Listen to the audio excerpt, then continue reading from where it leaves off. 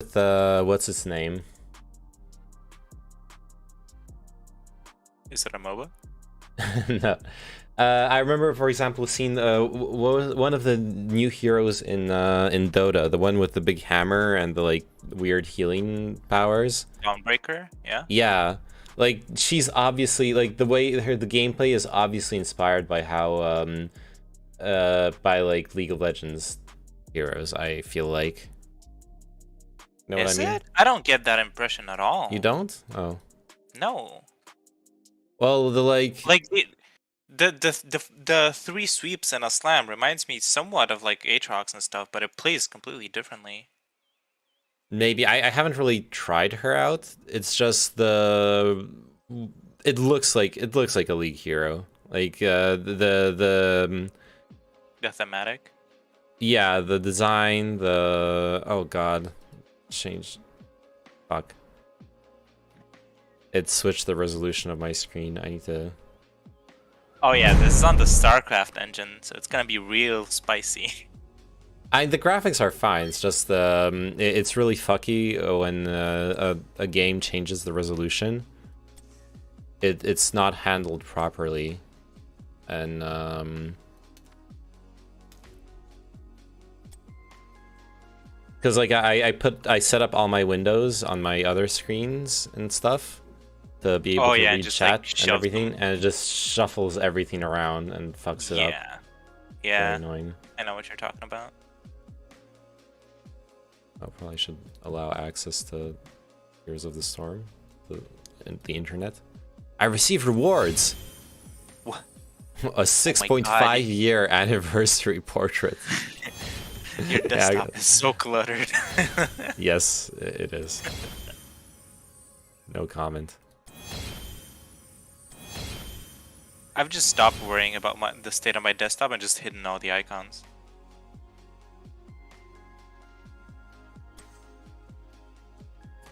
Okay, I think the game's working. Here's Bunny. Oh my god, you're like a million times higher level than me. Yeah, I've played this game quite a bit. Oh shit. Oh, carry me, daddy. I'll try my best. Oh, let me do windowed full screen. That'll work better too. Perfect. All right. Are we playing quick match? Okay, we can play ranked unless you care about your rank. Okay, in case I don't recommend playing ranked with me. I do not really care. You're very quick to jump into the ranked scene. Yes, I'm a competitive player. Okay, I need the excitement of ranked. I just feel like someone's molding at me to be happy playing. I see.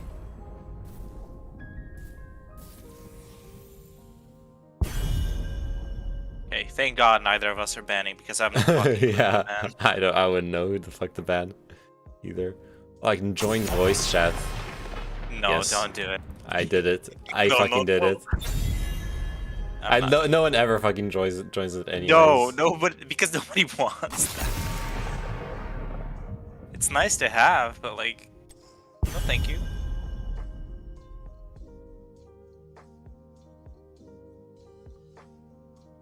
Oh my, nobody's gonna play healer. I think you're gonna have to play healer. Oh god. I don't know how to fucking play healer. Just click on people that are low HP.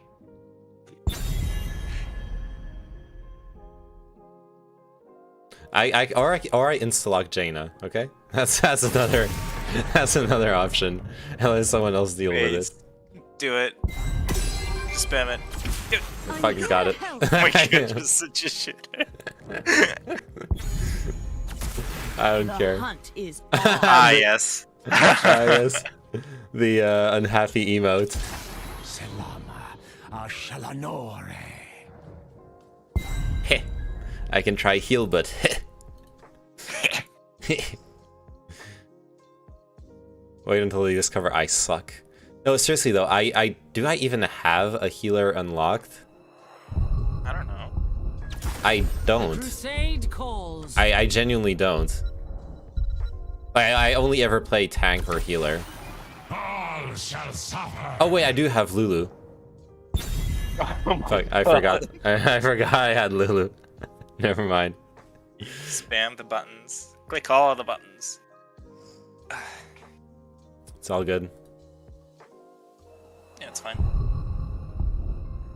Copium. Copium. Oh god, Malfurion. I fucking hate Malfurion as a healer. The heal over time is so scuffed. It's... Yeah, because like his whole gimmick is landing Moonfires, and I don't like his Yeah, playstyle yeah. or having him as a healer. And mean, yeah, yes. exactly. Like you're sitting around waiting for a heal, and he like pops the heal over time, and then doesn't. Like at our level, he's not even going to try landing the Moonfires, and you're like, okay, I guess I'm not going to get healed now.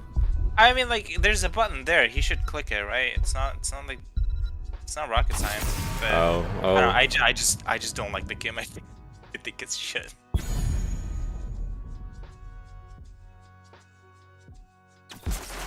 Victory above all. I feel like you're overestimating the capabilities of people clicking a button. Pepe laugh.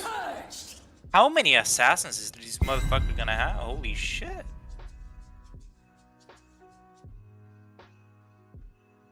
Oh, by the way, I figured out what the role of an ADC is in League of Legends. To die? Yes, You're like a lightning rod. Yeah, yes. you're a lightning rod. Yes, to die, but your death, like make it so your death means the enemy team is overcommitted, and the rest of your team can actually punish them. Copium. That's my actual role in the game. Yeah, it's really scuffed playing I AD. was playing against the fucking Nocturne, so I was basically Oh, yeah. every time he had his ult and I showed in vision, I was guaranteed to die unless people are like really paying attention to Peel. Yeah, you need to be like handheld by your team, otherwise you just blow up at the slightest gust of wind. Yeah, I was hilarious. You're like a house of cards, but you're not even that tall. You're like 3 cards. Well, considering I was playing what's her name, Tristana, I sure as hell wasn't that tall.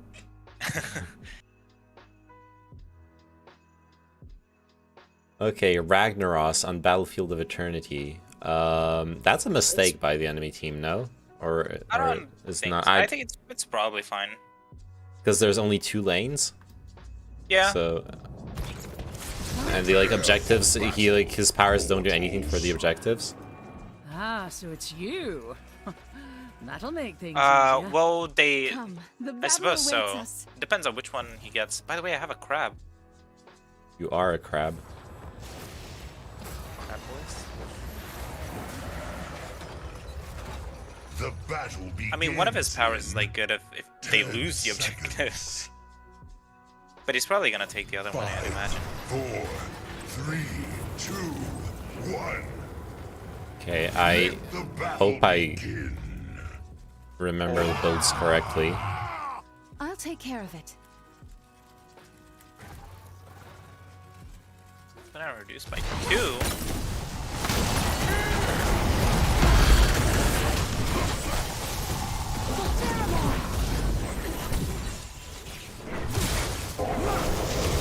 I do not think you win this, dude.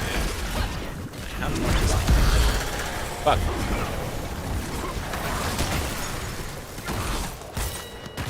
Get fucked. Ow. Interesting decision by the enemy Ragnaros.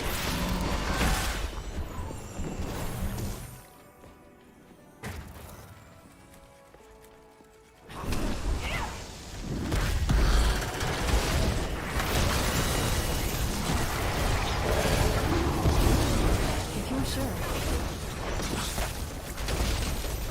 So be it.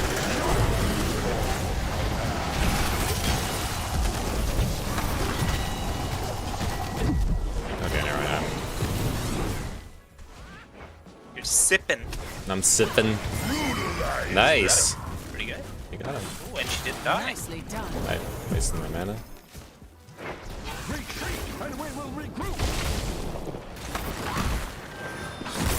Okay, Ragnaros. Poggers.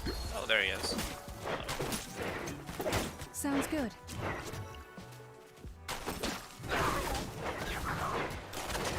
Be cautious. Pretty pogs. Pretty poggy woggy.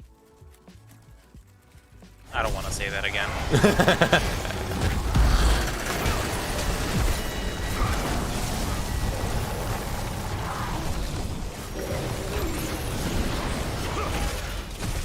Choose a talent. Oh fuck. Oh yeah, this stun. This stun's good. Yeah. Oh my god, we're Nice. destroying them. Sure.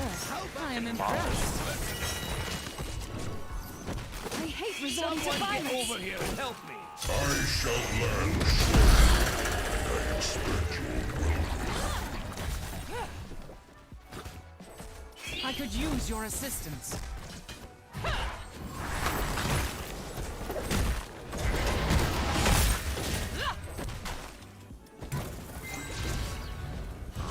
Good work. Let's keep it up. A bit There is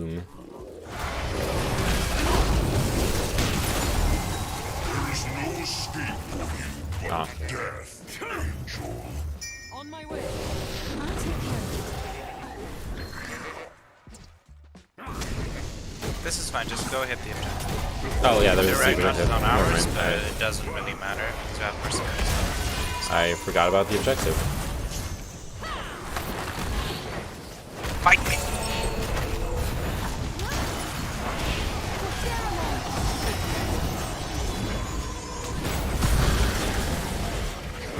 No, fuck.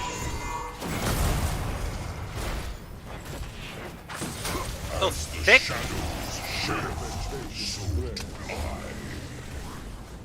What's our Merc's doing? Oh, our Merc's died. Oh, hello.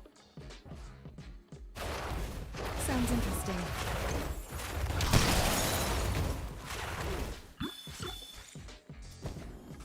I feel like if we just hit this, we should win the DPS race.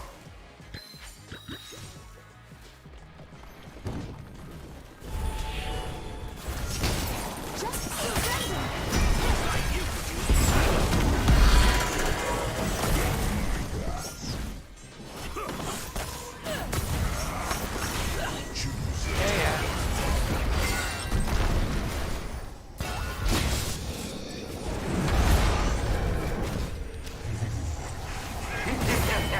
Ha! Kill steal. There is no such thing as a There is no kill. such thing, especially in this game. Yeah.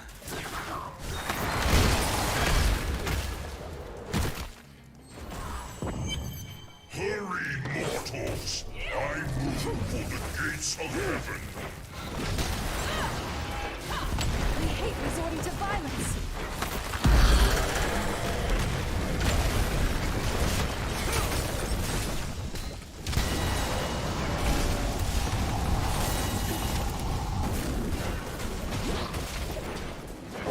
Shut up. Yes, fight me, V1 Ragnaros, please. Ow. Fuck, I should dodge that. I will return, and then the heavens Why will is she fall. dodging? Just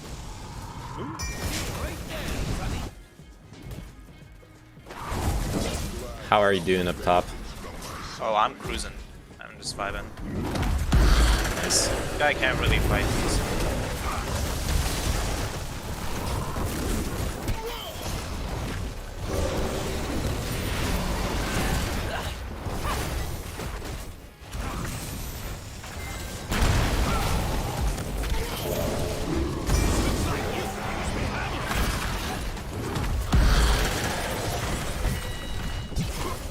Onward.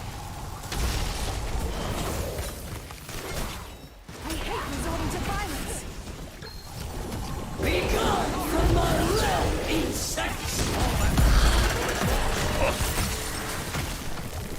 Kinda forgot Ragnaros could do that. Going to pull back for now. Yeah, that's the thing where it's like there's only 2 lanes. Like, that's the one I wasn't. I don't know. Waiting long. I am nearly there. I could use Fuck your it, I like this one. assistance.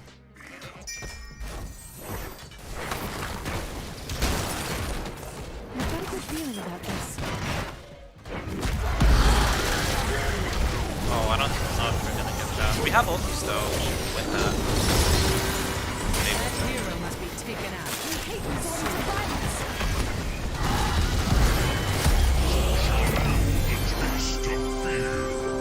We get it? Yeah, nah, they got it. But like we The killed camp, them. but we killed them for it. Yeah, that's So good.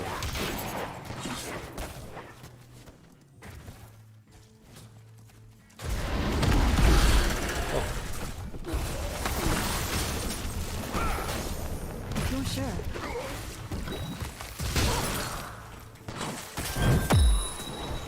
Thank you, Ragnaros. Very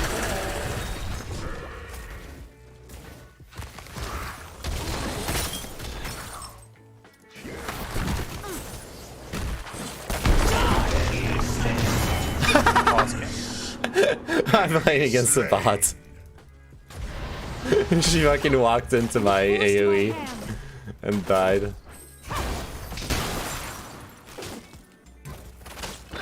Oh, that's an avatar. Hello, max HP damage. Time is of the essence.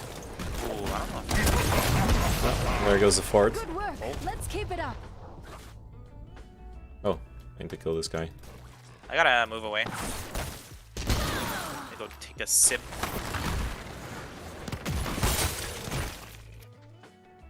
I can probably still fight here. Oh. Oh no.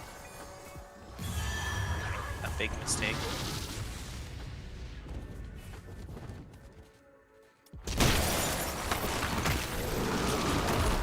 For Theramore.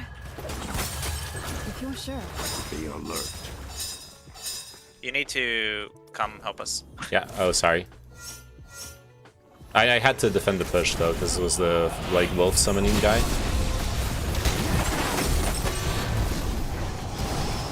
Oh fuck, I'm dead. I'm not dead. I'm dead soon though. Sorry. Cannot best you. We got the Oh, we got the mortal for it, right? That's Be simple.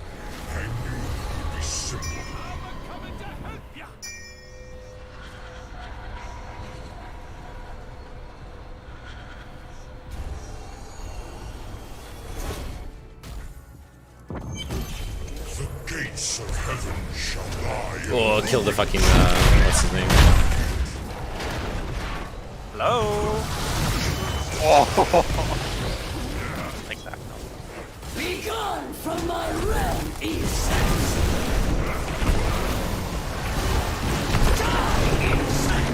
How did I miss that?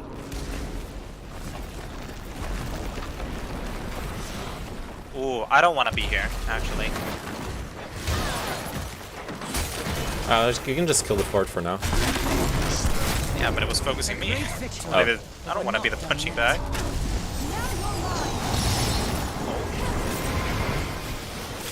Annihilate. Double kill. Wait, he ulted you? Yep. No rest until the light of heaven is extinguished.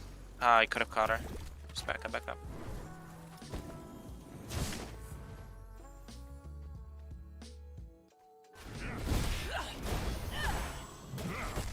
Yeah, the enemy, what's her name? The deer bitch. She's like, I am coming to help. she plays really stupid. Like if you see her, she overextends all the time. That's good. So if you see her like step up, you can just turn around and kill her.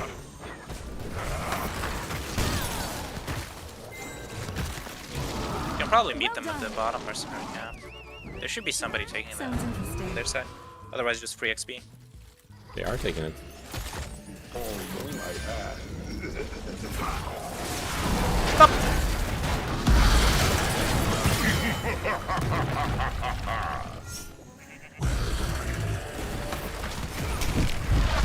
He's a wee bit stuck. Oh, I missed. can't miss auto attacks. Ow. This guy has no escape. Teach this He's really tough though. double Not Is he? If you're sure. Well fought. We can push. Oh, Immortals in 15. Yeah, we just do the Immortals. Killing spree. Lend me your arms. Both of them are dead, so we can take the DPS first. Choose Yeah. a talent. Tremble before your true master.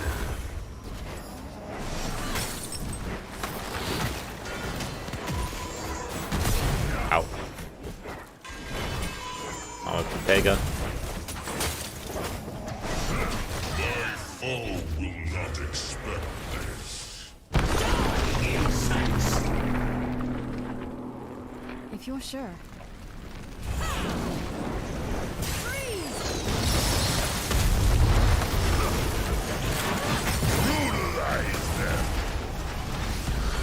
Kill us? You should know better than to tangle with a fast mage. That ought to set you back a bit. Oh, I should have hit this guy instead.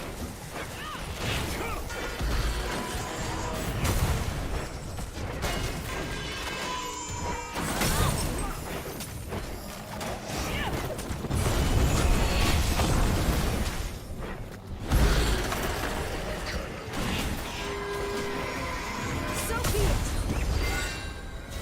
Cool. Sounds good. Tranquility was necessary, but Yeah, that was not Gesture. necessary. It was almost It's the thought that counts.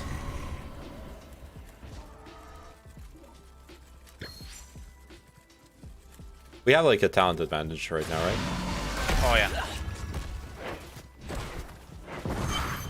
cries of I'm just gonna push out top lane. echo throughout Okay, the yeah, split push. Sure.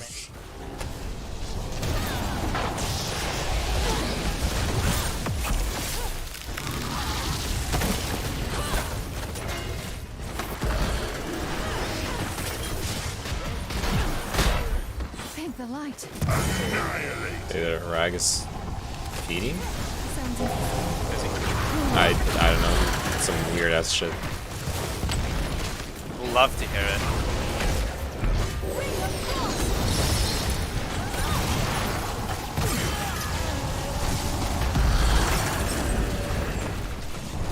enemy slain.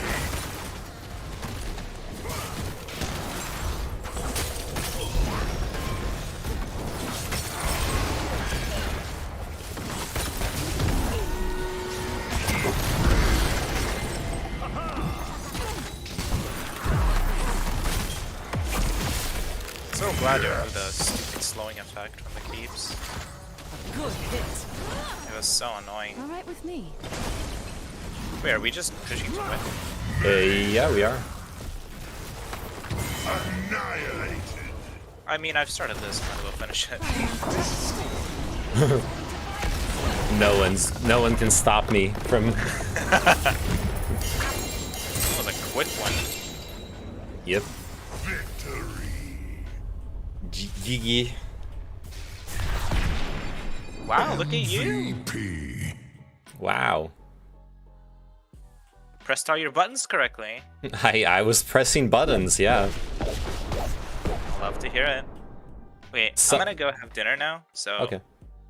I'm gonna... Oh, I think I get my rank now?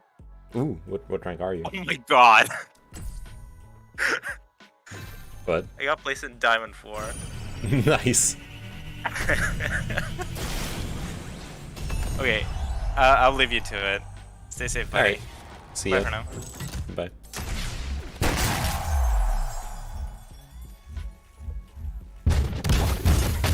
Oh, it's crap. Okay, what should I play now? I'll just play a Hat in Time. That's what I originally was gonna do. But hey, I wanted to play some like a game of heroes with Paula.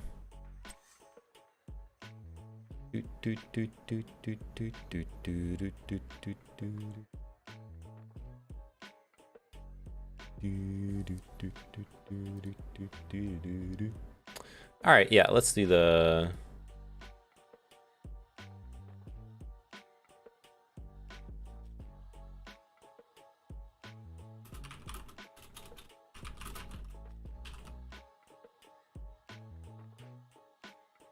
Let me switch categories.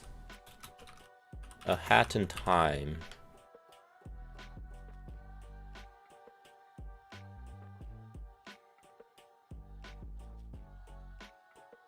update.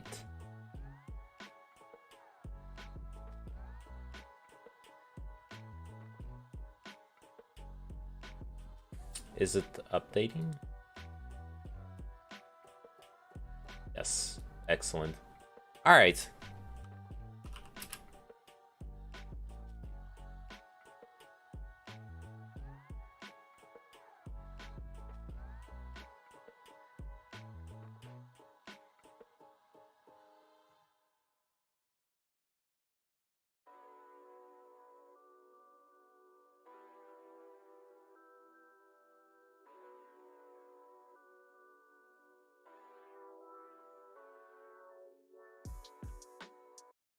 No need for background music while playing this.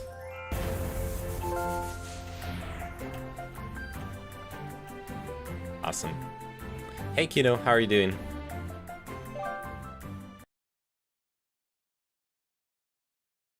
What's up? Ready for a new year, a new day, a new life?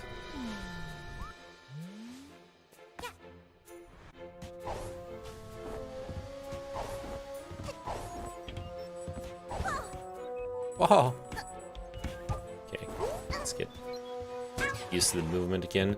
Right, I wanted to do the extra... Good, I saw that they're beginning an outdoor mask. Yeah, there was already an outdoor mask mandate in France a while ago. But yeah, they're gonna do it again. Probably. Okay, where's this timepiece? Oh, it's in front of the... Oh, I see where it is. It's on the beach. Cool. That'll be an easy one to get.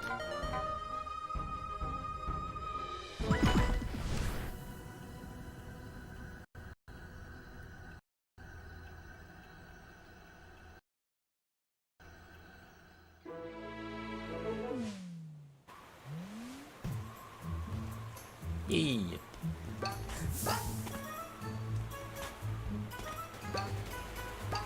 Okay, where's the beach? It's not over there. Hey, damn it.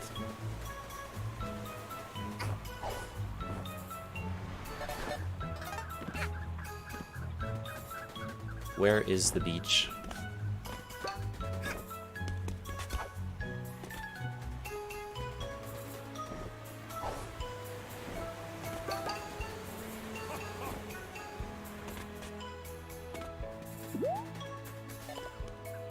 Some cities are back at outdoor masks in city centers. Yeah. Wait, what is this place?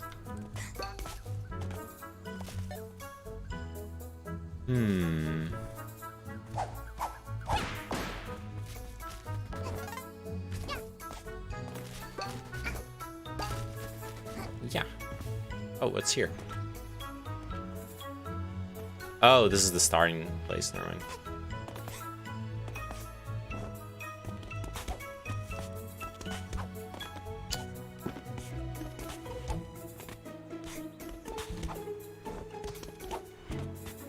Wait, why can't I climb?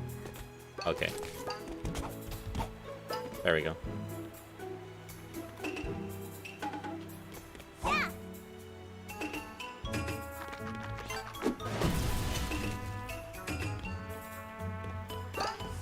Except for Paris, it's everywhere outside.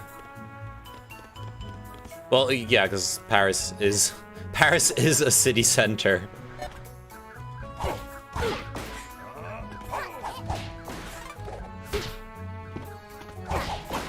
You say it's a cute game, but I'm here murdering people, okay?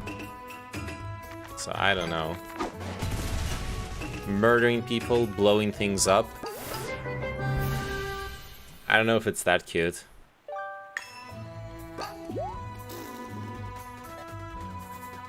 Disrespecting my elders. Murder is cute, okay. Okay.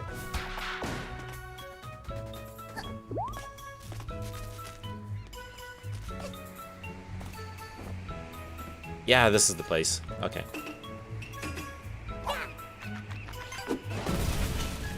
mean, she's technically a terrorist, is all I'm saying. Whee!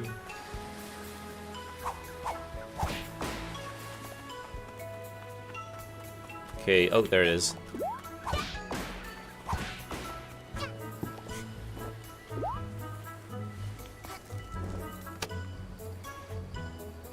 So you're like a cute thug, exactly.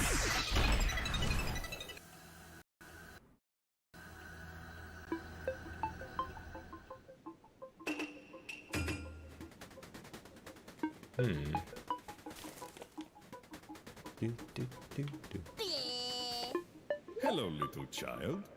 This is Mafia Time Rift.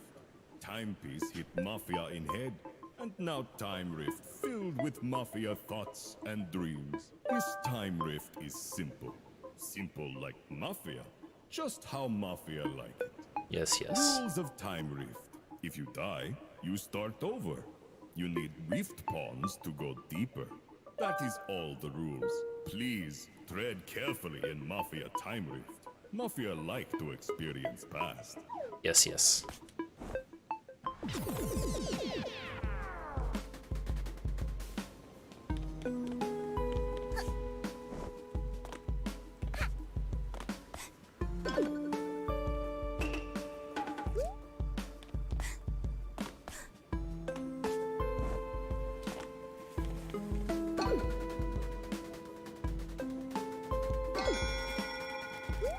Ah, fuck. Let's grab those. And, check for any secrets. Hey! Good thing I checked for secrets.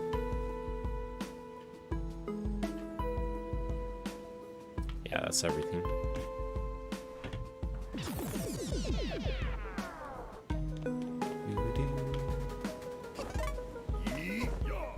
Oh.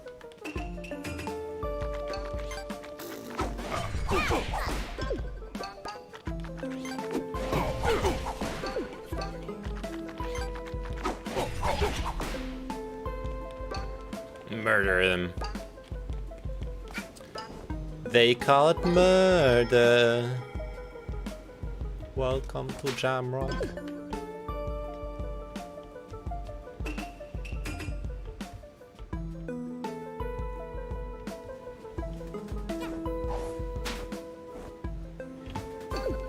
Parkour. Okay, I think those are all the... Yeah, those are all of the...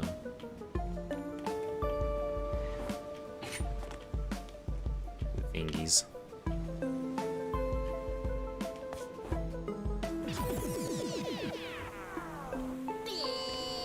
B.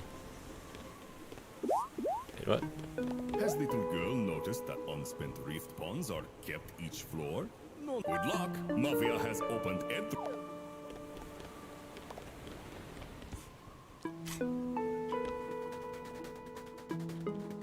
There's nothing here?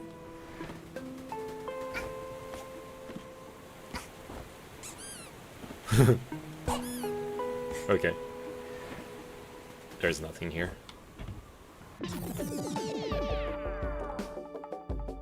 Oh dear. This is confusing. How is he rolling around? This is not how rotation works. Look at him. This makes no sense. Oh, he's... Okay, he's back in normal. Okay. Ow.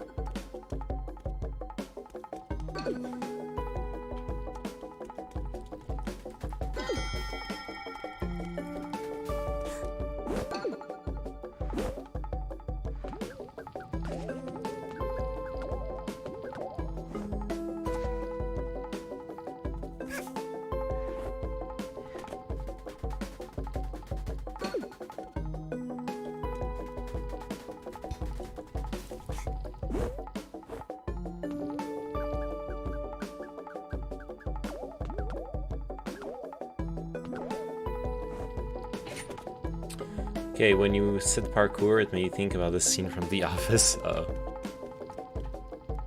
Did I miss something back here?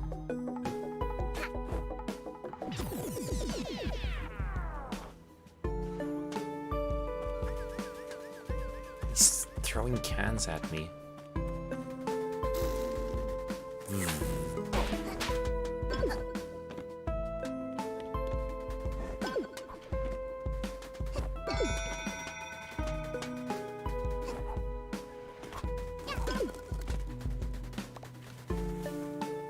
Okay, I only picked up 4 of them, right? Yeah.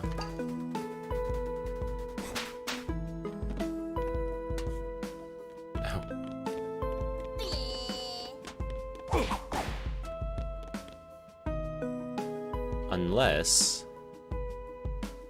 Nah, there's no way I can get to that boat. Oh, here. There we go.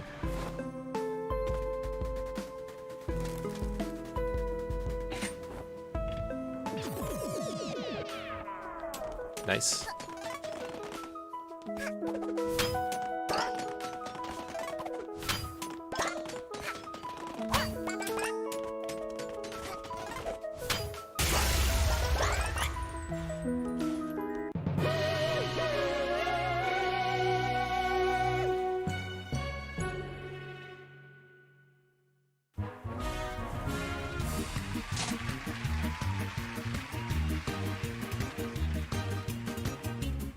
Fuck it, I'm claiming new remix.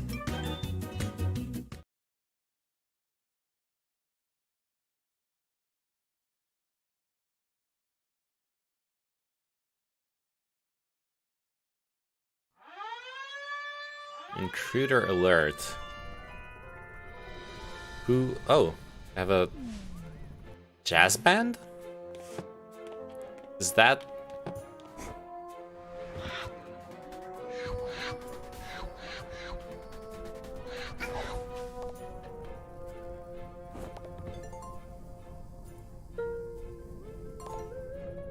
Hey there, we're the Express Band, just a bunch of owls that got together to play music while riding the conductor's Owl Express. Is it okay if we practice here? Yes. In exchange, if you have any song requests, we'll be happy to play whatever you have in mind. Want to swap out some of the music you hear in the different chapters? Or want to hear us practice?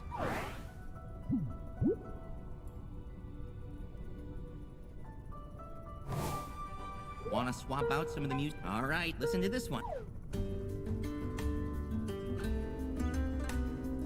How do I dance?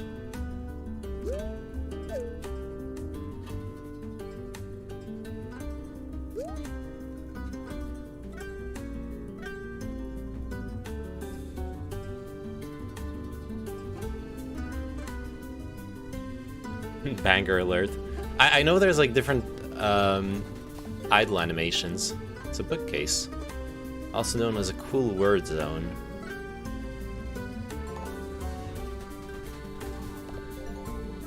This lever does literally nothing but alter how bright the nearby panel is when the power is on. It's stuck on really bright, actually. Yeah, I can see that.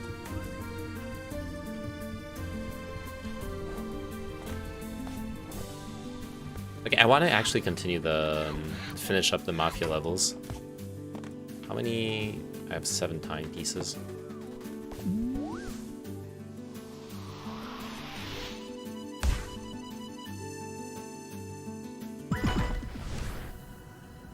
The Golden Vault. Okay, I need to find the vault codes.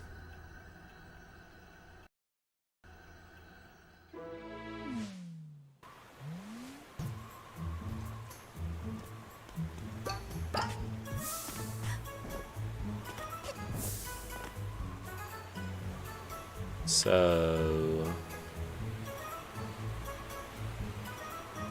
let's start with that one.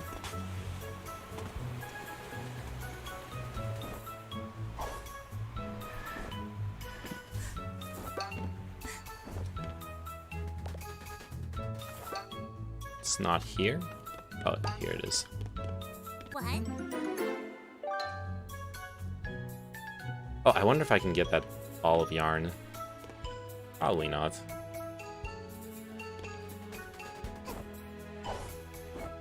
Nope.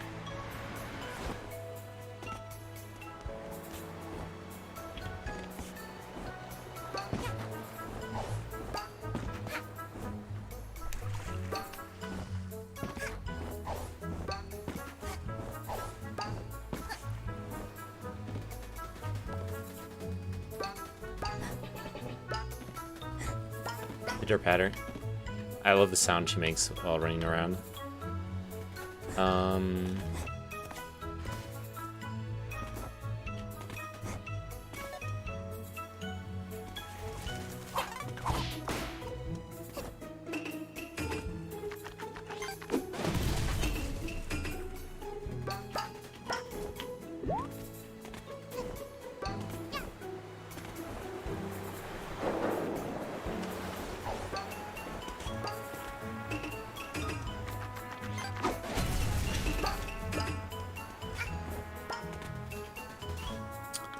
Yeah, I'm gonna have to go back up.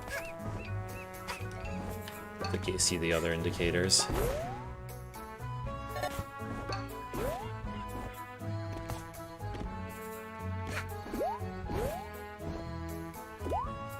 Unless I like randomly spot it.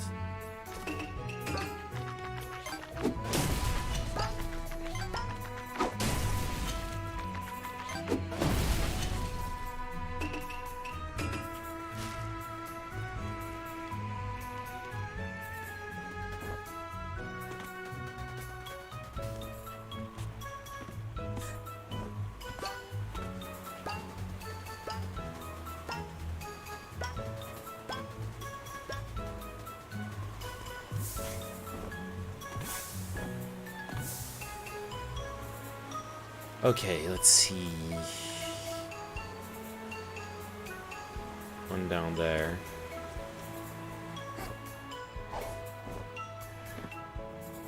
How do I get there?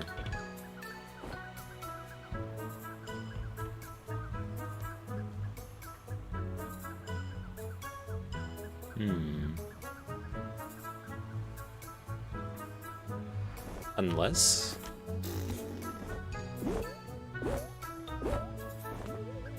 Oh. There we go. Badges are totally in right now. That's what I've been told to say. No more bonking against walls while diving. You die in one hit, only for the brave. Oh. Now I can only hear vague mumbling. Oh, those are funny ones.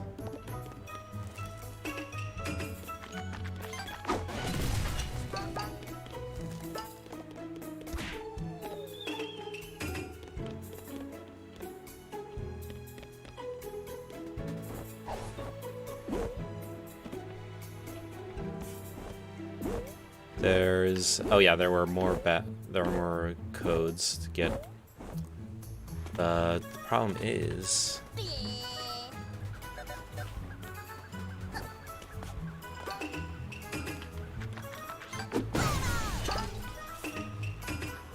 I don't actually know. Like the indicator is too far for me to see clearly where the codes are. I mean, I'll try.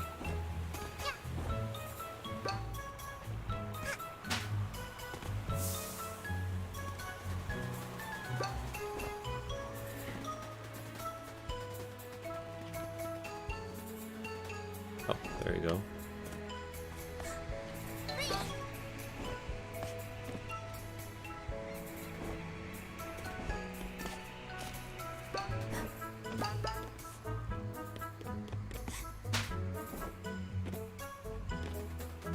Yeah.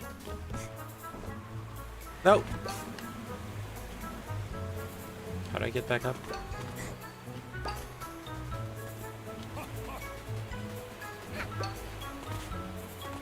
Oh. That works. That works. And the last one.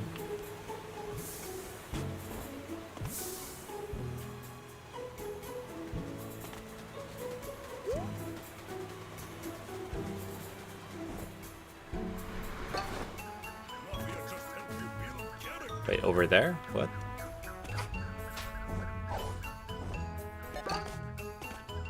Welcome, young one. Upraise your to a scooter. I want to try that.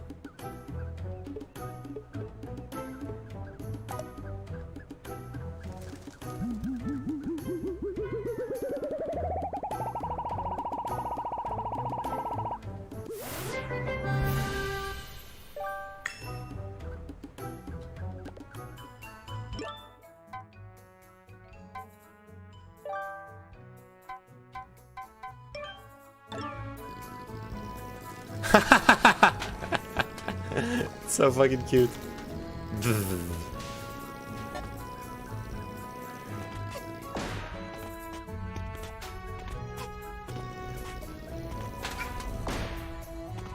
Oh, actually this is so good. Cause now I can double jump with the scooter. That's so cute. Okay, where is the last Mafia code? It's somewhere around here.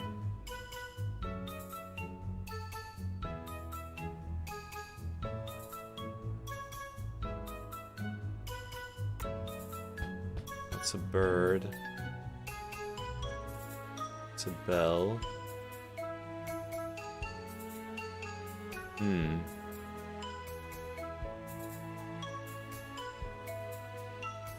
I might have to go back up.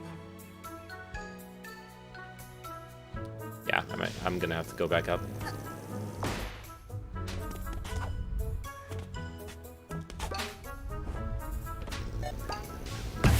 Ow.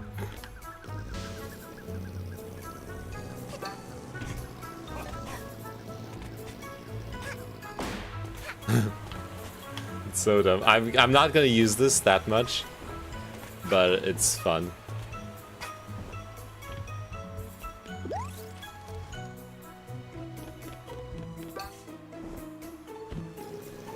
No! Pff. It's horrible, actually.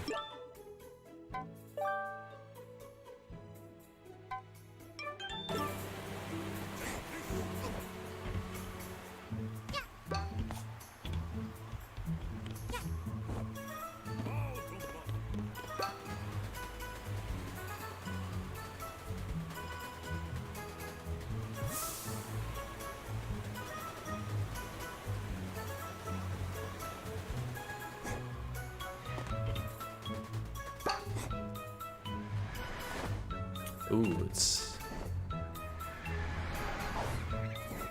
all the way down here. Okay. In the boat.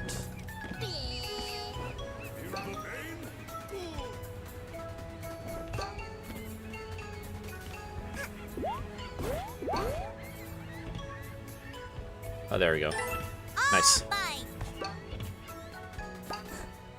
Nope, I missed the ladder. It's fine.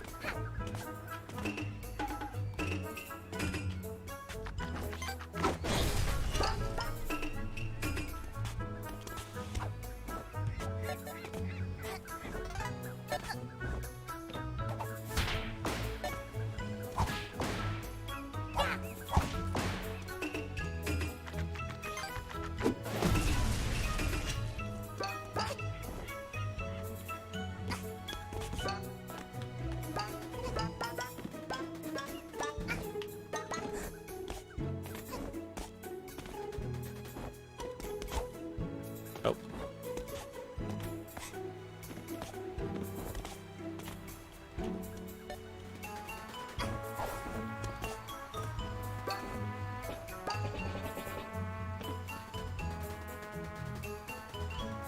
Alright, that's another star done. I'm like in Super Mario mode.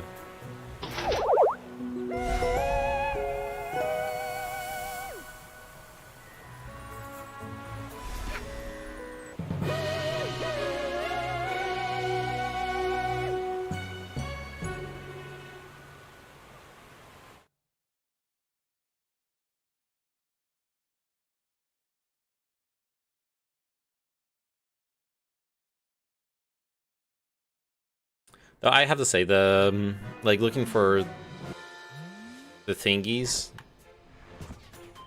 Oh, this is unlocked. Nice.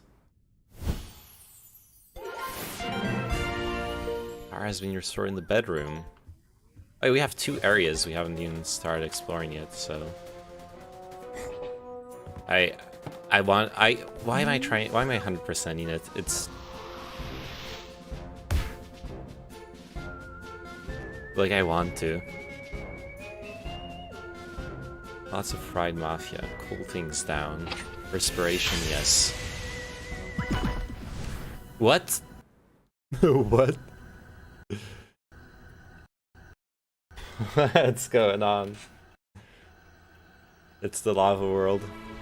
It is the lava world. What the fuck?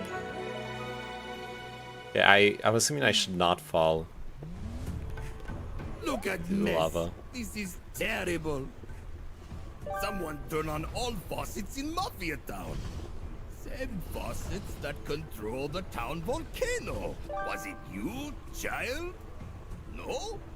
Mafia think he saw a little girl turn on all faucets. Little hat kid, can you save Mafia Town by turning off all faucets? If you close all, maybe water start flowing again. Yes. Close faucets. Oh no, yikes. Close faucets in order to get the water flowing. That is very logic.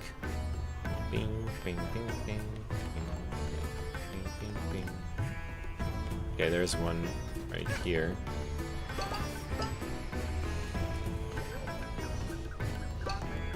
Okay, so how do I do this?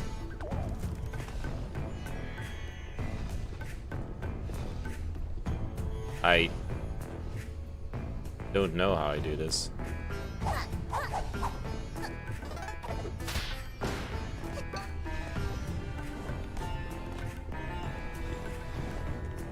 I don't want to fall into the lava.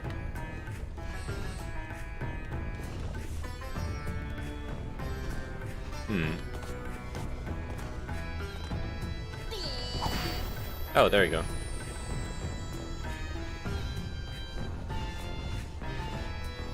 I'm assuming that did the trick.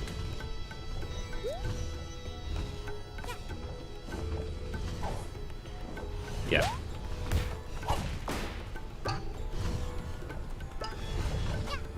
Okay.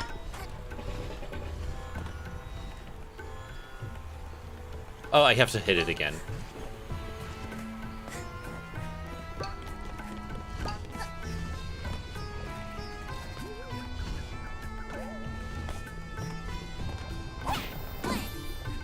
There we go. Much better.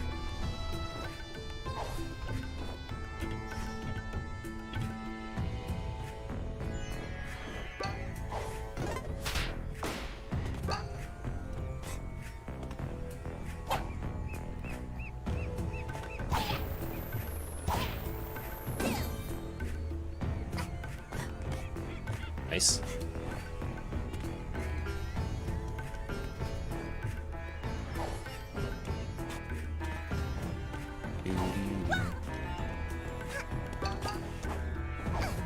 Fuck.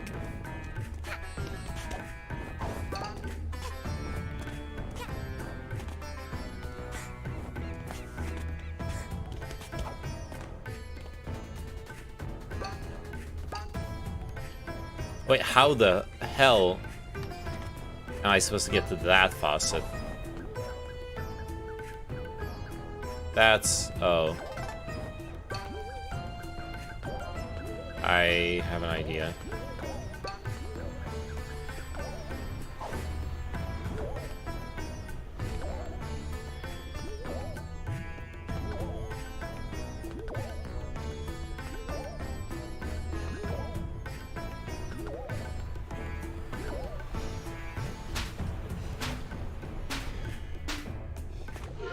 Nice.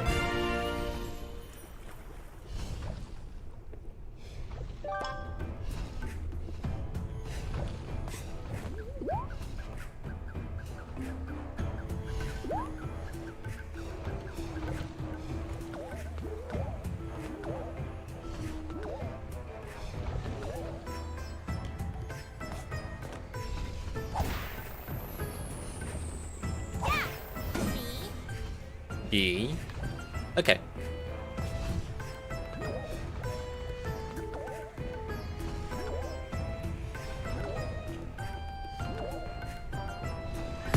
Ow.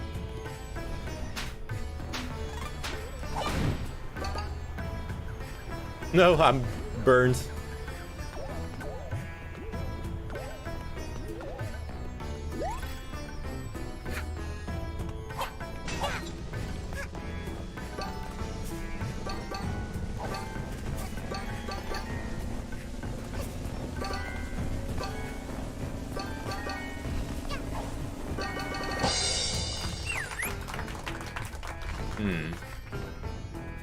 Okay, there's one all the way over there.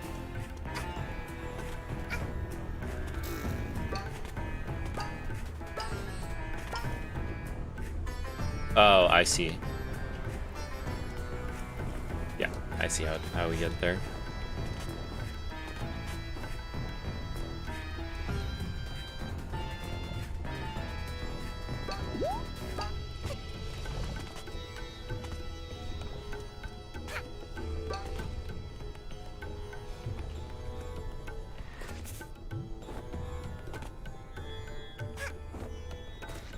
Cool.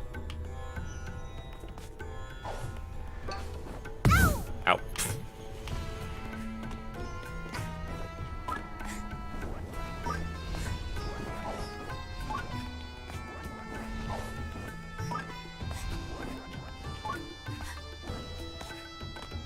Oh, hey. Did I already do those boxes?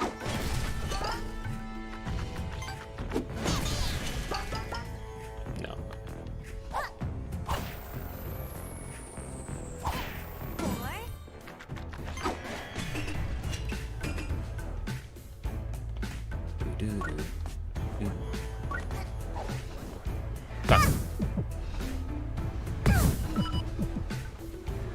Oh, fuck me! No. I did the checkpoint, right? Okay, thank God. I had a checkpoint. Let's just say it was a death skip, okay? Speedrun tactics.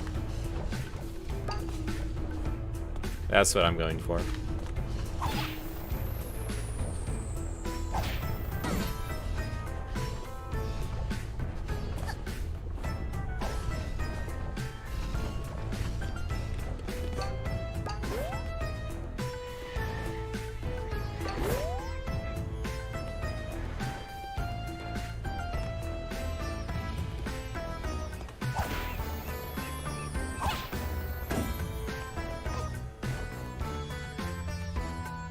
Oh, okay.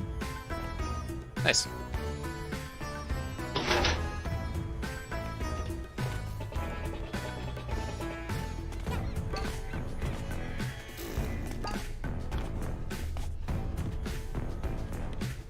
Bing, bing, bing.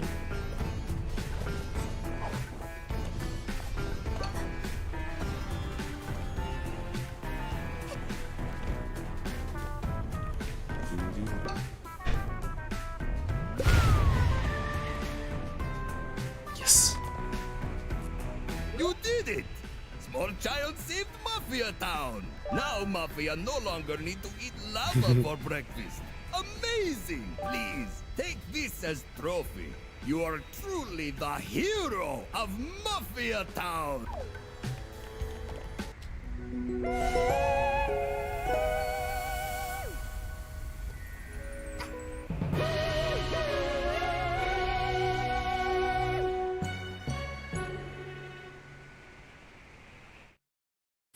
On the latest clip, people called you brave. If they only knew how much worse Cougar Talk gets on stream.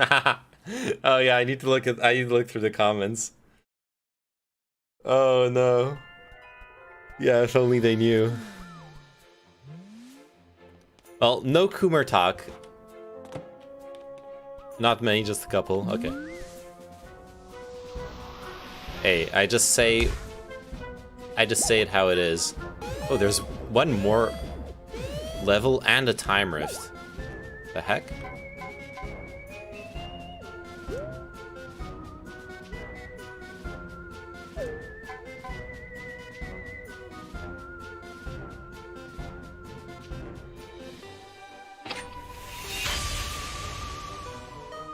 cheating the race.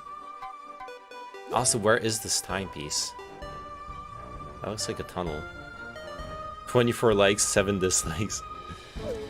Hey, engagement is engagement, right? Oh, you want to be able to complete this act? Never mind. You know what I mean? Engagement is engagement, so... Dislikes are actually good. That's... They can't see the dislikes. Well... Also, like, legit the... you don't get... unless the YouTube algorithms changed, but your video will still get promoted if you're just getting dislikes, and people like actually watch it too. It's interaction, yeah. Like, it's still good for the video. That's what I mean, yeah. Okay, where the heck is that time rift?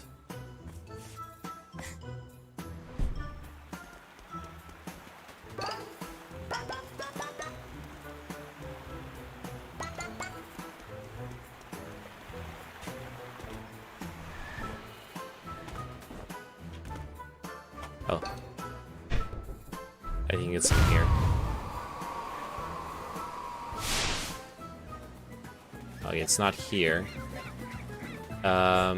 Is it in the Mustache Girl's cave? Which is nearby. Oh, not on this side.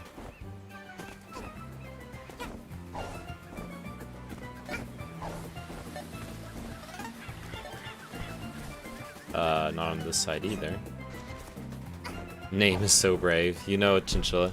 Oh, fuck. Chinchilla, do we have the lip praxis tonight? Oh.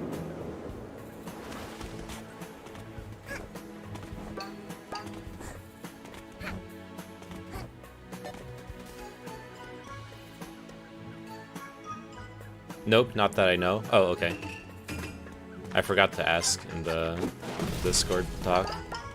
Oh, so the next one is what, next week?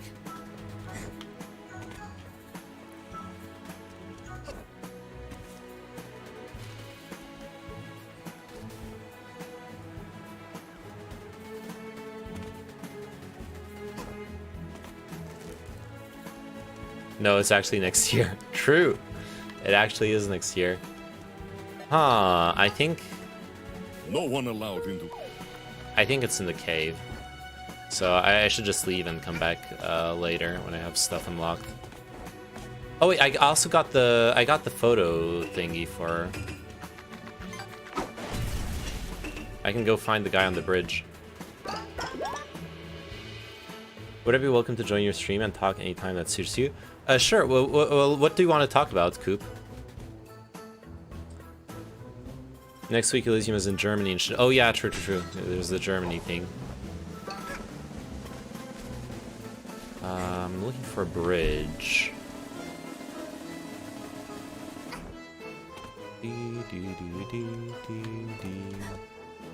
Oh, there's the guy.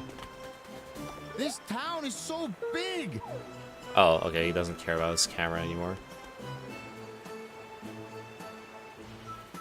What would you want to talk about, Coop?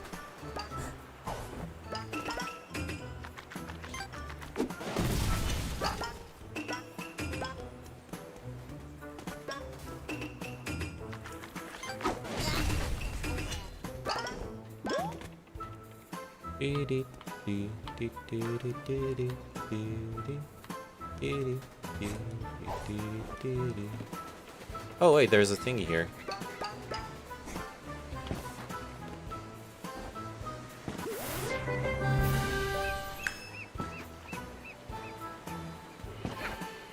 Okay, I think I'm done with Mafia Town for now.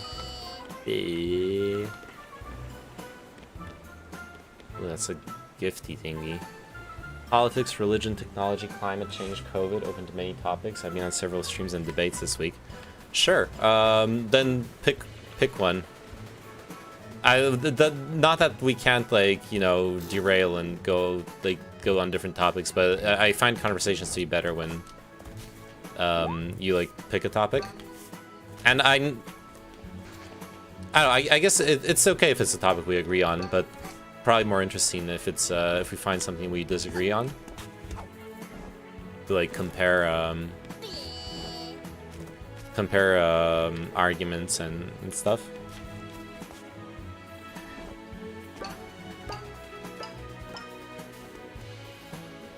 Someone's honking outside. Do you guys hear that? Fucking honkers, dude. Do you feel strongly about blockchain NFTs? I don't know. I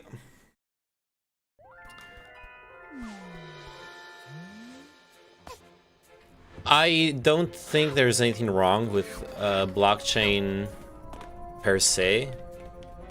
Unlike some people, like some people believe it's blockchain is just bad. I wouldn't be against though. I would be for regulating it so it doesn't. So you wouldn't have blockchain using. It's about the energy meme, right? People are making a big fuss about the energy usage of proof of work blockchain technology. I think there's no. I think you could very easily regulate it. Well, not that easily, but big for the both of us, DJ. DJ Grooves. The movie should be I'm being made distracted by the game. Parents. I think you can make it so blockchain uses excess energy and doesn't actually cause issues of energy usage. There's also the extraneous cost of the electronics themselves that have an ecology cost. That's something I'm willing to address for sure, yeah. But then, like, one thing that I did notice doing research on it is that a lot of the alarmist literature on blockchain energy usage isn't... there's, like, dishonest arguments on both sides. So, like, the anti-blockchain literature doesn't really acknowledge how much of blockchain energy comes from renewable sources, though there still should be a discussion about it using only the excess energy and not increasing energy pressure in regions using renewable energies.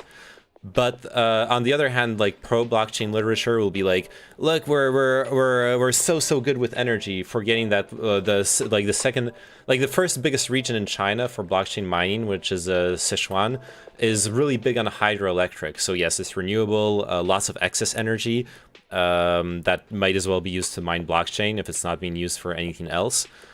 Sure, like I have no problem with that. But then the second biggest, the other bigger region on blockchain mining when I did my research was the Xinjiang region. Most people know it for the Uyghurs, but it's also known as far as energy goes for being a coal burning region. So really not that good for clean blockchain. You moon penguins are just gonna write some loud. But then there's proof of stake that addresses that, right? Darling, nonsense. Yeah, that would be interesting, because especially because you're involved in like NFTs and video games. Western. You've done so for the last 10 years, darling. My main problem is it's hard to find use cases where it's actually useful to have stuff on a blockchain that you couldn't just have in a database. That's where it gets really meaty for me. And that's not a reason to like hate on blockchain, but it's just like if I was designing cosmetics in a game, the only reason I would opt for NFTs, for example, would be for the marketing ploy. I wouldn't put NFTs in a video game for cosmetics or like anything, because I would believe in NFTs. I would only do it for marketing because like a database is going to be more efficient anyways. The Uyghurs is something else I'm willing to talk about. Sure. Wait, do you not believe in Uyghur genocide? You AliExpress birds are just going to record another boring train-related Western. You've done so for the last 10 years, darling. What? No, we haven't, you buffoon. I always think about Iceland when I think about too much energy because of all the natural thermal energy they have. Yeah, that's a good example. Hydroelectric is really good for that too. Like a hydroelectric dam is going to have excess energy, and especially talking about the Sichuan region where the hydroelectric dams are deep in the mountains in the Himalayas. You can't really build an aluminum factory in the middle of the mountains, right? You can't have huge trucks. You can't have huge trucks carrying loads of aluminum through narrow mountain roads out of a mountain aluminum factory. You can't have workers in that aluminum factory in a very remote hydroelectric dam. You know what I mean? Because I'm citing aluminum because aluminum is the other big store of energy meme. It's very, very energy costly to make aluminum, but but it'll always be useful to have like bars or rolls of aluminum, right? So before blockchain, that was usually what we would try to do in infrastructure. We'd try to build aluminum factories near power plants in order to soak up excess energy and make something useful out of it. But you can't do that in the middle of a fucking mountain. A dude I know is really into blockchain and thinks it will change artists' life, but with the few I know about it, I'm not sure how blockchain can be applied to artists. The idea is that NFTs are a new way for artists to interact with their customers. I know some artists that are really big into it. We could like try to organize a panel. I know I've met through Chinchilla a marketing agent and photographer called Kino Elise, who's really big into NFTs. She's really knowledgeable about them. She's really knowledgeable about marketing. I could ask her if she'd be willing to come on to talk about the artist perspective on NFTs as well. We'd have like a three-way panel. Kino Elise. Oh, Turing News is into NFTs too? Or No, Turing News is into blockchain, right? You told me he's into using blockchain for supply chain verification, right? Well, there's no reason to deny it. Even the United Nations says there's genocide in China, actual genocide, not just cultural. No, there is reason to deny it if you're a tanky China shill. That's the reason to deny it. What do you mean there's no reason to deny? There's plenty of people denying it. On the other hand, it is considered for tax audits, and I see why. Yeah. Conductor, darling, this year we'll be winning the annual Bird Movie Award, as our new movie props will bring in the audience. That's the only reason to deny it, yeah, being brain rot. These shiny things fell from the sky. To be fair, there's one reality concerning the Uyghur genocide. Thingies will be the grand jewel in our train heist western. What the what? Hey, dub. Okay, so the thing is, I'm sorry, I'm gonna tab out of the game. The thing with the Uyghur genocide, which China shills will throw at you, which you kind of have to like know about it if you're ever gonna get into that debate. Okay, spoiler. I guess this is like something to talk about with you, Coop, when you do our panel. Wait, when would you be free to like talk, Coop? Because Adrian Zenz was the big whistleblower originally about the Uyghur genocide. Yeah, is a German anthropologist known for his studies of the Xinjiang internment camps and Uyghur genocide. And so tankies will discount everything he says on the grounds that he's part of an anti-communist think tank, and he has been on record now. Now is not the right moment. I'm sorry. I'm comfy playing a Hat in Time. I wanna keep playing a Hat in Time. Maybe like in or I guess.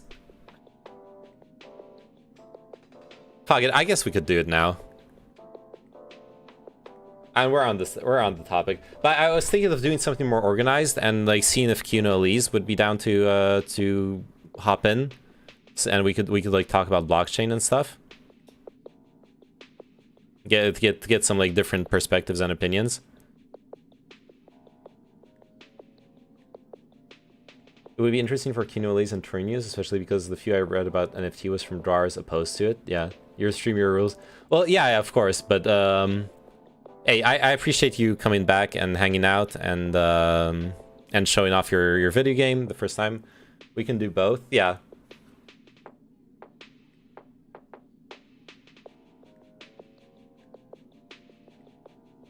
What was I gonna? Oh yeah, the thing. Oh yeah, Zenz is a lapsed Catholic turned born-again Christian and has stated that he feels led by God in his research on Chinese Muslims and other minority groups. That's the thing, like, tankies will throw at you. They'll throw at you that Zenz is like a religious nut. How did you get all those connections? I wonder, yeah. But yeah, fine. Coop, hop into my Discord. Let's do it. We want to talk about Uyghur genocide. We can do it real quick. I can like meme around in the game in the background too, if you don't mind. Do you are you in my Discord? Or I could hop into your Discord, I guess. I don't care. I'll just go get some water.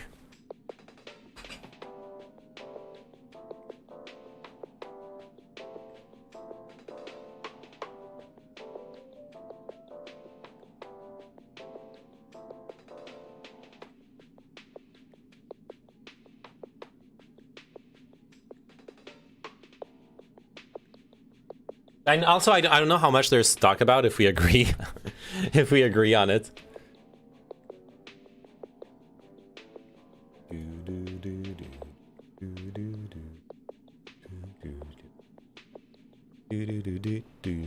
All right, while I'm waiting for your response, I'll keep playing ahead in time. Dirty picnics! You've copied our props! I would never, darling. Clearly, you're the one who took inspiration in my flashy new props. Oh, that does it! Get out of here with ya! I've got a movie to record! Fine by me, darling. But we'll be the ones who win the annual Bird Movie Award. Mark my word. I'm gonna steal their fucking props. Oh, yeah? Let's see how well you do when you can't get into the reception. Oh, wait, shutting the picnics inside the studio will force them to work harder. All right, time to go, owls. Let's make I'm a there? killer Okay. movie.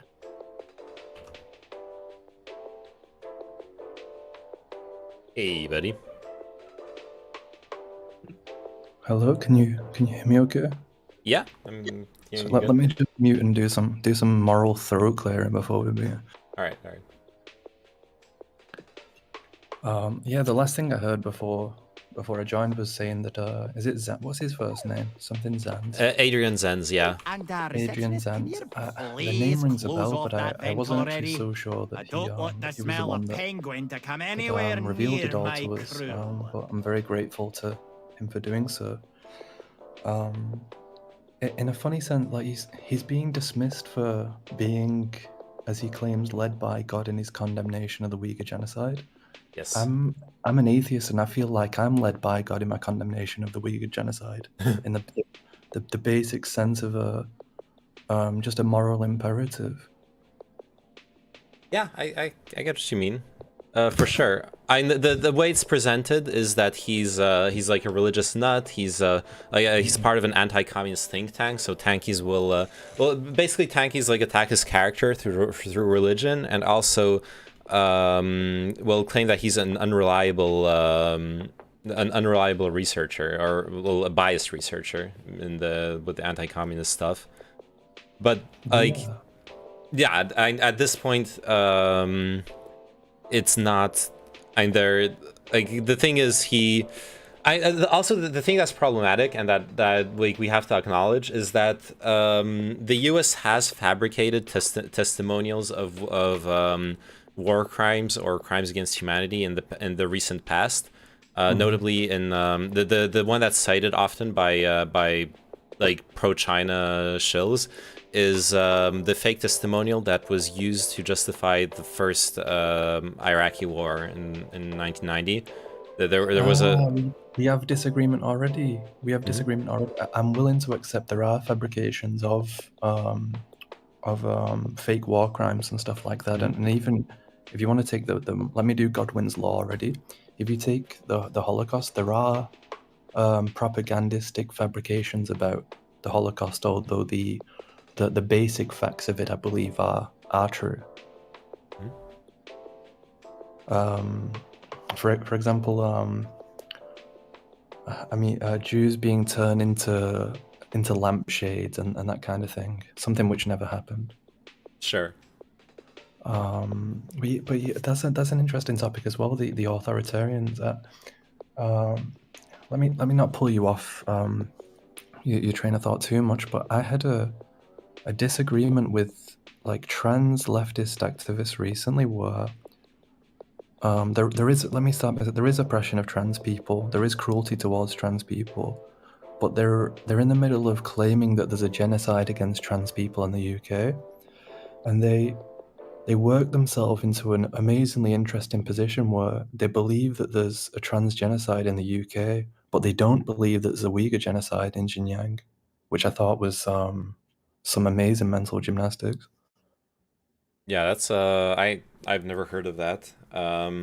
What's their grounds for thinking there's a... Oh, also, just to go back on like the testimonials thing, I'm not so much saying that I dismiss the testimony, that I personally don't believe the testimonials, because there's a lot of them of Chinese Muslims testifying about torture, about unlawful internment, about forced sterilizations, all that horrible stuff. I'm not denying it myself. I'm just presenting what you'll be faced with when talking to Uyghur genocide denialists, right? Those are the arguments they'll throw at you.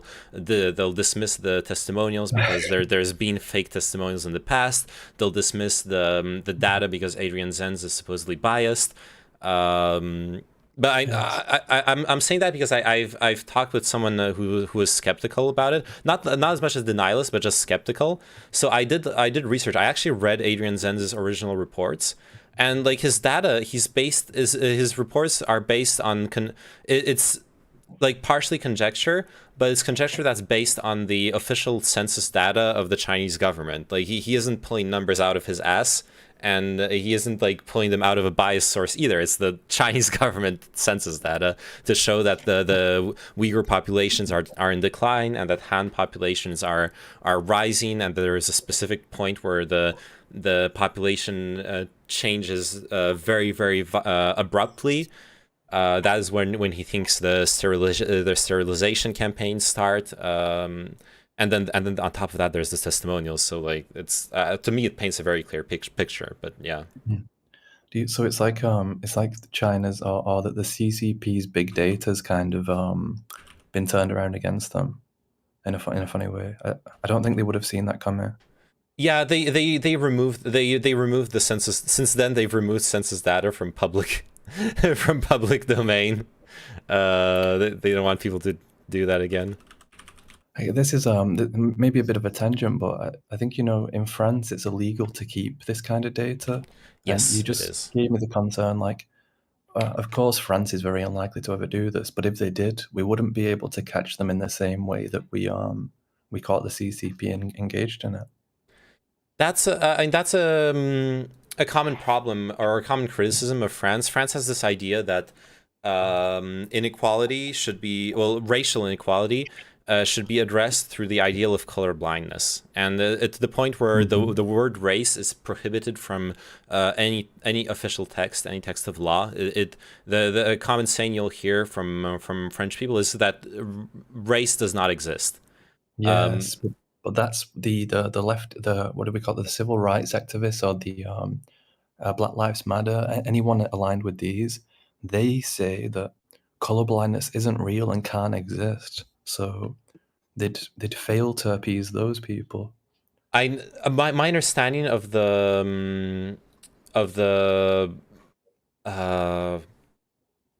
Black Lives Matter type, or more generally the intersectional argument, is that colorblindness is damaging. Not that it can't exist, but that colorblindness will on paper look very good, but in practice will hide the real systemic inequalities and racism that is happening. So France, basically. Yes. I don't know. Exactly. Have you seen La Haine? I'm not sure how popular Yes, that it's movie one of my is. favorite movies. Yeah. It's a very good movie. The World Is Yours. Yes. Exactly, the Um, world is yours, the world is yours, but you're stuck in there's a French comedian who made this joke. There's an expression in French called the social elevator. It's supposed to be the mechanisms that let you rise up socially, like an elevator, lets you go up to a higher floor. And Yes.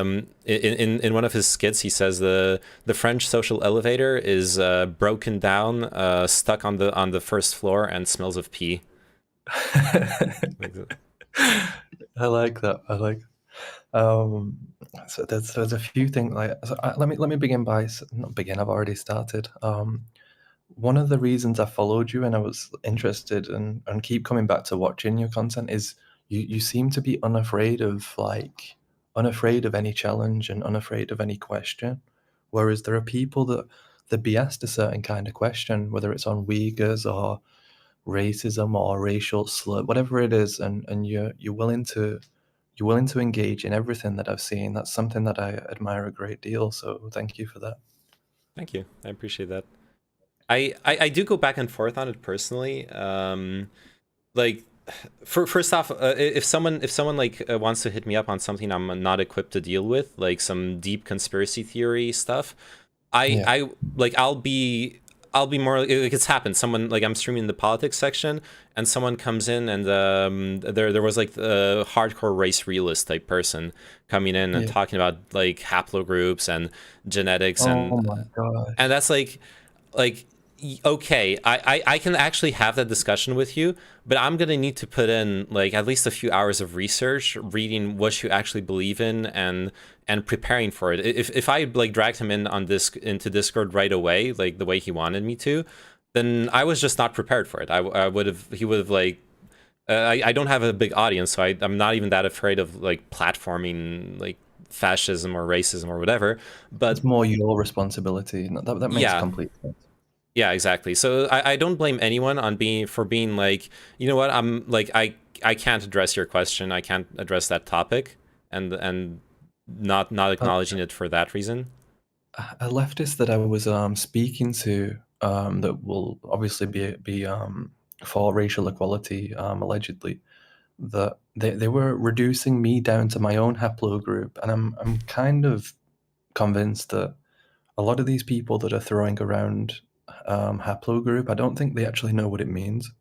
And you said this, like, when he brought it up to me, I wasn't really familiar with exactly what a haplogroup is. It seems to be so deep and specific within biology or genetics that it's just kind of esoteric knowledge, I'd say. I'll be honest. The first place I've seen it was in. Have you played this game called Disco Elysium? No, I haven't. Maybe this is where they're getting it from. Maybe in Disco Elysium, it's a very political game, and there is this moment where you talk to a character who is absolutely like a full-on racist, race realist person, and they're the one like talking about about haplogroups, and you can ask them a bunch of questions about and they'll be like, yes, you belong to an inferior haplogroup, and all that kind of stuff. Yeah, but there it's they're using a very complex biological term as basically a synonym for ethnicity or race, right? Yeah, well, it's also to couch it in pseudoscience. I believe it's maybe not necessarily consciously in everyone, but there's like a decision made to use scientific language in order to legitimize your bullshit. Oh, that's what every pseudoscience has to engage in, is how do I take this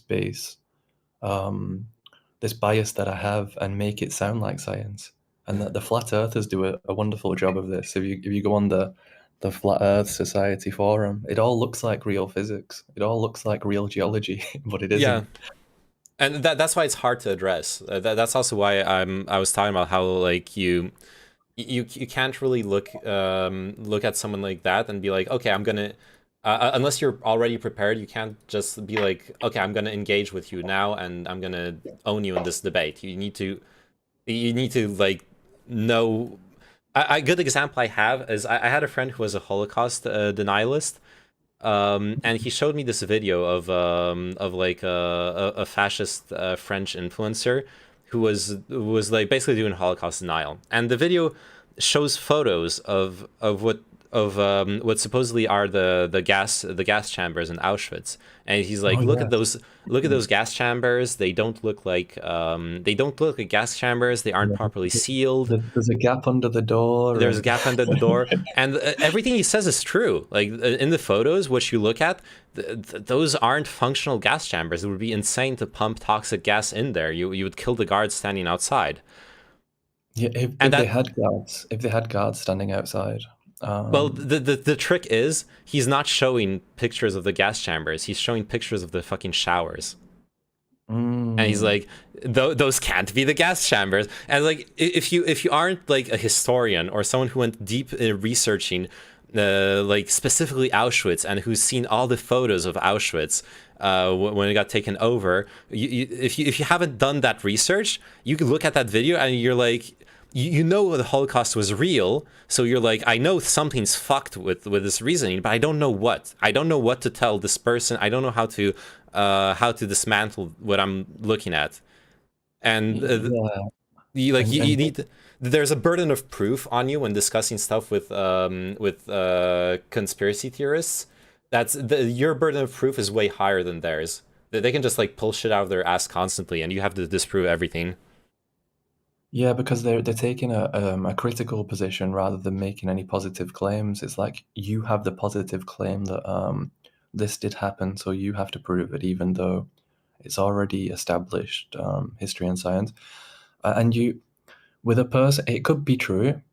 It could be true that.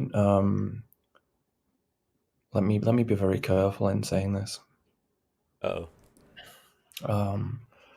Were no Jewish person was ever genocided in a facility like that, and yet there was still a genocide conducted upon them. Does that make any sense? I'm not clear what you're saying. Auschwitz was real, right? They actually had a gas chamber, and they were like mass gassing people in there. Yeah, another argument that I've seen them make is that they were for delousing, and that one of the main things killing people in the concentration camps was typhus. So this delousing thing was used to take all the mites and stuff off the clothes and all that kind of stuff. I think I've seen that one. Yeah, I don't know what the specific counter argument that is. Like once again, it's like you said, the burden of proof is kind of fucked there.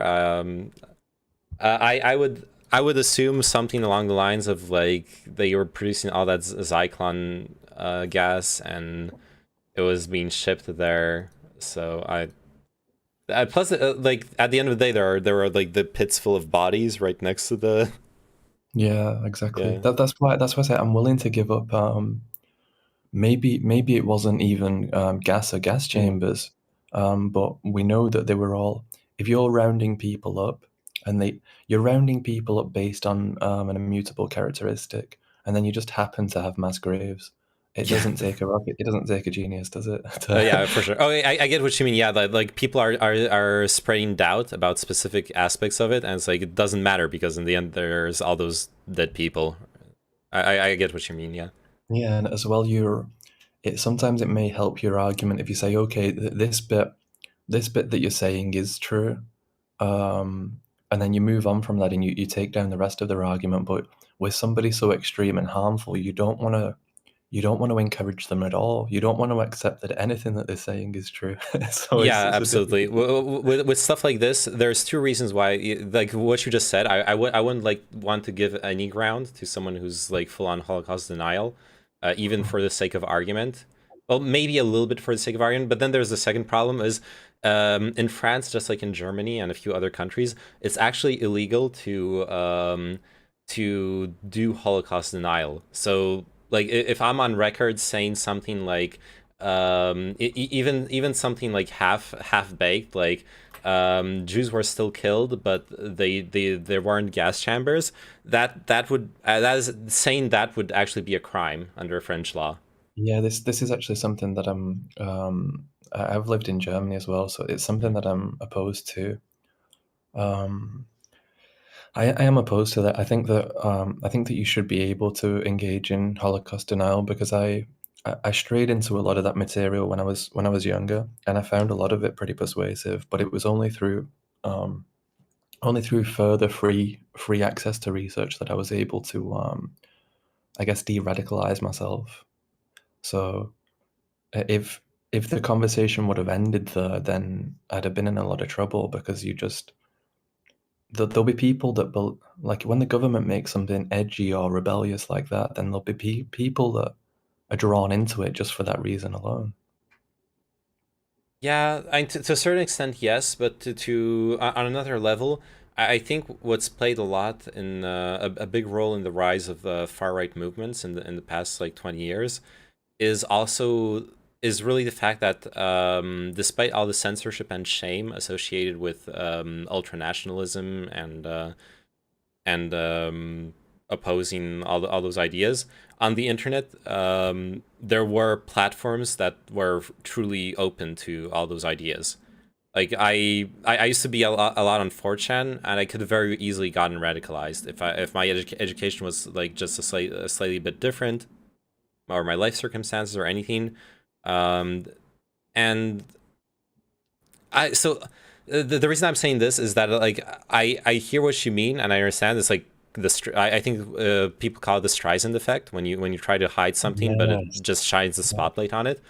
But the problem is, at the same time, censorship actually works. Like censoring the fuck out of fascist stuff, without like having free speech spaces on the internet and anything, it actually has worked in Europe for the most part post World War II. I'm not sure if I'm really not sure if I accept that. I mean, I can see how not allowing any of this material means that it fails to reach the masses. I accept that. I understand that. But all it takes is for a very as we saw, this was the main problem. A non-establishment, very charismatic, dedicated person can do a hell of a lot of damage, despite what the rules and regulations and the system is. That's what happened in the first place. I mean, there was no real censorship of. I assume you're talking about Hitler, right? Yeah. That's what I mean. It doesn't. I accept what you're saying. If you censor it, it fails to reach the masses, and it may be it's a good thing that not everyone's going around with these stupid ideas. But I don't know. It feels like someone who's really interested and manages to get that information, they're going to be, well, like you just said, the only thing that saved you on 4chan was that you'd already seen and encountered and dealt with this information. Now, imagine the masses where they have no access to any of it. Someone comes along with some of these new, original, edgy ideas.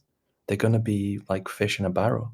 Oh, I think what saved me on 4chan is like my education, as in how my parents brought me up, stuff like that.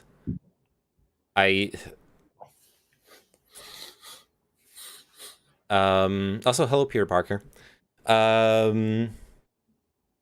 Also, well, if we're talking about Holocaust denial specifically, then the French system also insists a lot about it. There's hours and hours and hours over several years of history class that are dedicated to World War II and the Holocaust. So definitely get it like hammered in that it happened, what specifically happened, and you like watch documentaries about it, etc., etc. Here in Germany, it's a felony to deny Holocaust. Here in France as well, yeah.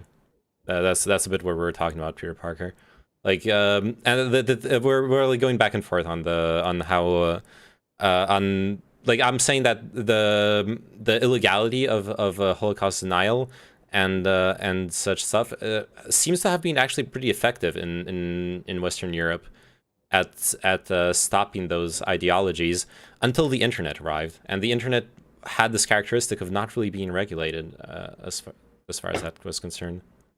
Yeah, so you're saying book burning may not necessarily be a bad thing. They just got the wrong books.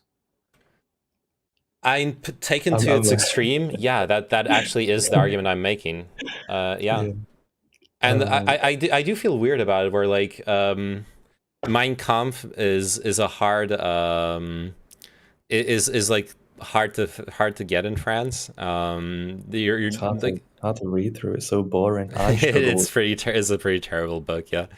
But like basically the publishers aren't allowed to publish it. But if you have a copy, you're obviously allowed to have a copy. You can order a copy from internationally if you really want to have a new one.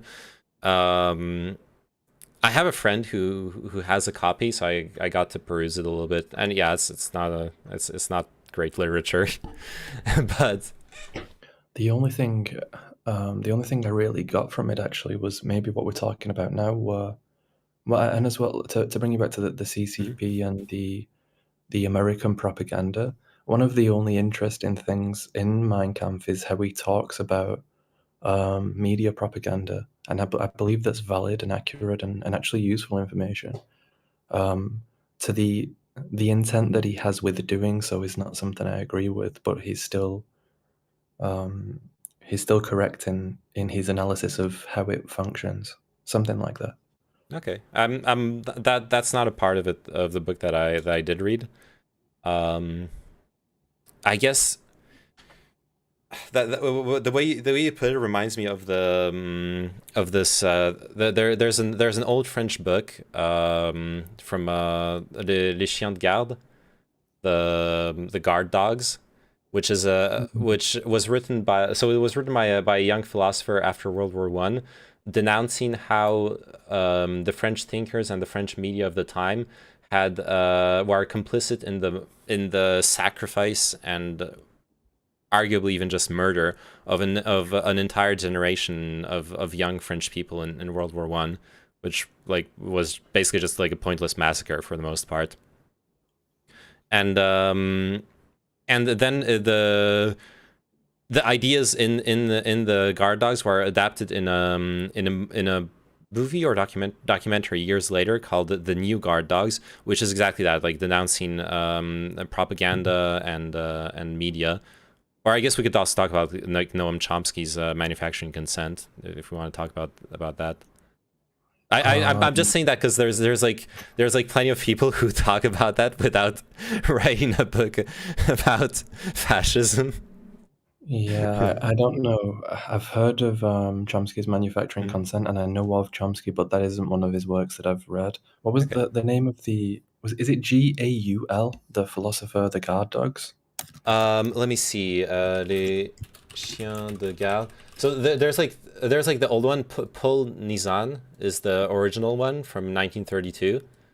An essay about and according to him, this one I actually read. According to him, the failure of the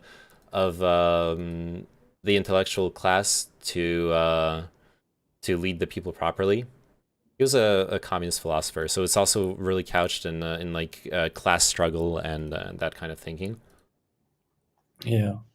And then the Les Nouveaux Chiens de Garde is an essay from Serge Halimi in 1997 that was published in 2000. Oh, that was renewed in 2005, which is a political essay criticizing media and propaganda.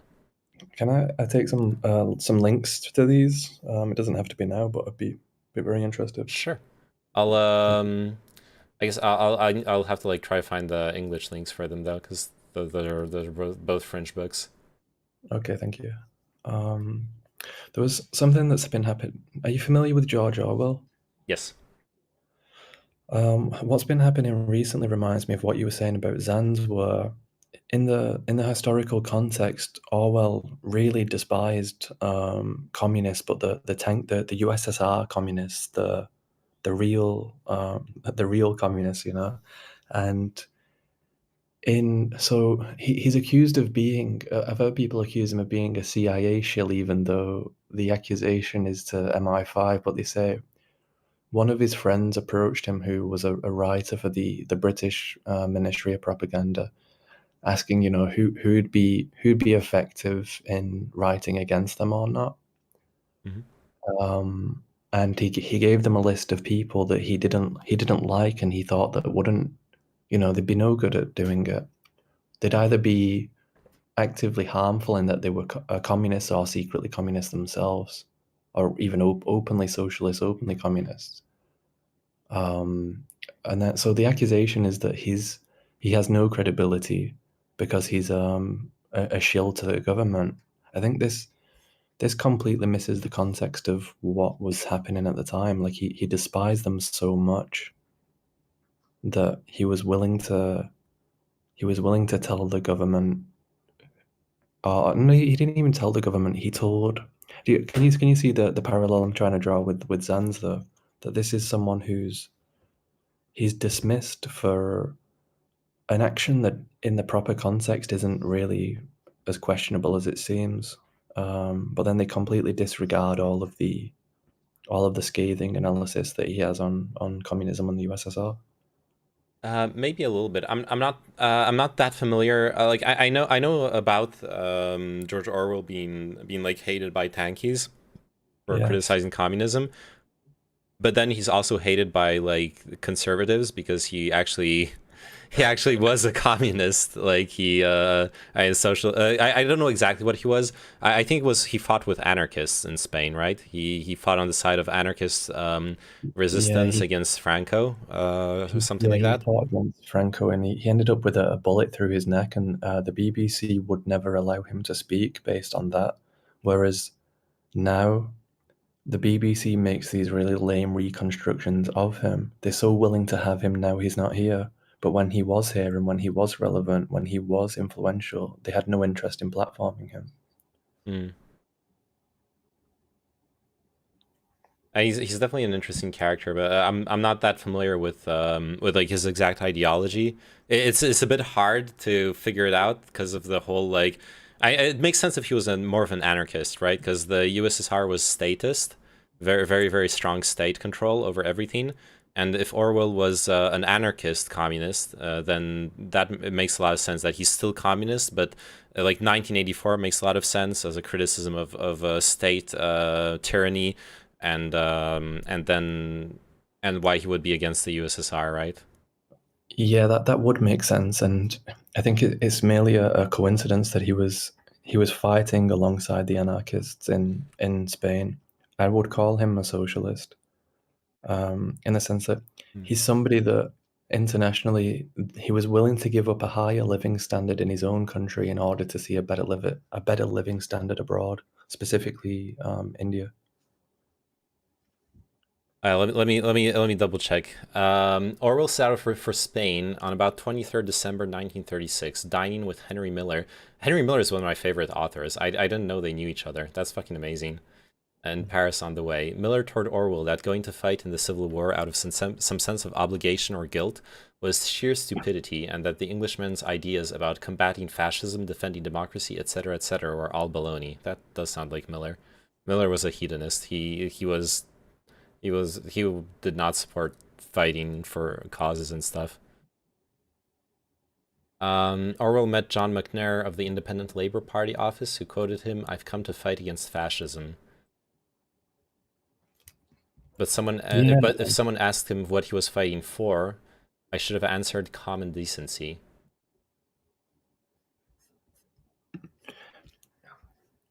Yeah, that's about it. Seems like he wasn't so much necessarily communist or socialist as much as he was anti-fascist.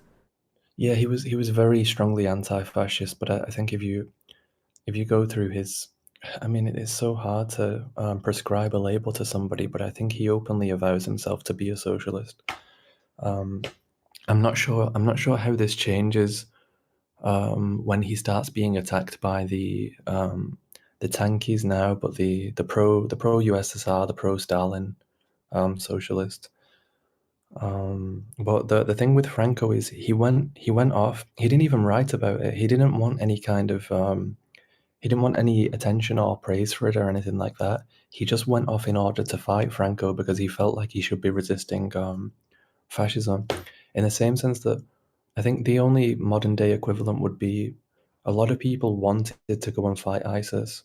They knew that it was wrong. They knew that it was worth opposing, and they would have been happy to put the body on the line to say so.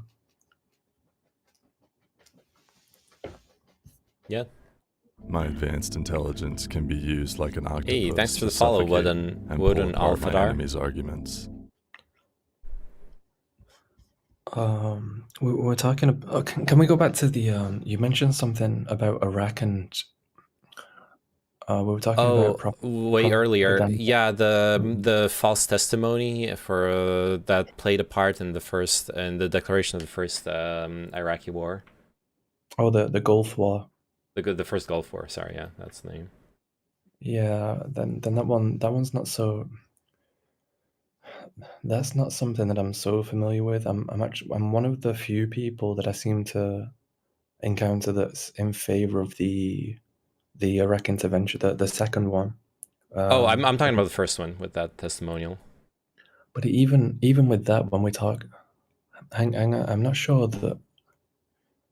Yeah, this is where my ignorance will show. Was the first Gulf War still against Saddam, or was Saddam installed? It was against Saddam, but Saddam was not deposed like in the second one. It was it was basically a defensive war to because Saddam was threatening had attacked Kuwait. Kuwait was important for American U.S. oil interests, so that's what happened. The U.S. defended that. When he was forced to retreat from Kuwait, he set all of the oil fields on fire, and he caused one of the worst ecological disasters in all of human history as well. Yeah, I'm pretty sure one of them's gonna like there's like the specific gas and oil thing that's like gonna be on fire for the next 1,000 years. Now it's like impossible to extinguish. Yeah. Wow. There's it's called like the pit to hell or something. Let me see if I can look it up. And yeah, it's in Turkmenistan. Sorry, it might not be on purpose, but it's it's in Karakum Desert in Turkmenistan. Okay, it might not have nothing to do with the actual war. It might just be like an accident or someone lighting it on fire. But yeah, it's just the whole that's been burning since 1971 and it's gonna burn for a pretty long time. Wow.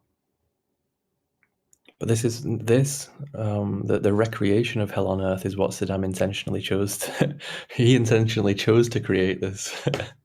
Yeah, I wouldn't expect much from someone who's willing to fucking gas minorities in his country and stuff like that. So yeah. When you brought that up, it was something that somebody else had said and not necessarily something you agreed with. Is that true? Oh no. So what I had brought up, specifically what happened was that during the invasion of Kuwait by Iraq, there was a specific instance where there was a hospital with like babies on support, not life support, but like in the respirator thing, like little chamber thingies, because they were like born too early, so something like that. I need to find like the name of that lady. And basically, so the Iraqi army took over that city, and the doctors fled the city, but they weren't kicked out of the city. And she was testifying in front of the UN that when the Iraqi soldiers took over that city, they confiscated the medical equipment, leaving the people in the hospital to die without the equipment, which later on was proven to be false. It was a false testimony given in front of the UN to justify going to war, because stealing the medical equipment of people who are on life support is a war crime. You're not supposed to do that when you take over a hospital. Yeah, that's not something.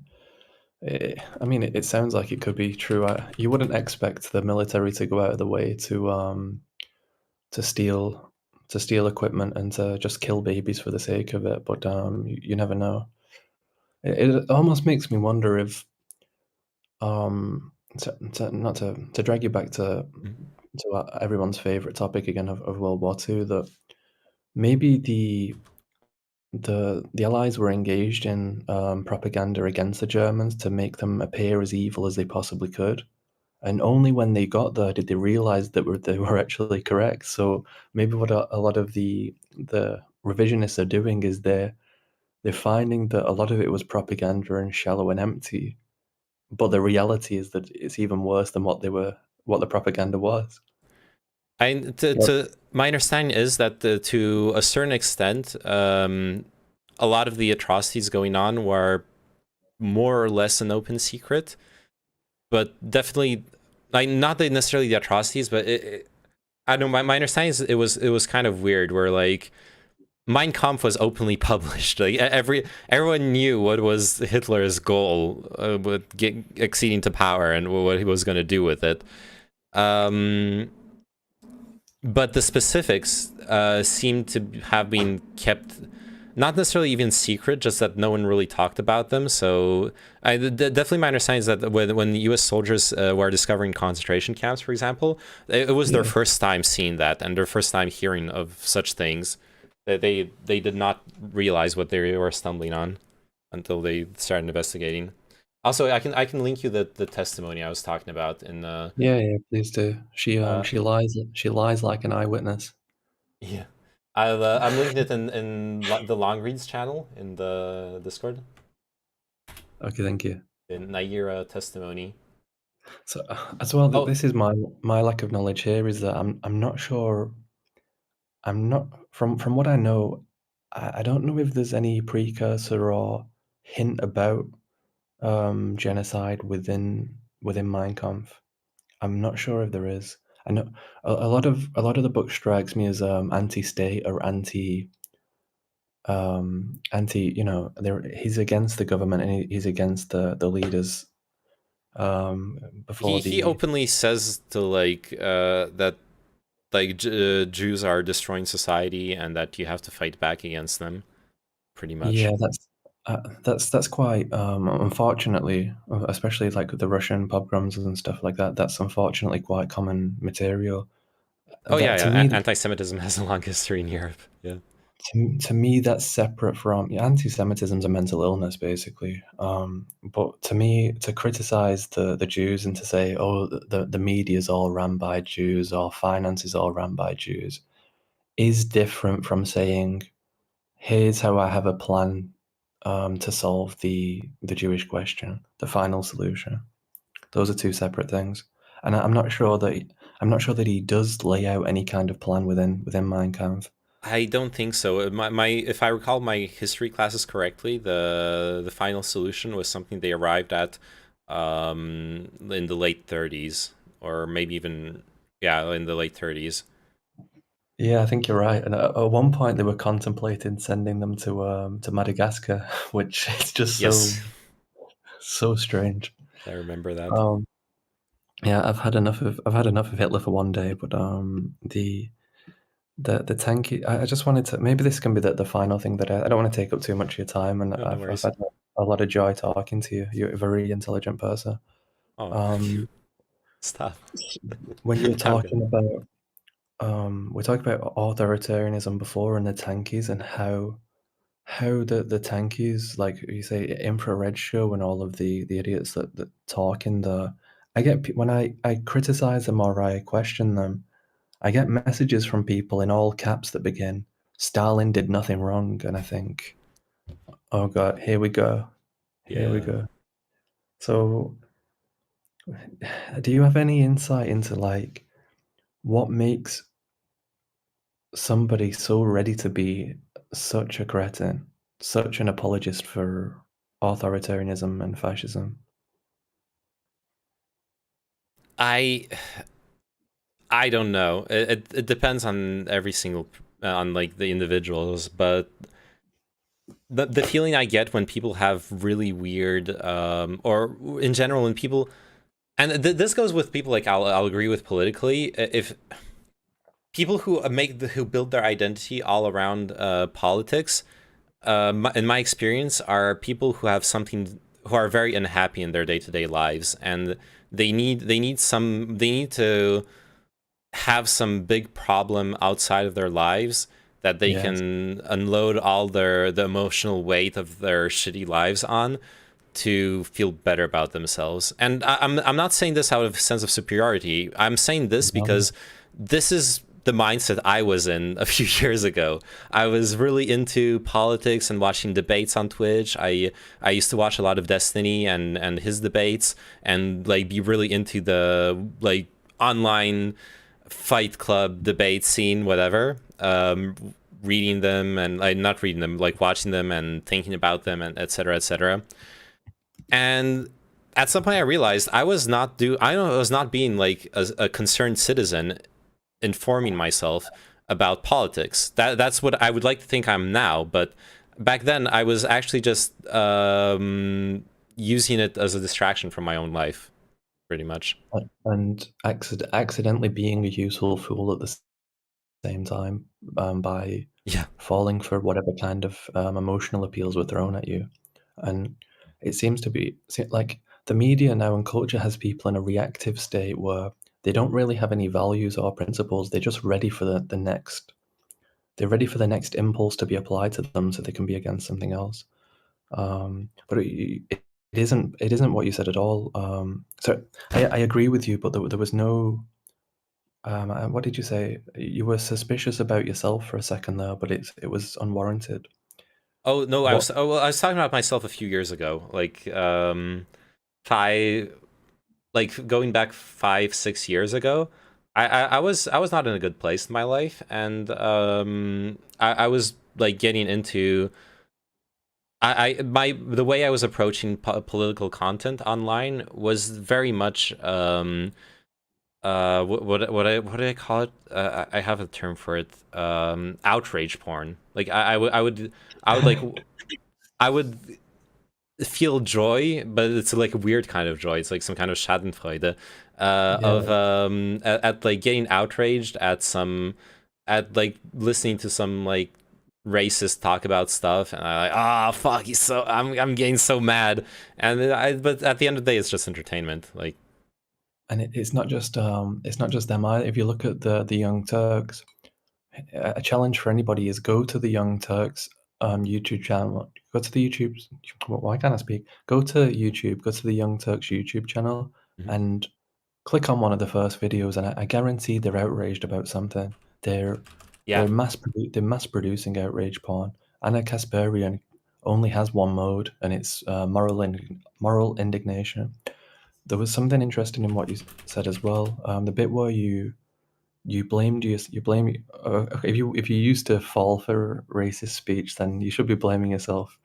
No, I was watching to get outraged at it. Thankfully I didn't fall for it, but I was indulging in it just to like feel superior to it, to get mad at what other people would think. I mean, I may be very unlucky in the draw here, but it's likely the first one you find will be full of rage and anger, and this is in stark contrast to Obama's politics of hope, something which I found very admirable and very persuasive, and a basis that I'd be happy to vote for the left upon, but they seem to have forgotten it. They prefer division.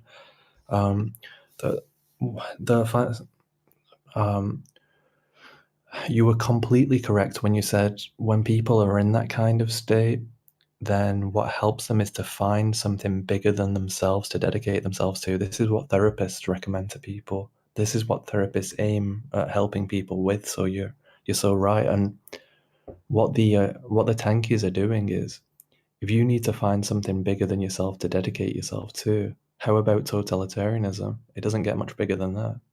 Yeah. Yeah, the problem is what you dedicate yourself to. Yeah, like if you're going to dedicate yourself to an ideology, you're going to become like a raving ideologue.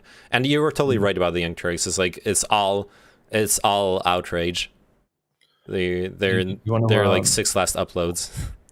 Do you want to try a snippet of one? Sure. I'm actually curious. Apparently, oh wait, no, this is CNN attacks. Don't look up. I thought they were criticizing. Don't look up. Yeah, we can try like the first one. Fox News faces another election fraud defamation lawsuit. If they get through the video without screaming or shouting, I'll donate $10 to Black Lives Matter. Support of the big lie claims that the election had been stolen in many different ways. You might remember some of them, big ones like that. I don't watch the Young Turks, so I'm not familiar with like how much they scream or not. But so Biden would win. But the thing is this, no, actually, no. You know what? You've done it, haven't you? You've just made me enrich Black Lives Matter. John Idarola, the person that's speaking, is he's probably one. He might be the only reasonable person left there. Unfortunately, he's actually pretty good. Well, there's the Senk talks later. We can skip past him. Your evidence, there we go. Any of your it's not too late. Court. Go ahead. We might hear some screaming yet. Is on how this guy and the ghost of Hugo Chavez rigged the election. Wodan Alfadar got banned in Hassan's stream because for asking about his $2.7 million house purchase. Talking about the massive dumps you guys were all going to take of. Hey, if you start sticking your nose in my finances, I'll ban you too. Okay. And so, look, this is a really important story because when I saw them lying about this particular guy, I thought, okay, we're going to find out if there's any consequences in America.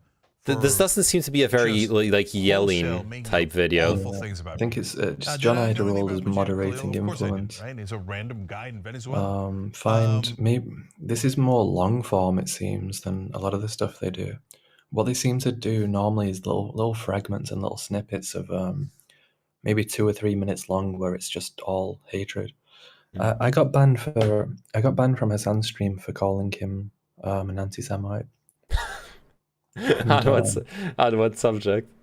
So what he was basically doing was him and Ben Shapiro have got a bit of a back and forth of criticizing each other. He went from covering Ben Shapiro.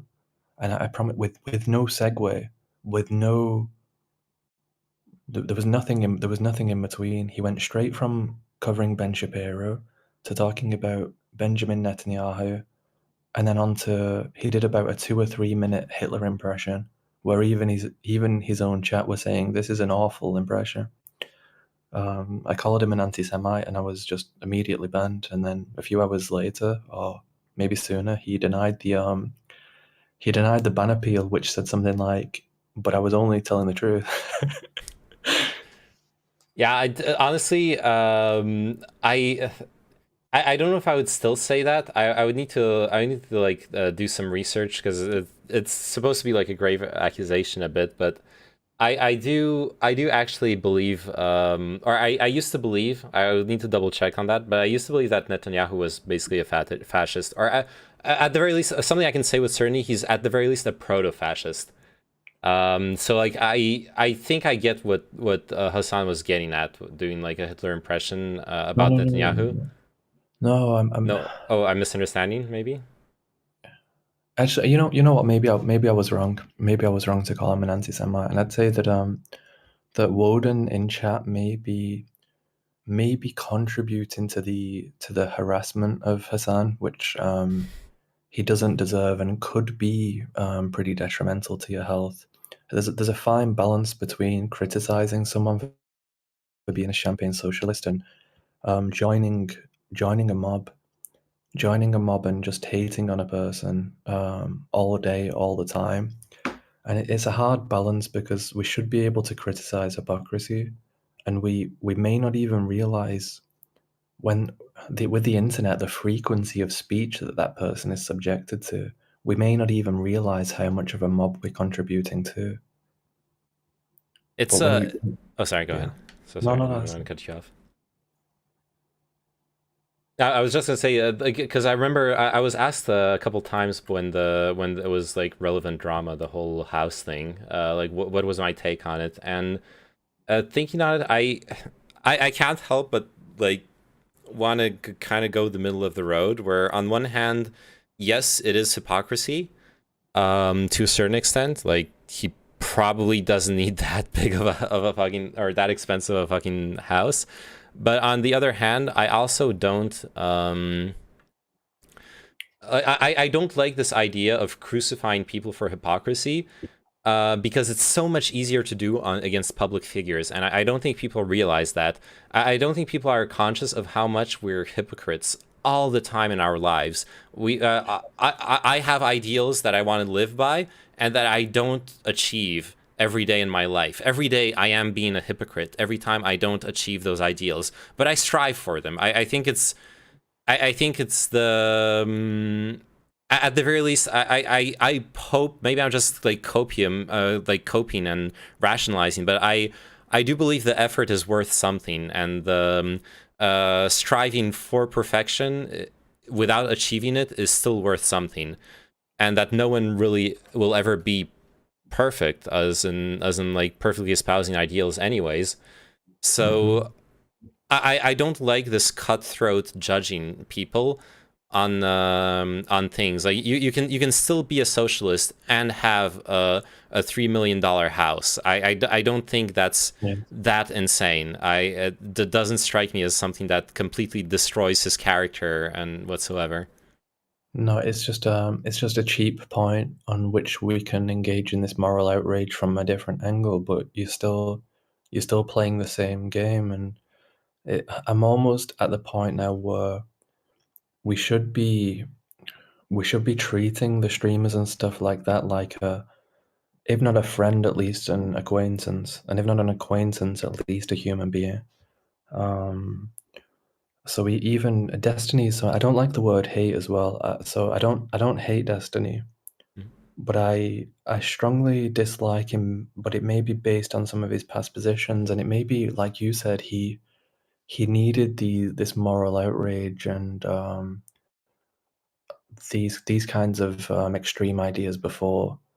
And now that this is something I want to ask you. Now that he's married, he seems to be not even married, but in a happier or long-term relationship.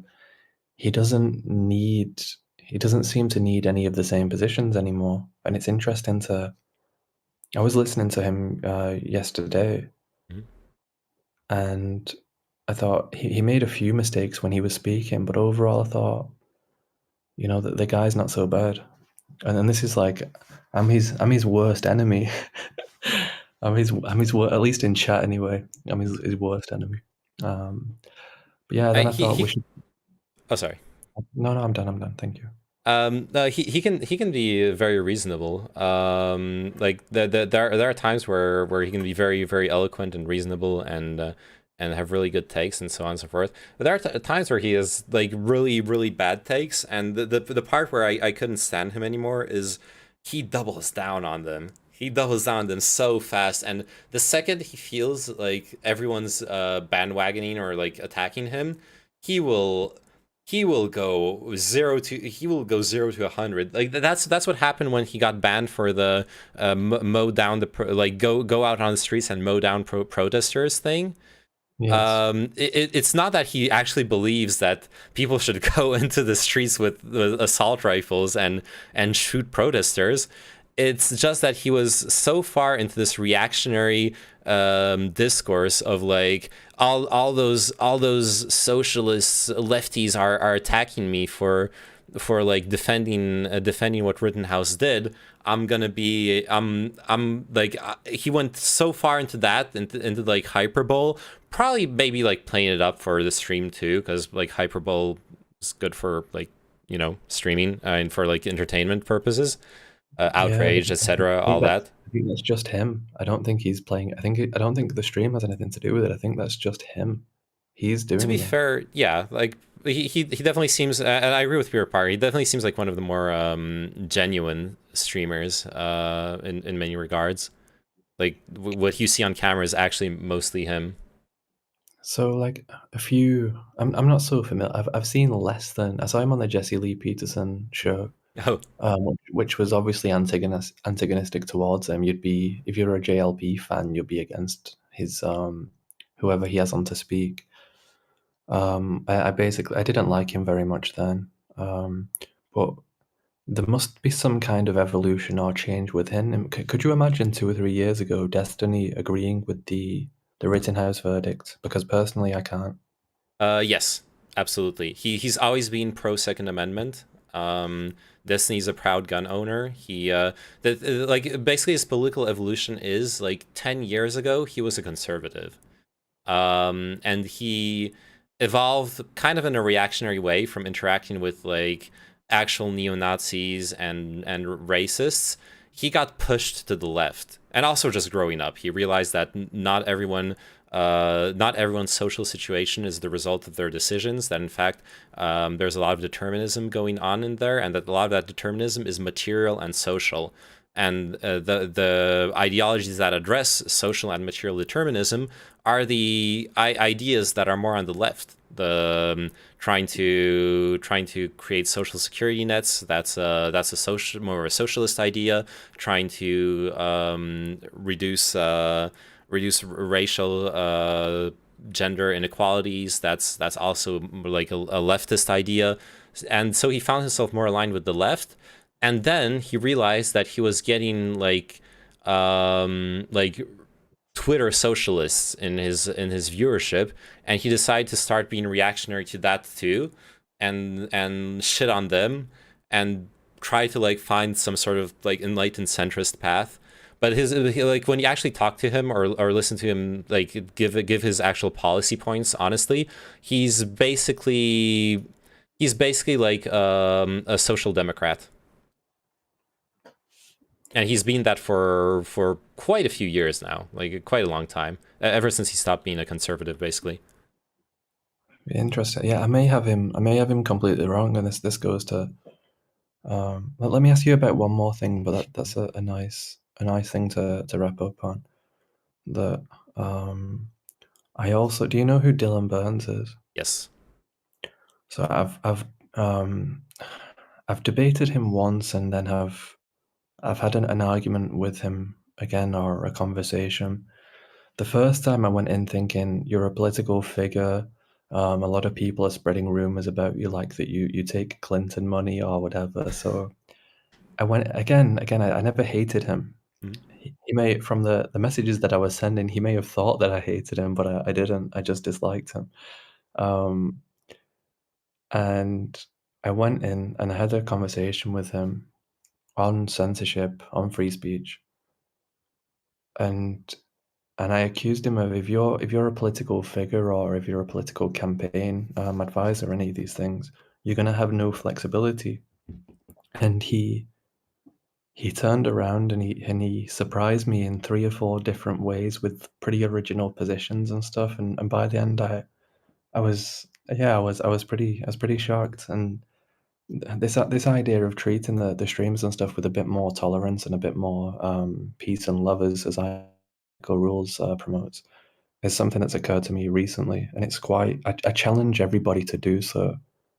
You may not get your kicks and thrills out of writing nasty or edgy messages in chat, but if all you can do is throw some hearts in the stream and support the person streaming whose job it may be, then at least you're doing something in the world.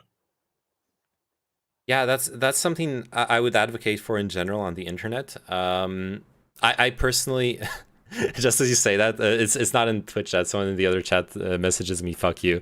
I love you too. Yeah, I'm not surprised. Fuck you too.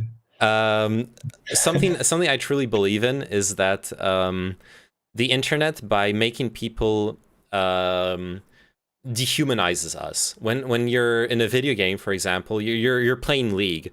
All those other people you're playing with, they're not people anymore. They're just like those avatars running around doing dumb fucking shit. And you're like, why the fuck did you not go in with me, you dumb fuck? And you start raging at them. Whatever. We constantly dehumanize everyone else. The online interactions have this thing that makes us all suffer from main character syndrome, where everyone else is just an NPC in your life. So there's no real consequences to it anyways. There's nothing wrong, or people don't feel anything wrong in shitting on other people online. And that completely changes, but people usually don't do that IRL. And the only difference I can perceive between IRL and online is that IRL, when you're actually facing the other human being, your brain connects the dots and is aware, oh shit, that actually is a human being that I'm talking to. Online, the brain doesn't make that connection unless you force it to. No. I think it does. I agree with. I'm not trying to say you're wrong, because I think that what you're saying is accurate. But I think you can also get there through a phone call or better viewer engagement. And there's a cheap comment that came to me that's saying it's not proto-fascism, it's protagonistism or something. The main character syndrome that you mentioned. But here's my point, that if you think there's a separation, if you think that streamer or that debate panel isn't real, then what is the purpose in your nasty or your evil comment? If they aren't real, nobody goes in a video game and starts talking shit to an NPC. I see you've never. Have you ever played GTA? Like the old school ones, just running around murdering people and doing fucked up shit to them. Yeah, okay. You've got a point. But I think, that's treating non-humans like non-humans, whereas what you're talking about is treating humans like non-humans.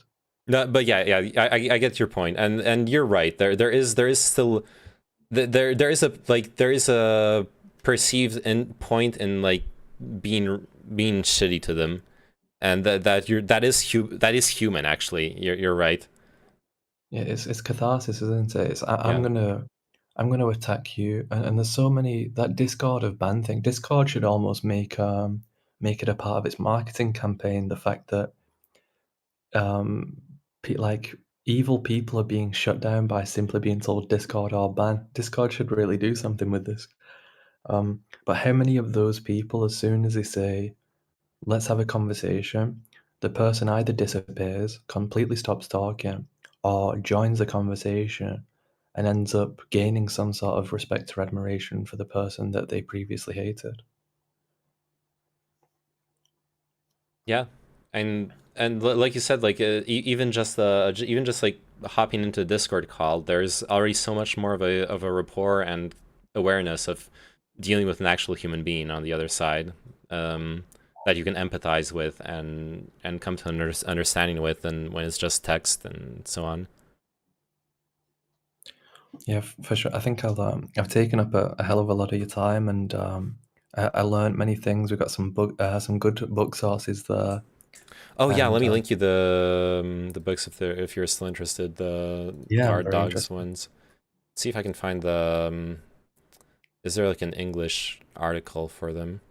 We can keep on talking. It's all good. It's content, homie. Okay, I'm streaming the politics section right now, and we're what I've been trying to do recently is I've had some conversations where, like, there's a streamer called Lorenzo, and we started talking, and I realized we've been on a streamer's Discord Christmas, not panel, but just a little conversation, and there were about 10 of us, and as far as I was concerned, he was just another chatter, but he's actually a streamer.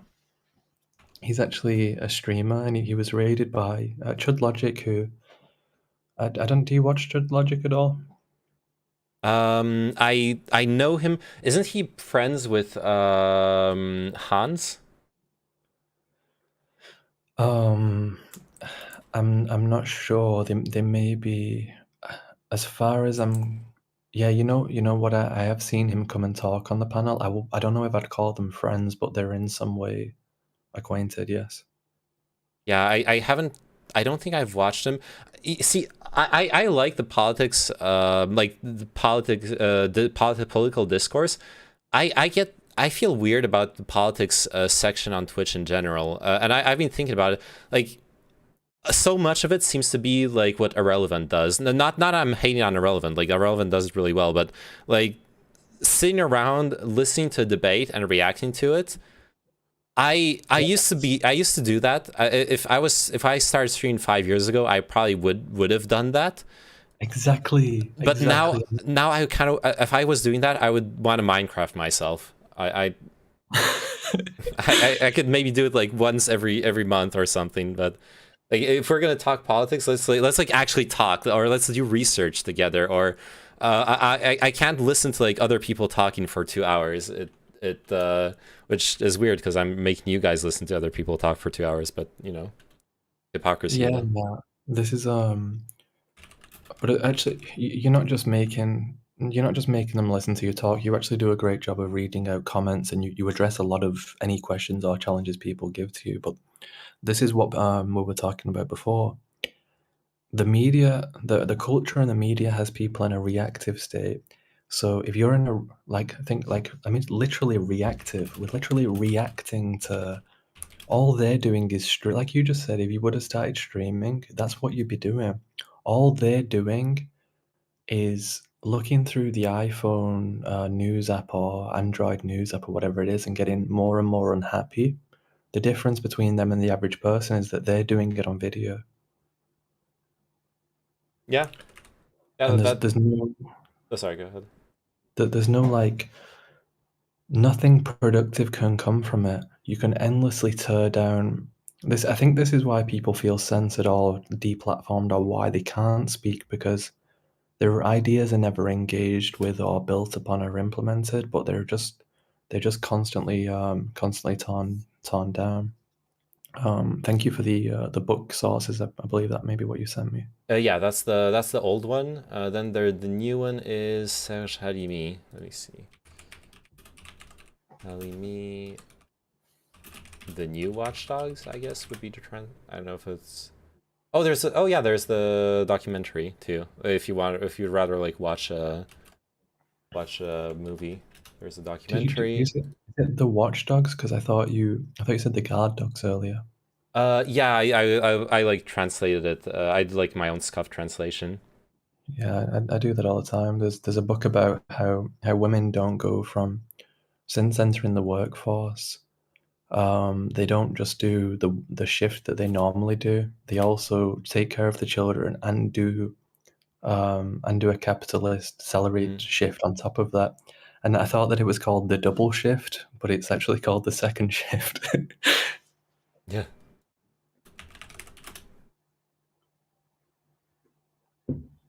Let's see if I can find it. I don't know if the new one got translated though.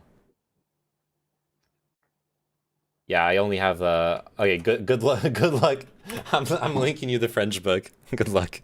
That's okay. I do have some dual language books, which if somebody doesn't own any of those, they're very, very interesting. That on the left page is the book in its original language, and on the right page is the book in its translated form, and it's very nice to read through something in such a format. Yeah. I have Voltaire, Le Petit Bourguignon, is it? Yeah. I don't think that one's Voltaire, but there's Micromegas, which is Voltaire, and there's a few others, but it is so nice to read through books in that format. Because what I do then is I don't read that page and then I read the other page. I read a sentence from the French and then I read the same sentence in English, and so on and so on. Yeah, it sounds really good to learn the language. Are you learning French, I guess? No, there's just I can't say that I'm learning it, because you'd expect better progress, but there's a lot of French phrases. There's a lot of French phrases and words that I know and understand. I don't have a lot of experience speaking French, but like for example, like phrases that come up that are very useful is plus ça change la même la chose. Do you know that one? Plus ça change. And I didn't catch the second part. La même la chose, or something like that. It means like the more it changes, the more it stays the same. Yeah. Let's see. Plus ça change. Plus. I bet it's like plus ça reste. Pareil or something. I don't know. Let me Google it. There's a lot of phrases that come up. So if I'm quoting, if I quote, sorry. It's okay. If I quote Voltaire, for example, he has that quote about if God didn't exist, it'd be necessary to invent him. Yeah. So yeah, I'll butcher it. I'd butcher it. It's like la inventa fe or something like that. So like this is I aspire to have it more clearly, but I couldn't claim to speak French in any way. But I think everybody should always expose themselves to other cultures and languages as much as possible, whether it's Greek or Latin, French or German, whatever it is. I'd probably avoid Spanish because they've contributed nothing to the world whatsoever. What? I'm Oh my joking. god. Spanish is a good language to learn, just out of the world demographics. It may be. I think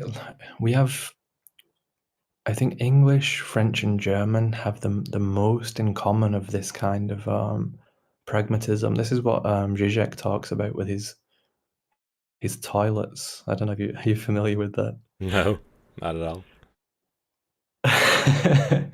That's some. I'll leave it to him to explain that one. What should I look for? Zizek toilets? Well, I don't know, from memory, there's a speech that Zizek gives at Google, and he covers it in that. If you want me to try and find it for you. I have a 4-minute clip. Slavoj Zizek on toilets during an architecture congress in Pamplona, Spain. Imagine going to an arc. Yeah, is that the one where it's like a quite open building? It looks like he's in the middle of. I don't know. The thumbnail is just him in front of 2 microphones and. Yeah, that's a quite recent one, I believe. But yeah, that'll do it. Yeah. All right, let me catch up on chat a bit because I'm sorry. I'm sorry for everyone who's been chatting and everything. I tend to like when I'm talking with someone, I tend to pay less attention to chat. I want to like be focused on the conversation. Hassan should distribute his profits to small-time streamers. Well, especially to me. He needs to distribute his profits to me. I'm sure that would be the fairest way of doing things.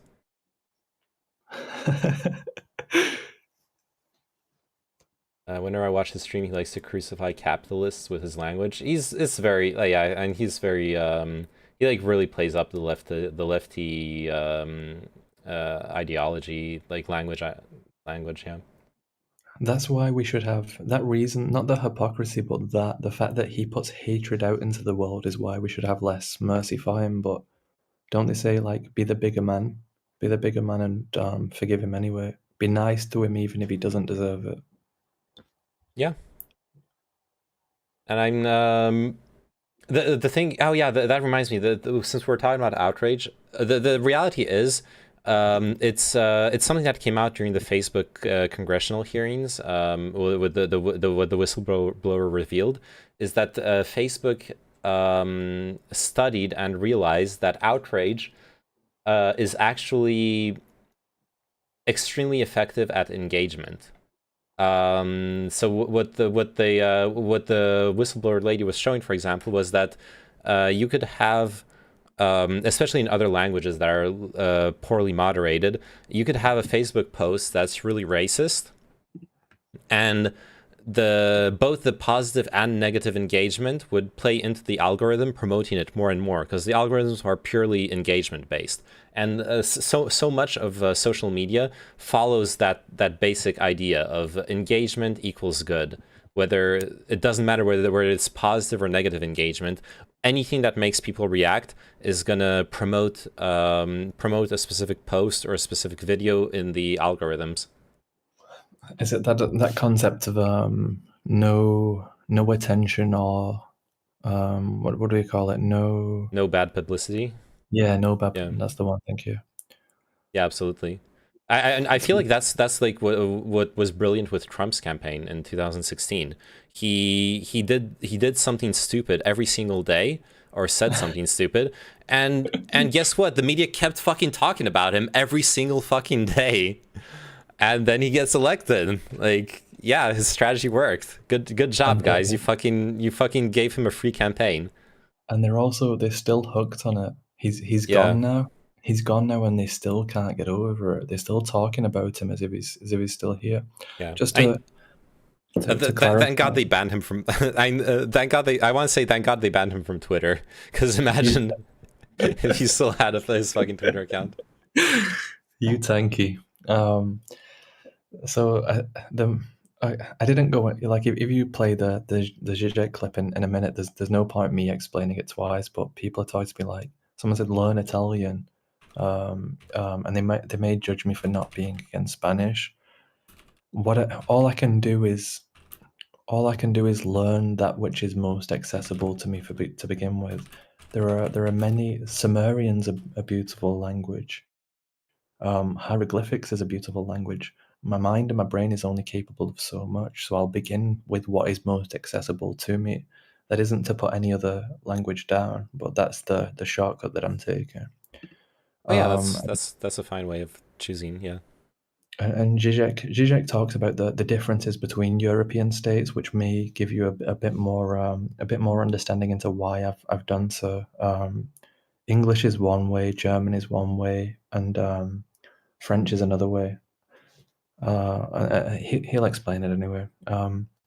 Also, just to be clear, I don't identify as English or British. Those are not my pronouns. Okay. Excellent. With languages, the only opinion I have is I kind of there's this book I read a couple years back that I really liked, called. I'm sorry, I'm not going to give you my scuff translation. Let me check the. Amin Maalouf was the author. Murderous Identities or something. I mean, because in French it's Deadly Identities by Amin Maalouf. Okay, or On Identity. On Amazon it's sold as On Identity. So to give some context, Amin Maalouf is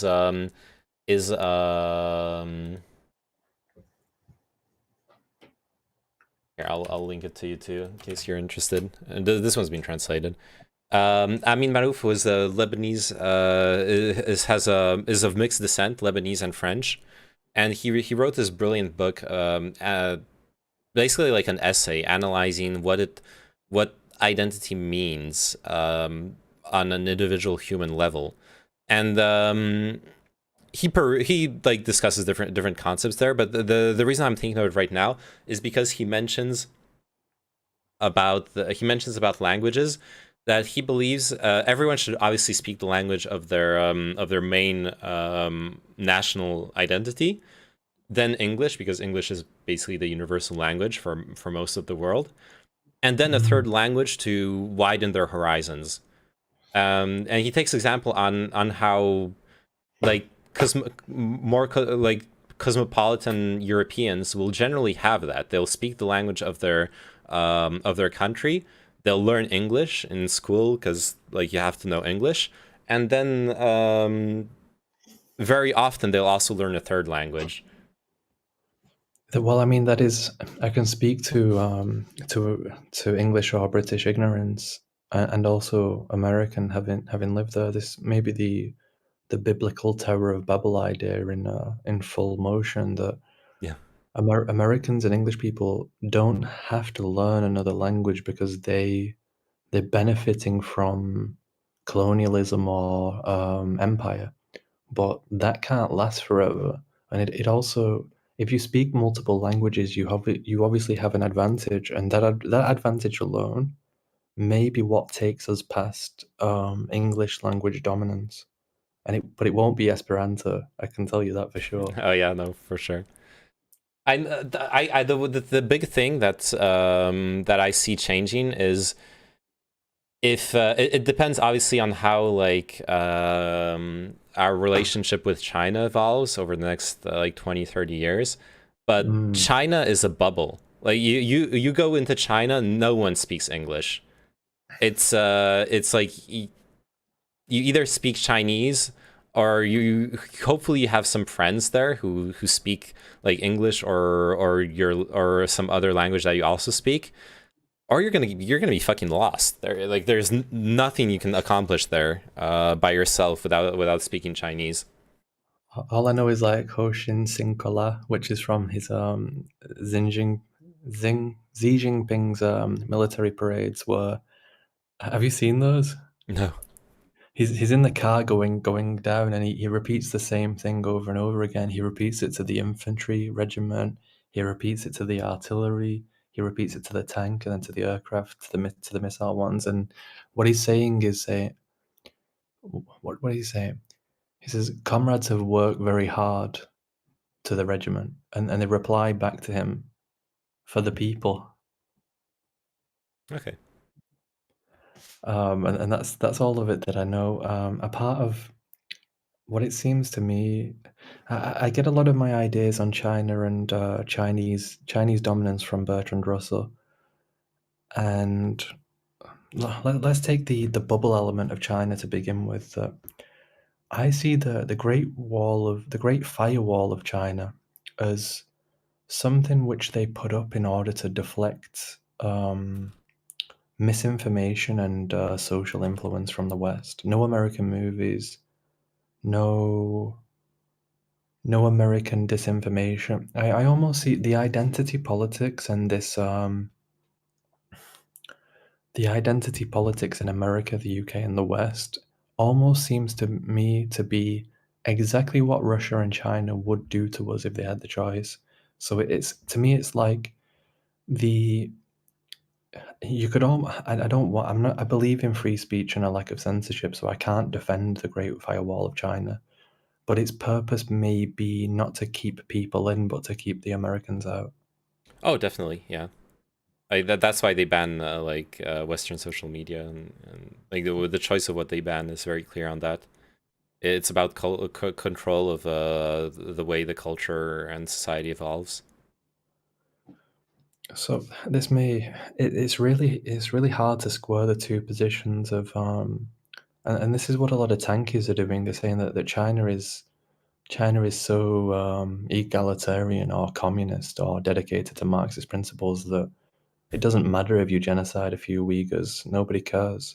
It's really hard to square these two ideas of I believe that China will conquer the world or will become the new ruling superpower, the new world power.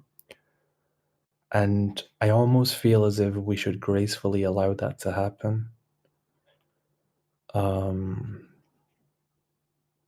But at the same time, I'm unwilling to tolerate the genocide on Uyghur people is something that I'm so ready to defend because it's something that I've acknowledged for the longest time.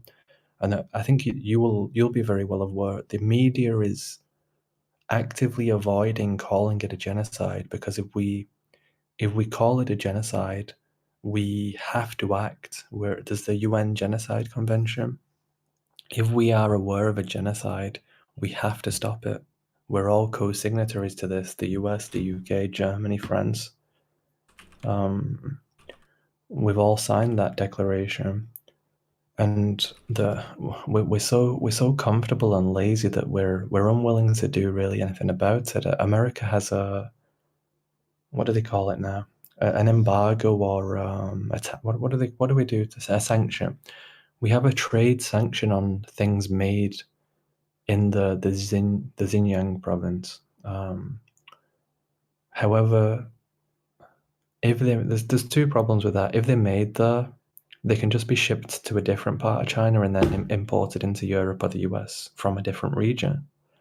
And then so the intent or the prime motive in that sanction to begin with was it isn't about, as far as I know, the Uyghurs aren't being forced to do slave labor of mass producing shitty plastic products. The reason why we're sanctioning Xinjiang is that we don't want to trade with a country that's engaged in evil human rights abuses. And it's like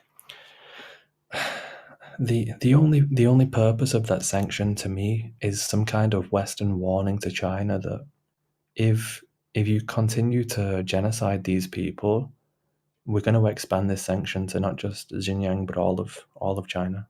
That's the only purpose I can see to it. Okay, first off, just because China is in a dominant economic position doesn't mean I maybe you didn't mean it that way, but I don't want I've been there. I don't know if you can call it living there, but I've lived and worked there for like months. Yes. And not years, but months. And I would not want to live in that society long term. It's not I like maybe if I like what one of the founding partners of the company I was working in, if the same thing happened to me, maybe that would change my perspective. If I like fell in love with someone and with a Chinese person and then moved to China to live with them, maybe I could probably deal with it then. You get destiny. But it is an authoritarian government. It is an authoritarian government. It's and the day-to-day lives aren't really affected by that. A lot of people in the West seem to misunderstand how little that really matters for the most part when you're not being actively targeted by the government. It really has like no effect on your life. You're going to work, you're coming back, you're like chilling, you got your VPN to go access like Western media and download your movies. It's really not a big deal. In your day-to-day life, if you're like middle class basically. That being said, it's particular. Like I would not want to live there. But can we yeah, just quick, sorry. would you say that China's a capitalist China's a capitalist state? Is that something Yes. you'd agree with? Yes, Yeah, it's not a communist state. Me too. And you said earlier, like, China's in the dominant economic position. What did you mean by that? They have a shit ton of resources. They have most of the manufacturing power in the world.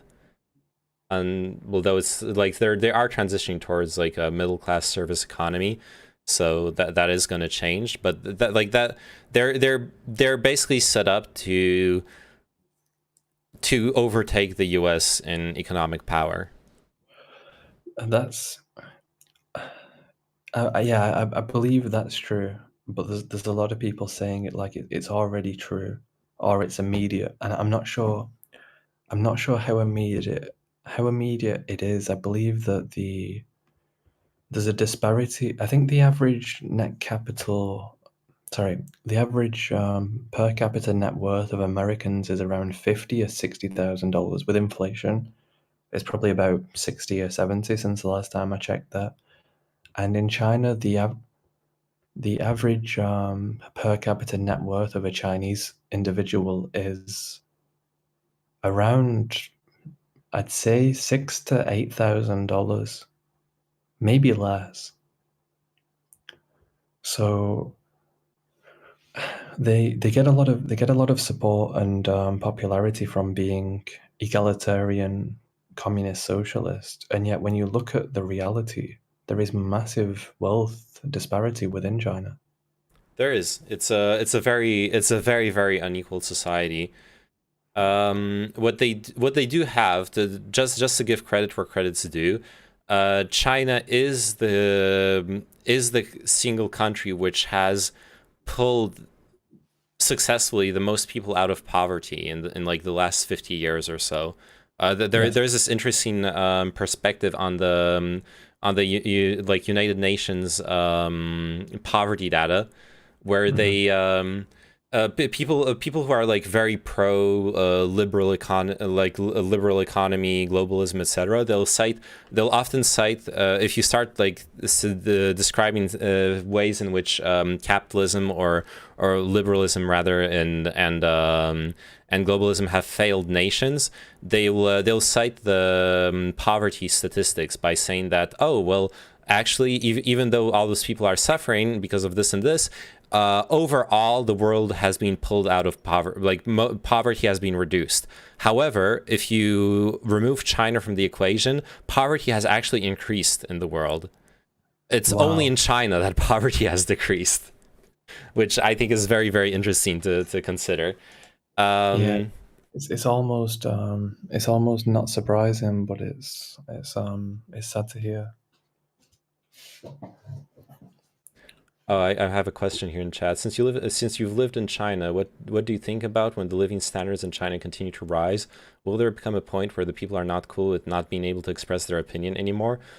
That's I don't know. I don't know if living standards necessarily coincide with a stronger like liberal democratic impulse necessarily, because I think they do. I think they look at the middle class in America. Look at how entitled and privileged they are.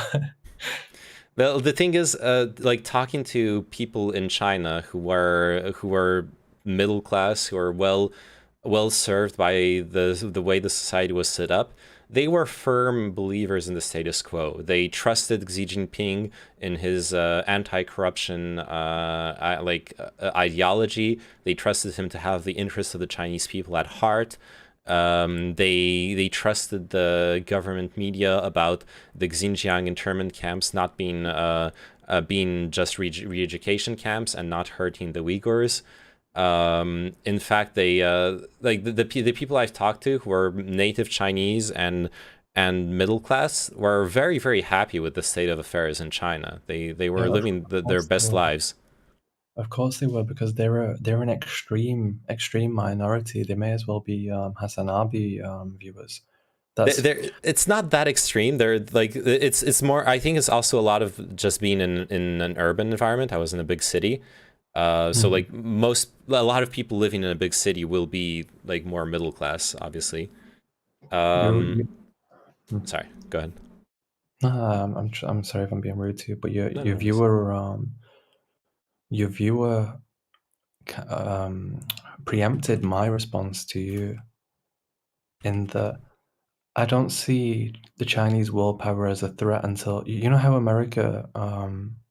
It was actually America's, not the America's original sin, but its second sin of slavery. Before America could really get anywhere, they had to deal with some egalitarianism of the black citizens, and I feel like China isn't going to become much of a threat until they have to deal with this disparity problem, because effectively all they're doing now is using the huge population as a slave populace, and this is the same way that I see Russia. Russia to me is a military state where most of its populace is a conscripted individual, whether they know it or not. I mean, with nuclear weapons we all are, but when I look at Russia, I see a military state.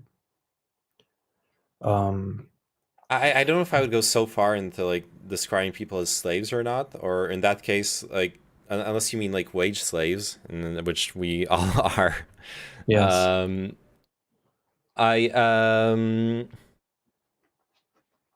But yeah, they definitely have a huge human resource thing, a huge pool of workers that is a great source of a great reason why they have such economic growth. There is this paper I've read like a year ago that was pretty interesting. It actually was full of a lot of shit, but there was one idea in it that I remember that was really good. It's the idea that if you have like low technological level, but a lot of manpower, let's say workers here.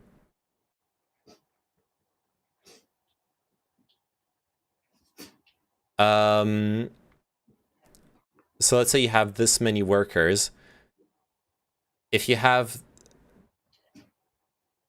basically the more tech you have, like exponentially, I messed up the graph. Anyways, like tech is a multiplier of power. So as long as they continue industrializing and putting high-tech means of production in the hands of their workers, their economic power is going to keep skyrocketing. Like the increase in productivity in power is exponential as you have someone moving from farming with their bare hands to farming with machines, for example. It's not like a 2 times difference, it's 100 times difference. I have one major critique here, and I really apologize for doing this to you. No worries, go ahead. Is tech still a multiplier of workforce power when it's automation? Yes, absolutely. Really, I'm surprised to hear you say that. It seems to me like when it's automation, it's a divider of power, and the more of the larger the population you have, the more of which are left to be useless, maybe artistically useless, but nevertheless. No, that's a problem with how we organize our economy of work based on scarcity. That's a fundamental problem of how we organize work, not a problem in strict productivity terms. If less people produce more, that's just a gain in productivity. It's just like the very definition of productivity.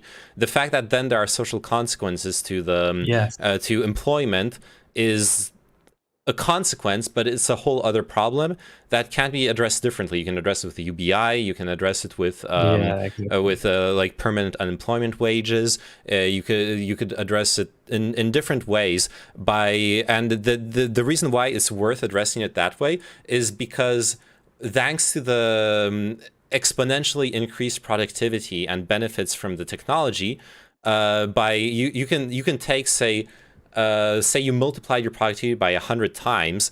So if you just take away 10 times of that to then be able to support the people who can't work anymore, then you still have a 90 times multiplier behind that, right? You just want to tax it afterwards and use those resources to fund your like social security nets and stuff.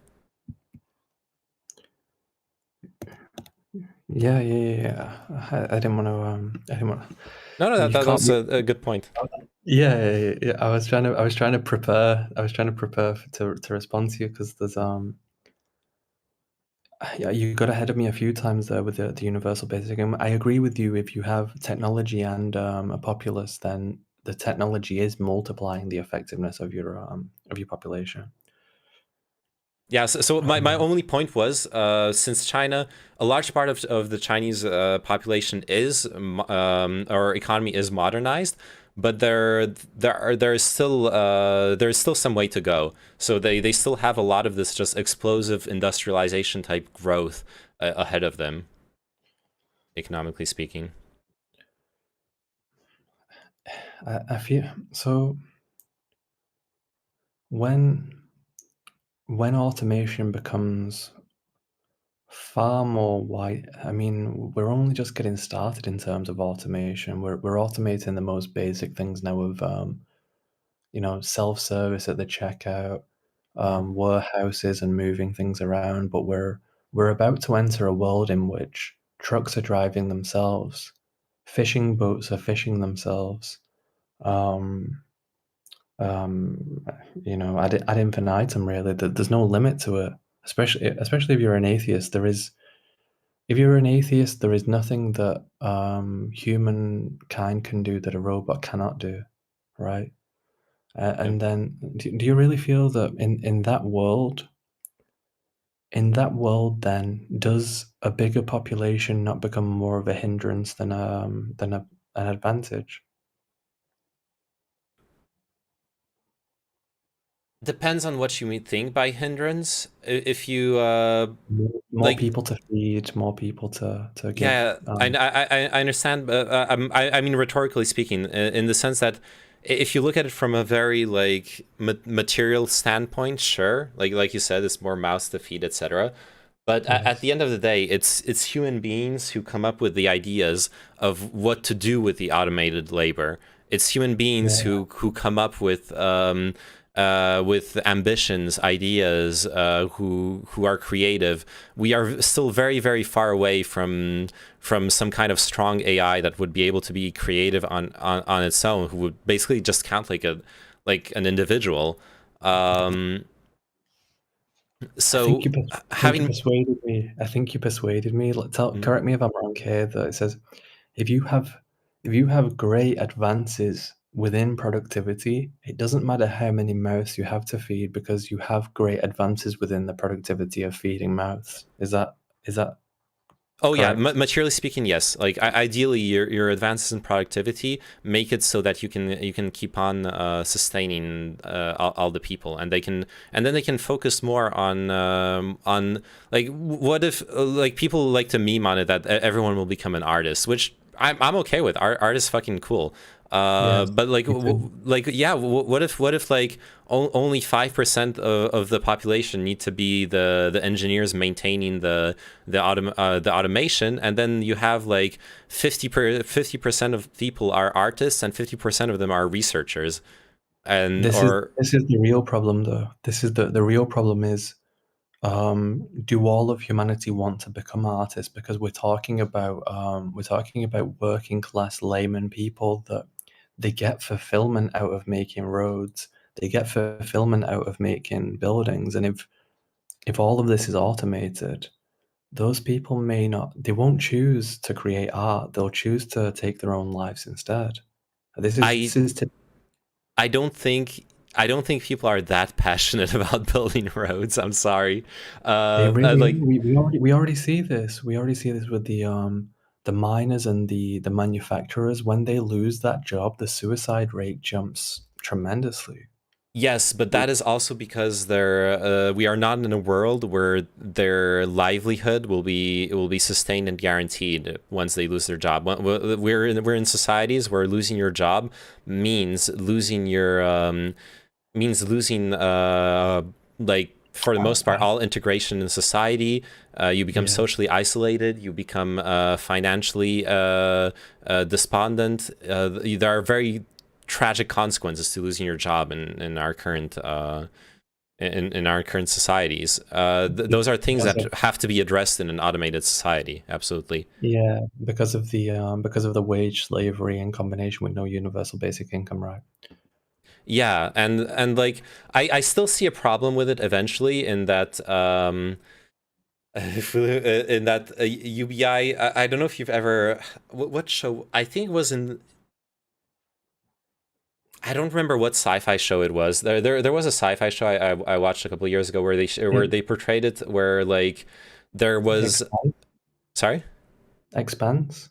I think it was The Expanse, yeah, where like the people who live, it was this like post work society, and there's like everyone like almost everyone on Earth is on UBI, and they basically form this like huge uniform second class citizens because they're just all on UBI, and the only people who have power over them are like either those weird like inheritance dynasties or like the few people who have jobs that actually still matter in the future society on like fundamental level.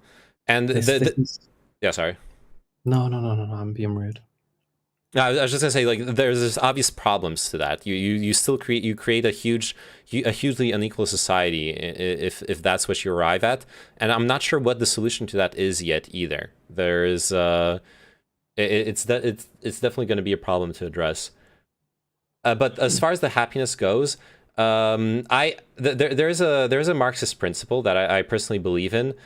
It's that a healthy human being, if they is never gonna not be productive.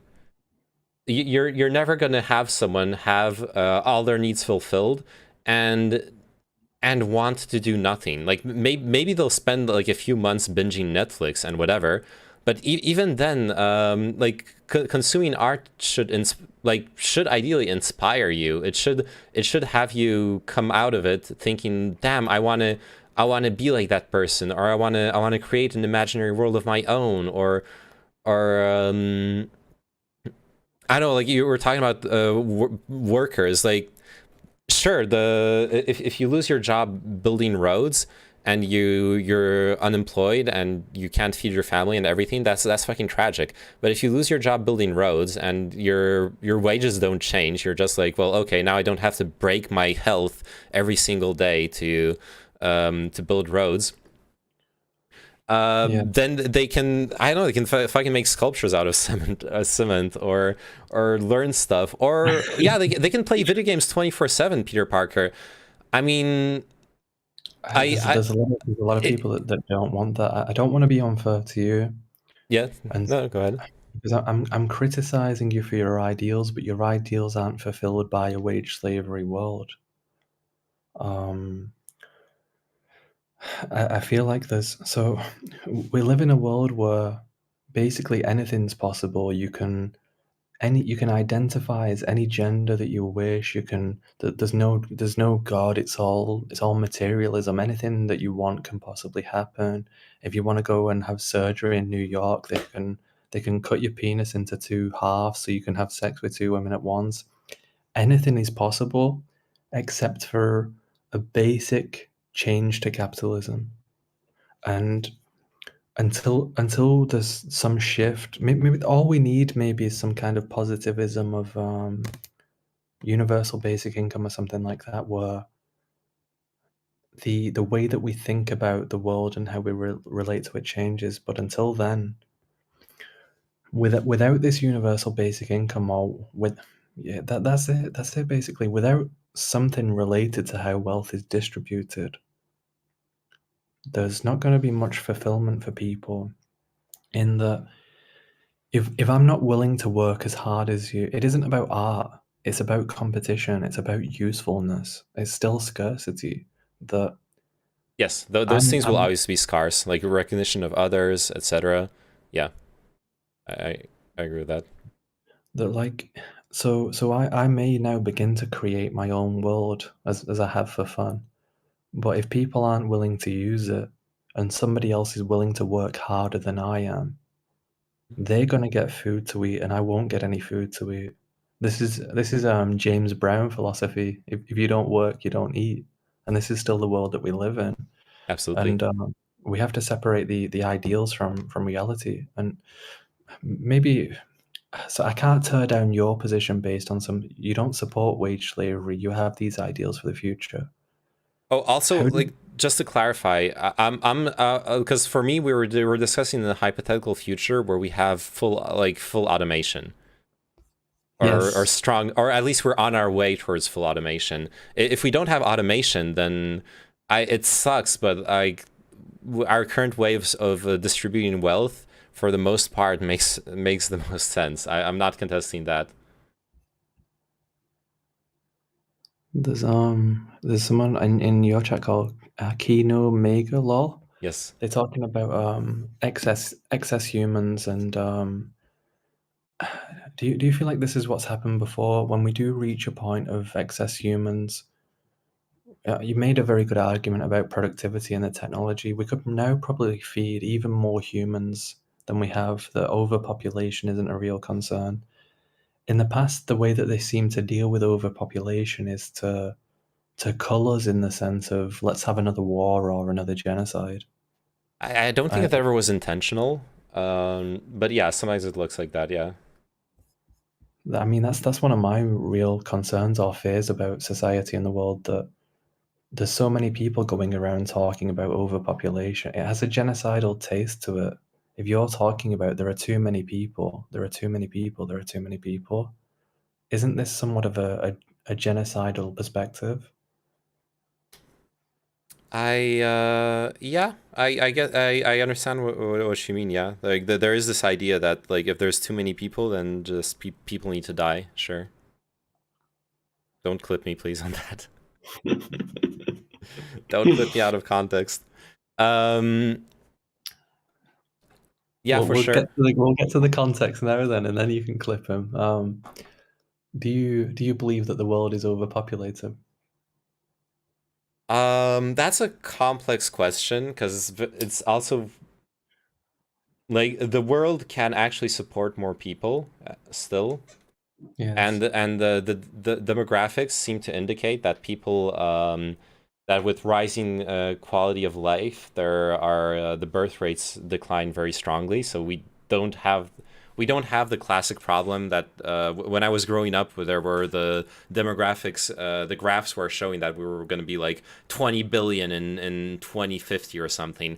Yes. That's not going to happen. Right Yeah, now, I no one agree. thinks that's going to happen. Can I ask you something as well? Like maybe it's just because we're all primates and we like round numbers. Oh, one sec. Yeah. No, I was just waiting for you to finish what you're doing. Oh no, I have my headphones on, so I can hear you even if I'm moving around. Maybe it's just that we're primates and we like round numbers, but there's something concerning to me about the number 2050. There are so many people citing 2050 like, oh, by 2050, white people won't be a majority anymore, as if that matters. Climate change will be too much of a problem by 2050. There's a lot of different references to 2050, and you reminded me by saying it. Do you think it's just that we're primates and we like the number 2050? Yeah, and yeah, it's a round number. It is what it is. Also, sorry, I want to don't want to derail, but I just want to address what Peter Parker was saying earlier. A lot of people that play video games 24/7 with UBI. I don't have a problem with that. Honestly, if this is going to be my hot gamer take of the day. If we're in the post work fully automated society and people just want to play the fucking VR metaverse immersive MMO experience, whatever the fuck, fucking go for it, dude. I have fun doing it. Become a streamer, whatever. Amen. There's something about how in the current, this is another shift as well for the positivism that I was talking about from the wage slavery. If you think working class people are racist, if you think if you think the proletariat is racist, wait until you see a member of the proletariat that is working for their income versus seeing somebody that's they're cheating some kind of the current corrupt benefit system where they're pretending to be disabled. They're pretending to be disabled when they aren't, or they're having children for the sake of welfare rather than finding something productive to do. Wait until you see their attitudes towards another person of the same color as they have that's doing that compared to a member of our species of a different color. And I guarantee you they'll have more hatred and contempt for the person that's playing that game than for someone of a different ethnicity or skin color. But, sure. In general, that's also a big false flag used by conservatives. In every society where they have data on that I've looked up, and at least it's a common thing here in France, where there's very strong social security nets, unemployment, benefits for disabled people, etc., etc. And then the conservatives are like, look, there's 200 million euros were stolen from social security last year. And it's like, okay, 200 million euros stolen from social security, but then there was 25 billion euros in tax fraud. Which one's the most important?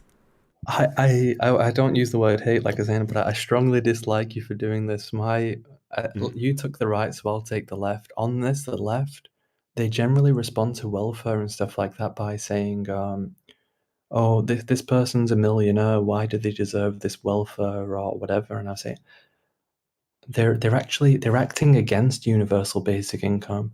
Millionaires are always going to be a minority. Millionaires and billionaires, they're the 1%. If the 1% isn't a minority to you, I don't know what to tell you. Let's just give them the money. Give them the money. Give all billionaires and millionaires the thousands of dollars or whatever it is, and cut out all of the bureaucrats. Cut out all of the parasites on public money, and just pay it to everybody equally. And, I agree. That's one of the. Oh, sorry. I have a freedom of information request that was resolved around a year ago now, where I tried to find some data based on what does it. I'm not criticizing universal basic income or welfare because we both have the ideals of moving towards universal basic income. Within our current system, for every euro, most of you viewers are European, right? Mhm. So for every euro that the government gives in welfare or supporting the vulnerable people, 30 cents of that goes straight back to the government. So yeah, I said that correctly. So for every euro, around 30 cents goes back to paying the bureaucracy itself, which is another form of taxation.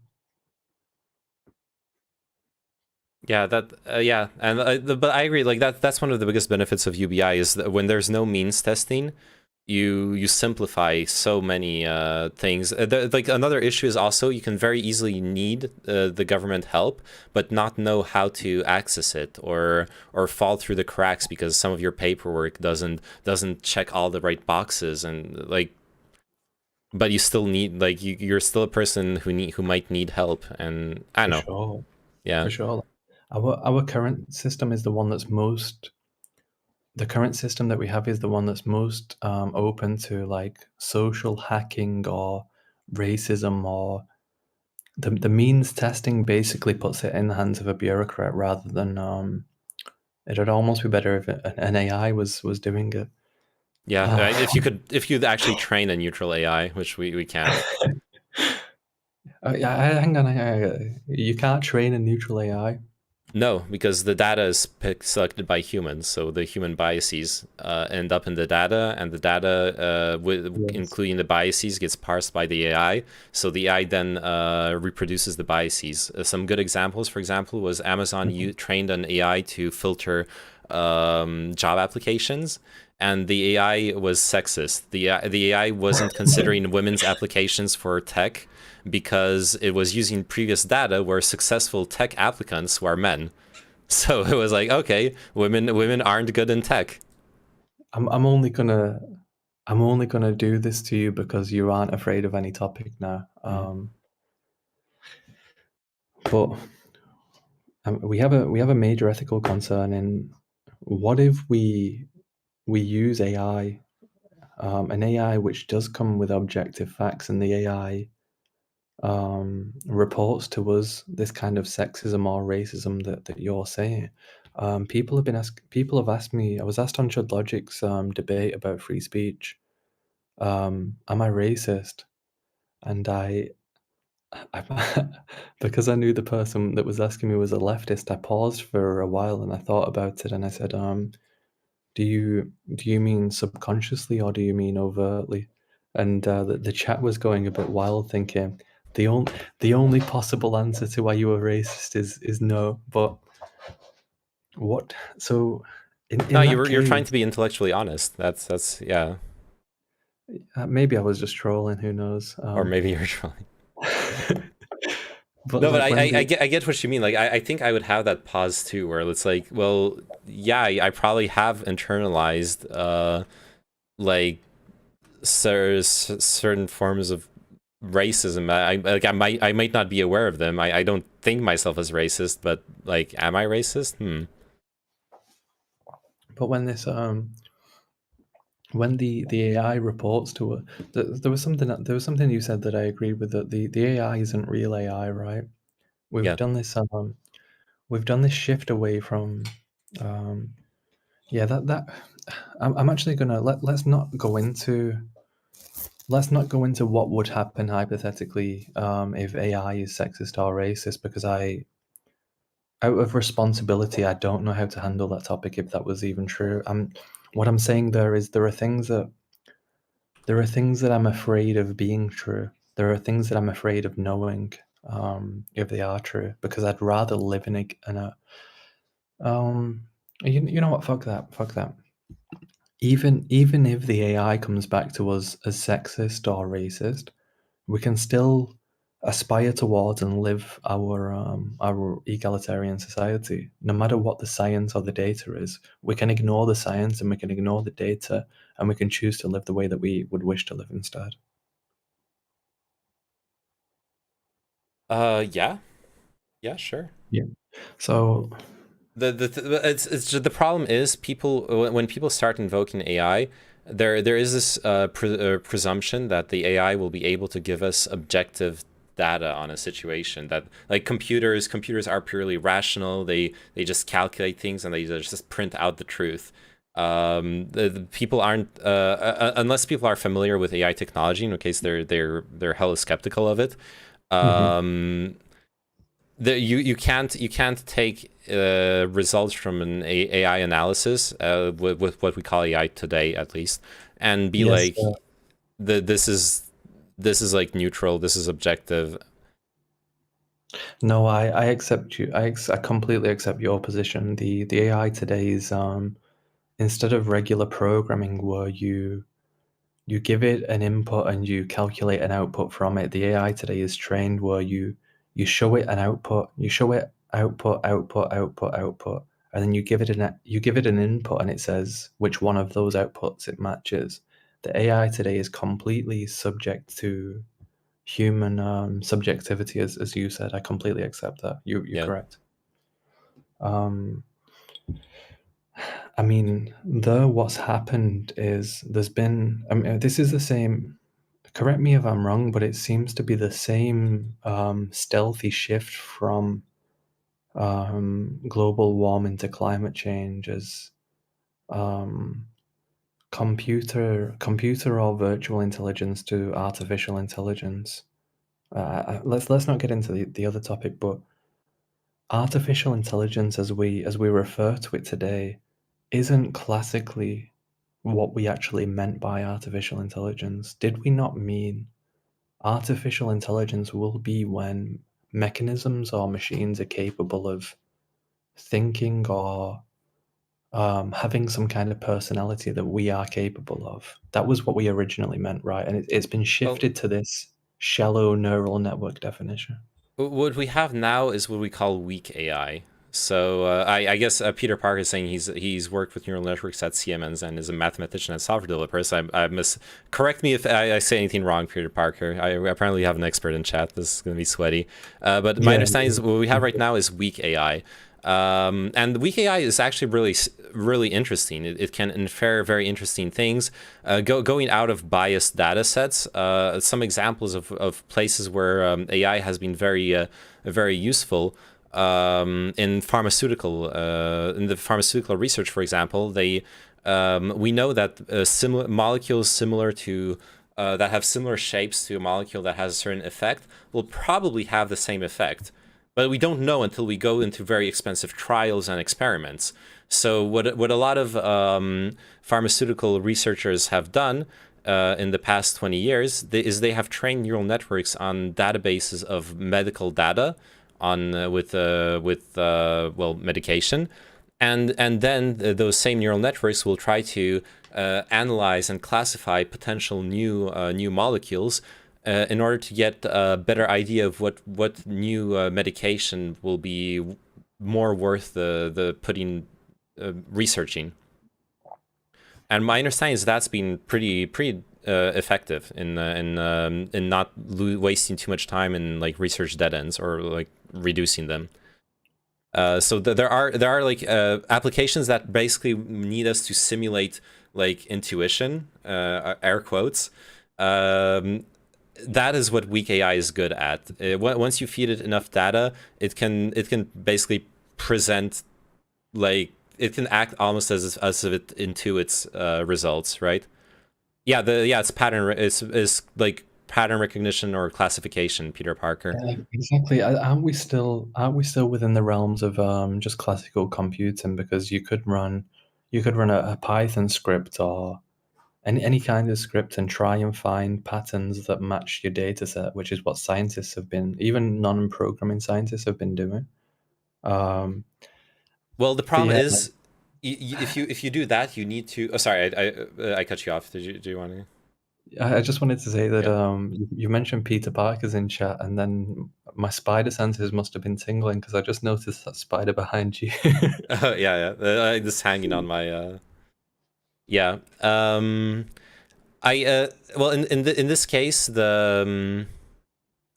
if you are to do it with conventional programming, you would have to be able to program in the rules by which different shapes of molecules interact differently with our bodies, which we don't have those rules. Like or that would be insanely complex to develop, right? How a given molecule interacts with this or that receptor on this or that cell, but it also gets metabolized by that enzyme to then produce this other molecule that interacts with this other receptor, et cetera, et cetera. Like biology gets very, very messy and very complex. As a programmer myself, I feel like that's exactly what we're doing. There's only two ways of accomplishing that, as far as I know. That either you have the hardware necessary in order to simulate the thing which our biological my Austrian psychologist friend, she refers to humans as wetware because we're like 60-something% water. But you either have the hardware that's required to simulate the thing itself, or we produce some kind of biological system which will do the thing. But when it's all down to rules and stuff, our computer hardware has been able to do this for a very long time, and the only limitation is that I believe that one of our neural nodes in a network is currently only possible of 1/8 of what our biological nodes are capable of, and this might be really boring for your audience now, but it may be down to a certain kind of type strictness or programming. There's arguments between programmers of certain kinds of variables or algorithms are strict in a certain way, but maybe the biological neural pathways are so specifically strict that they're optimized to a much higher degree than what we can currently imagine. Oh yeah, the what we call neural networks is definitely not the same as the actual biological neural networks. So when we let me put it this: when we claim AI, are we still within the bounds of classical computer? Well, yeah, it's classical computers calculating it. The thing I wanted to correct though, as far as the specific example we're discussing of recognizing, like Peter Parker says, recognizing similarities in medication and stuff, is you can't. If it was just a matter of computing, we have the computing. We've had the computing for years, probably, to be able to simulate that stuff. We don't have the rules of it. We don't have all of the rules that that dictate how a given the entirety of the chemistry within our body. And we probably will not have that for hundreds of years. Honestly, we're just a very complex system. Because we really would need every single rule of every single interaction in our body to be able to truly simulate medication. So what we have instead is neural networks are good at analyzing similarities. They'll pick up on certain subtleties in patterns that that we aren't really going to have an explanation for. We don't have the rules for them, but the neural networks can pick up on those patterns still. Maybe my brain is just in a kaleidoscope, but do you not, like, you're quite familiar with philosophy yourself. When you're talking about knowing all of the possible rules, knowing all of the possible data, aren't we then straying into this theory of everything, this materialist scientific discourse of like Hegel's fragments versus a unified theory of everything? We're basically doing the atheist theist discourse, but in terms of a specific realm of technology. Does that make any sense whatsoever? Yeah, go ahead. there are so many people disagreeing now and making beliefs based upon like, oh, this seems to like maybe I'm straying way outside of where I should be capable of actually speaking. Maybe I should be silent here, but it seems to me that many materialists and atheists believe in some kind of determinism where if you have all of the data and you have all of the rules and everything, that it would be possible to simulate everything. Oh, do you so see- like, yeah. Is it like Maxwell's demon? Or if you're familiar with that thought experiment? No, I'd love to hear it again if you. Want to. So Maxwell is a physicist, and he imagined that there would be a demon who had knowledge of the position of every single particle in the world, and like this position and state of every particle in the world. And he basically wondered if that demon existed, could he then know everything that will happen in the future? If everything is just material interactions, then yes. If everything is not just material interactions, or if there is a real RNG, then no, right? Yeah, and that I'm personally I'm a believer. I accept the butterfly effect, that that these things just aren't knowable. That there are so many random coincidences and influences, and there are still. We're aware of classical physics, Keplerian motion, Newtonian mechanics, and now quantum mechanics. But there also may be an additional thing that we aren't aware of yet. But it seems that what humans seem to do, humans as if I'm not one, what we seem to do is we use the biological systems as a neural network itself is. We're attempting to shortcut our own ignorance by falling back to a biological mechanism to tell us things about reality or the future or so on. Rather than because it may be unknowable or uncertain to put it this way, like it's easier to shortcut all of this experimentation and questioning by just falling back to some kind of biological system. This is what we do. If we want advancements in flight or we want advancements in seeing, what we do is we look for an animal or an organism that's better than we are, and we try to replicate that with electronics. And I think that's what we've failed to do here with AI. With AI, what we've done is we've replicated neural nodes or neural networks. I don't think that's entirely true, though. A lot of advancements are just completely disconnected. From the actual.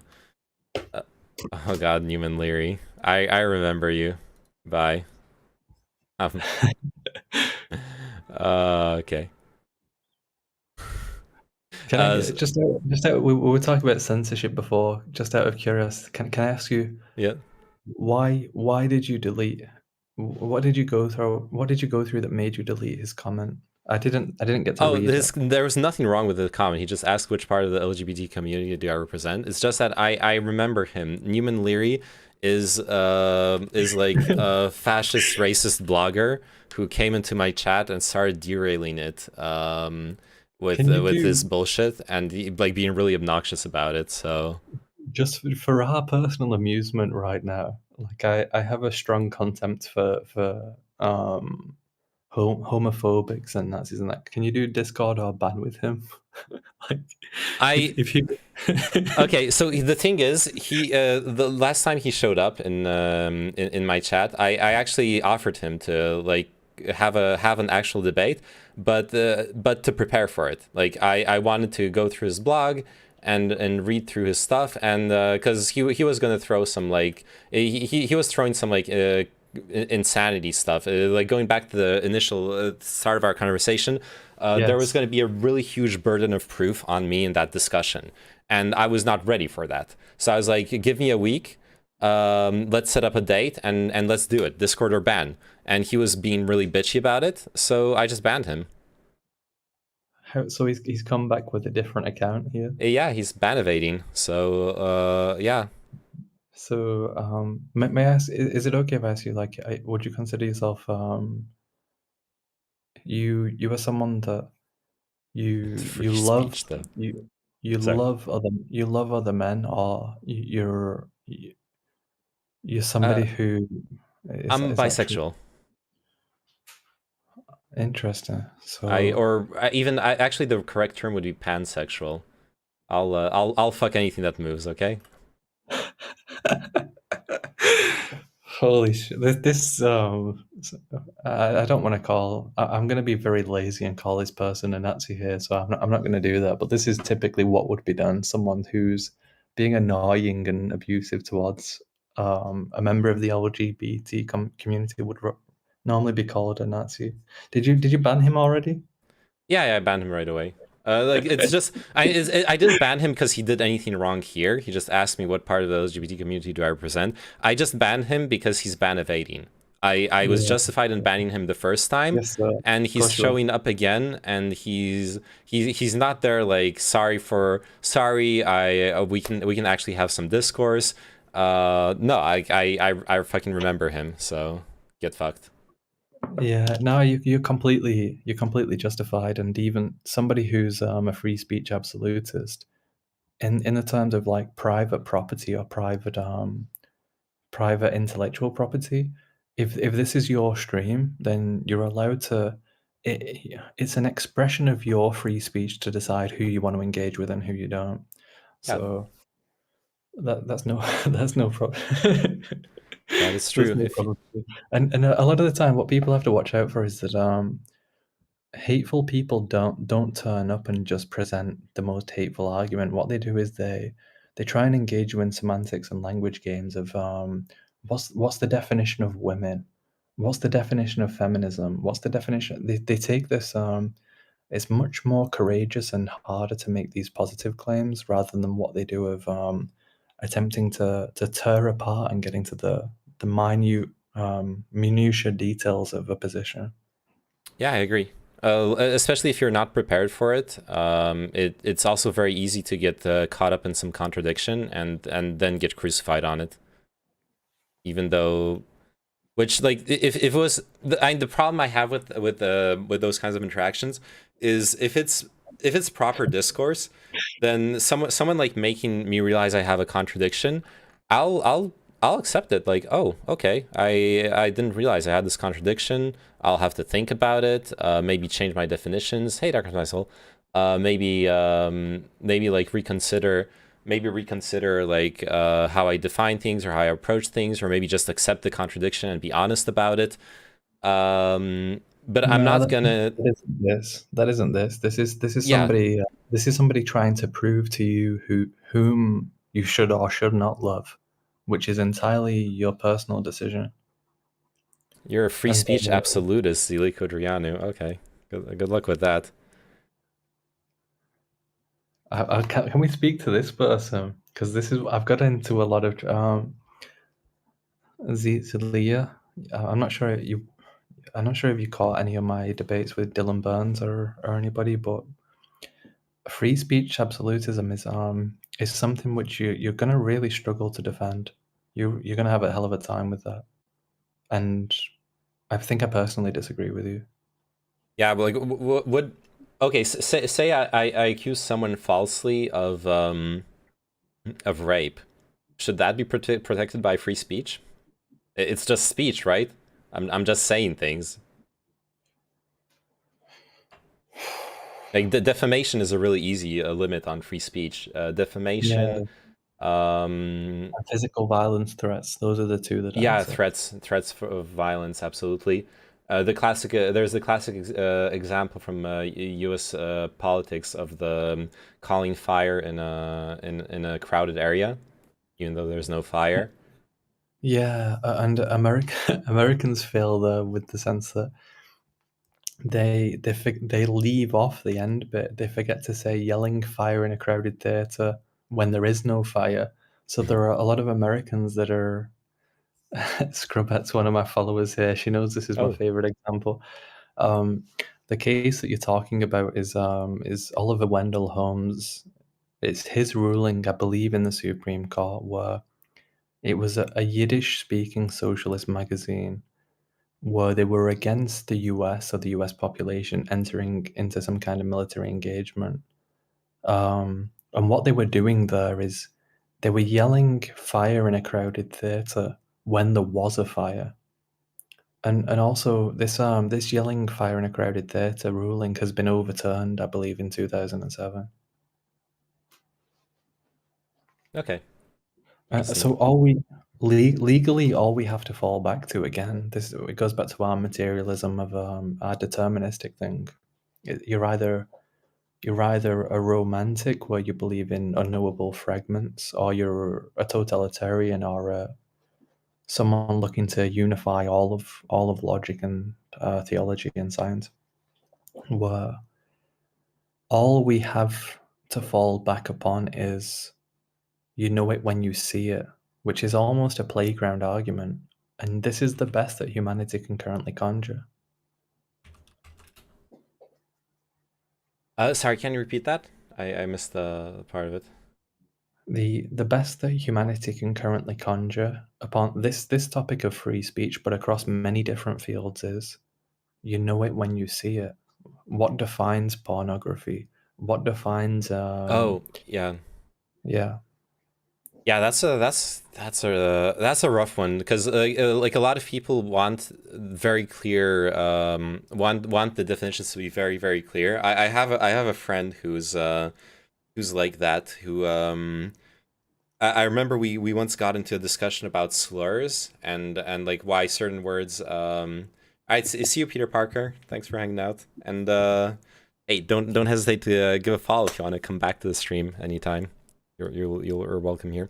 Anyways, sorry, got to chill. I'd be very interested in hearing from somebody who studies neural networks to go into the details of it. That'd be very interesting. Oh yeah, true. That would be absolutely interesting too. Definitely would love to hear more about it. Wait, what was I saying?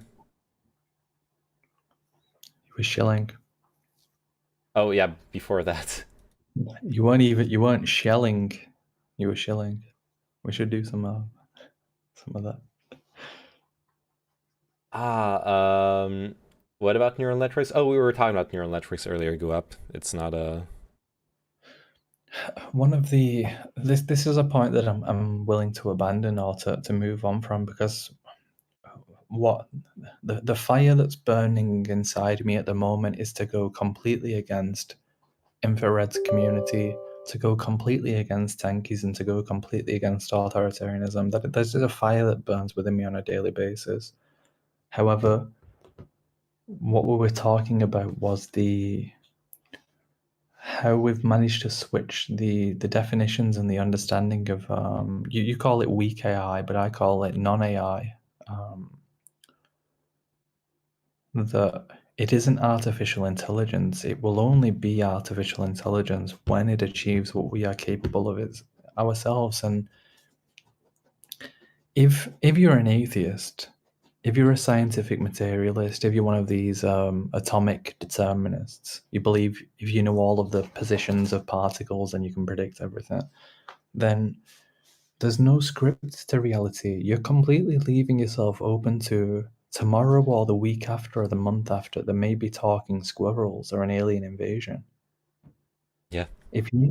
This is what you're leaving yourself open to, absolute nonsense and meaninglessness, but you take refuge in science and you look at yourself as if you're one of the most intelligent beings on Earth. You're a part of the intelligentsia or the academic elite. What if you're completely wrong and intelligence isn't where the academia lies? What I can defend more clearly here is the artificial intelligence that we're all familiar with and that we're all thinking about recently isn't real AI. Real AI is when you can have some kind of assistant that has a personality that may start as a child but may go through millions or trillions of iterations in order to speed that. This is the thing with abstraction. I know this personally as a programmer, which is one of the scariest things to. I don't even know how to get this into words because I can barely wrap my mind around it. That, let's say, you want to begin by creating your own solar system. You want to create your own solar system. We have our real solar system. There's a sun. There's a sun at the center of our solar system. There's the Earth and there's the moon around us. Let's skip the other planets for now. There could be 7 or 8 of them. Who knows? In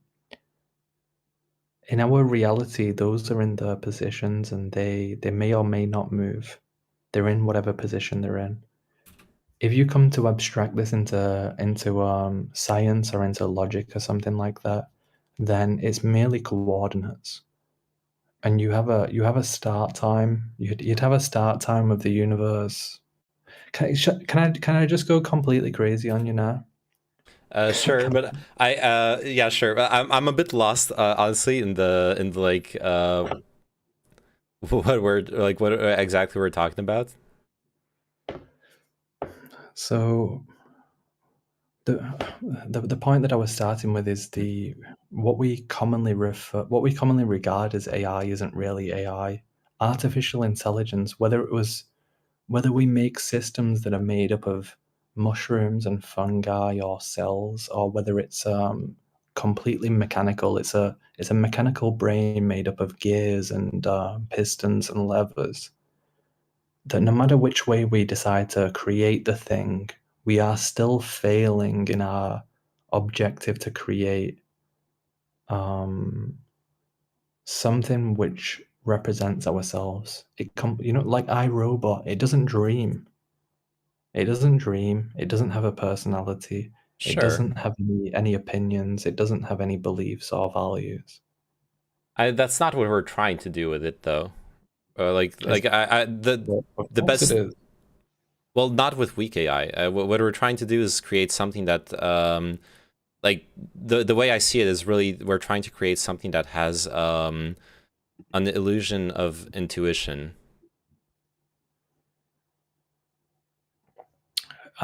Is intuition not a synonym for all the things that I was speaking about? Not really. It's just pattern recognition at that point, right? Oh, that is. You might as well be a tanky at that rate. You're lacking in such. You're lacking in such ambition that should we, with all of the power and technology we have at our disposal right now, should we not be trying to create a computational version of our own creativity, of our own intelligence? If we had the means, that would be cool, yeah, but we just don't have the technology yet, really. Of course we do. Of course we do. Of course we do. If you and I are both atheist, if you and I are both atheist, I don't know, maybe the alcohol prevented me from speaking, but if you and I are both atheists, there's absolutely nothing stopping us from recreating. Like, okay, let me try this way. You and I are both a combination of nothing but atoms and molecules, right? Sure. So if we recreate those molecules and atoms in hardware instead of in wetware, then what's stopping it from working? It's only the theist or the theologian that says you need some divine spark from God. If we're both atheists, neither you nor I believe that's necessary. Sure. So there's nothing stopping us.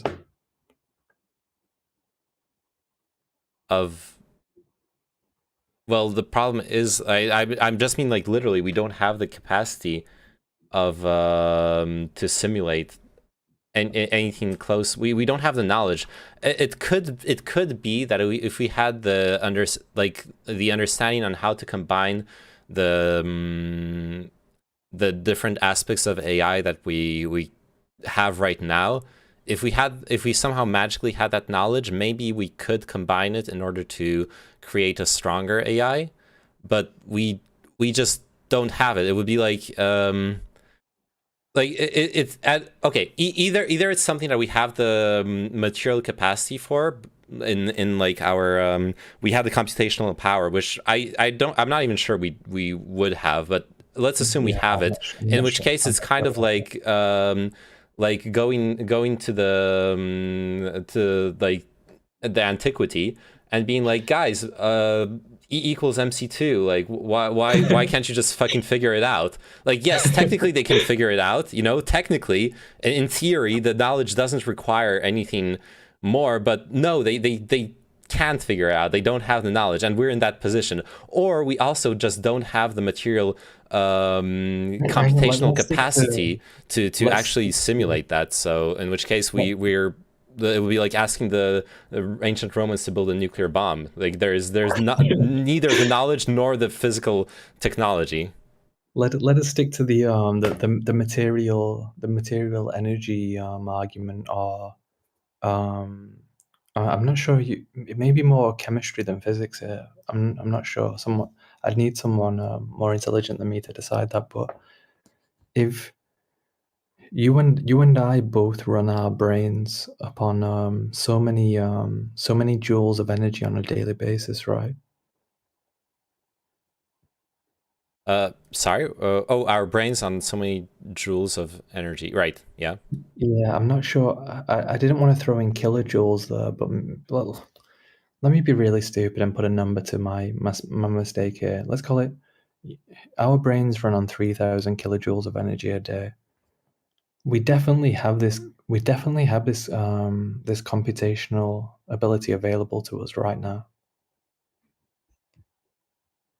Oh, you mean using our brains as computers?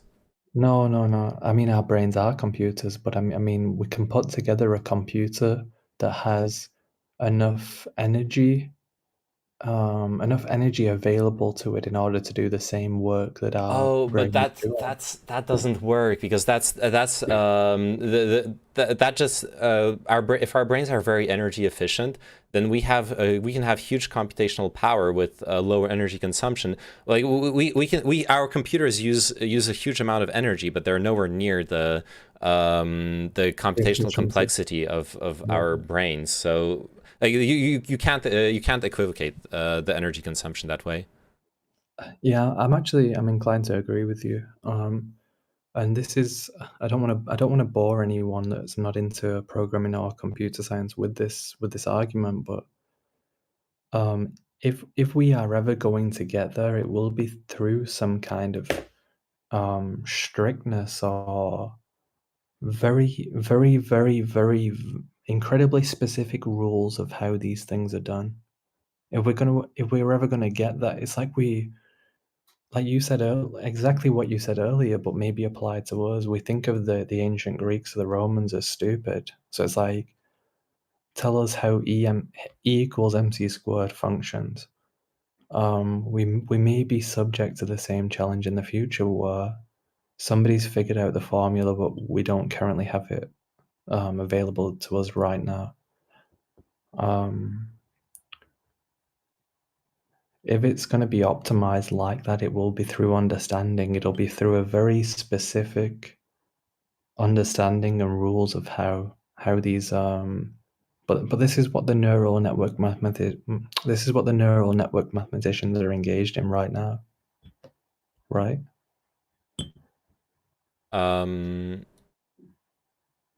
Gain that understanding, you mean? Sorry, can you repeat that question? When you say this is what the neural network researchers are engaging in, what do you mean exactly? I believe that what they're studying, or what they're attempting to study, is how do we reproduce abstractly, or how do we reproduce this system in hardware or in non-biological terms. I think that represents the field of their entire study. I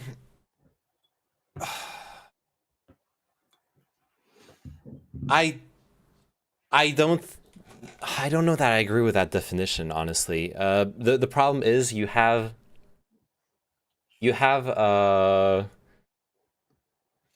It's a field that's my understanding, which might be wrong, but from when I was reading books about AI and how the fields evolved since it started, it's a lot basically about the there are two approaches to it. On the one side, there's the approach from the neuron up, where we started with this mathematical model of the neurons, which gives place to the neural network, where we basically just have logic gates that for a given input give an output, and there's a mathematical function within the logic gate that decides whether the input triggers an output or not.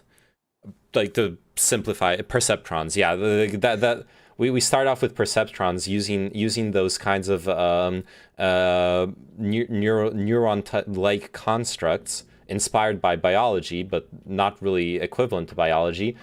And we start off with perceptrons with the idea of perceiving stuff, of classifying stuff correctly, which is basically what we've now find. And I'm talking like research in the 60s. And that's basically what we've arrived at now. We do have neural networks that are good at classifying and recognizing things. You can recognize faces, you can recognize, you can classify things into different categories. You can have all that being done automatically. This is a pattern matching system again within. Yes. Within it's a pattern matching system where you haven't had to code the rules. You have a mathematical model, and you can feed it any sort of abstract data, and it'll adapt itself to match the logic of the data you fed it. That's the intelligent part of it. It's not just yeah. But this is within, as you said earlier yourself, AI is still subject to our human and sociological perceptions because we are its creator. Yes. And you and Cowtent, who was saying, I think he's saying that I'd benefit from taking a class on computational complexity. To that, I would say N+1. But what if we're making a huge mistake in that the more that we dedicate ourselves to physics and computational science, the more that we move away from, we're trying to create something biological here. So what if the more that we dedicate ourselves to physics and computer science, the further that we get away from it, we end up with more complex terminology like perceptrons and neurons and all this kind of stuff. These are English words. The more that we do this, we don't get closer to it, we get further away. Sorry. No, that's okay. That's okay. That's a good stopping point. I don't agree. I feel like there's correct me if I'm wrong, but I feel like to a certain extent you romanticize the human aspect of it, in the sense that and it's a great aspect, but what I mean by that is that there's not I don't think there is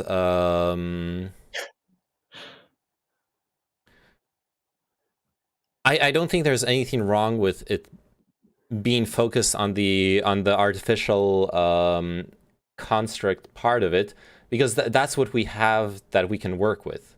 We need to fundamentally work our way from those artificial constructs that are inspired by the biology originally, how neurons have activation levels and how they connect to create complex input-output mechanisms.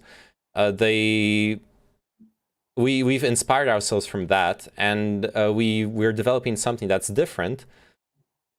But that is what we have to work with, unless someone comes up with something radically different and much closer to, well, our biology. That is what we should be working with, because that's what we have. I don't see how it could be any different. Do you feel like we need something radically different? Not necessarily. No, I think like the way the research has been advancing, we we will probably end up with very, very interesting results from this. Like the potential, even though it's not very it's nothing groundbreaking at the moment. The potential is huge. Yeah, I think it is. It may already be groundbreaking. I think, and you're trying to be realistic or modest with me in the position on the defense that you're taking, but I think we can both agree that it is actually groundbreaking. Yeah, absolutely. So I'm trying to be modest compared to, because you're talking about like how we should be trying to get closer to like a strong AI, and we are far from that. Like we're very, very far from that. Yeah, we're so far from that you can't even imagine how many decades or centuries it's going to take in order to do that. That's how far away from that we are. However, if you and I are both atheists, then it must be possible to replicate that which we have biologically in terms of hardware. I think if you're not atheist, you can still replicate too. But I see what you mean. Yeah. Yeah. In theory, if we believe that our brain is the result of material interactions, then yeah, at some point we should be able to emulate the full functioning of the brain. Yeah, like that'd be. I've never actually met. You're correct. Actually, that's something that I missed, and I'm grateful for you. I'm grateful to you for that. Somebody could be a theist and say that all of this is still replicable through hardware or through science or through mathematics. That'd be a very courageous Christian or theist. I've not met one yet. And there are Christian scientists there, or generally like people who manage to reconcile Christianity or their beliefs in general with more materialist approaches to our existence.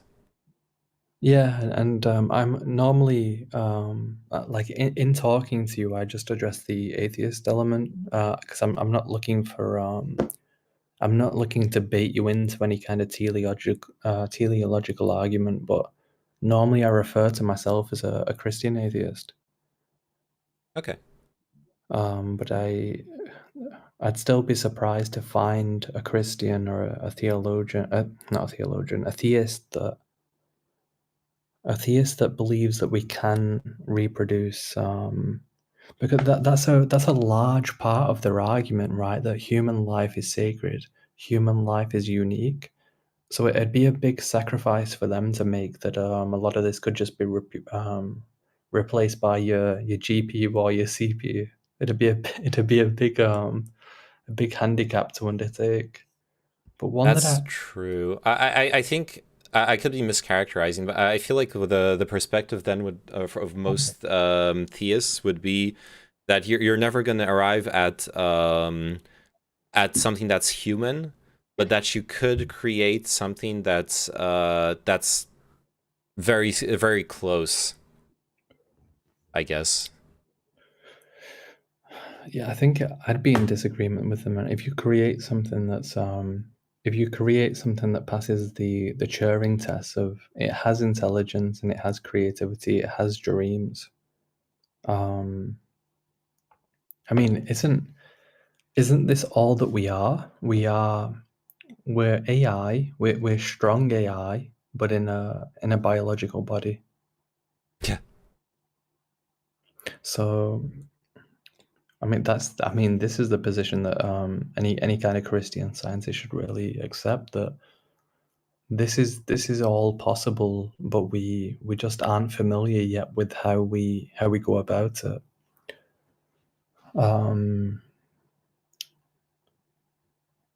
Yeah, I'm not in much disagreement with you here, and this is obviously, since no human in history or reality has figured this out yet, this is obviously beyond you and I. Yeah.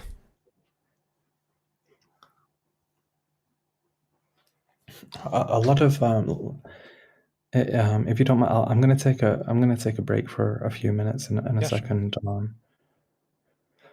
One of the motivations that I have here is that there are so many people that discriminate or write off people based on the spelling or their inability to speak English or their inability with language. They judge people as having lower intelligence based on their linguistic skills when I know people that are so terrifyingly intelligent but can't spell. Are you familiar with people like this? Yes, yes. I've seen that a lot in general with my mom as an immigrant. Like people genuinely don't perceive her as or like treat her as if she's dumb because she doesn't speak French that well, and it's like that's not how this works. She has more values and principles and discipline than all of them. May I ask where you immigrated from, if that's okay? So I was born in the U.S. So me living Oh, okay. in France makes me an immigrant. Yes. And then I've my family's from Poland, actually. So your family's from Poland. You Yes. were born in the US and then you moved to France. Yes. My family moved to France when I was little. So when you were in France, do they discriminate is a strong word here, but you may know what I mean. Do they discriminate against you in the sense that you're American or that you're Polish or maybe both?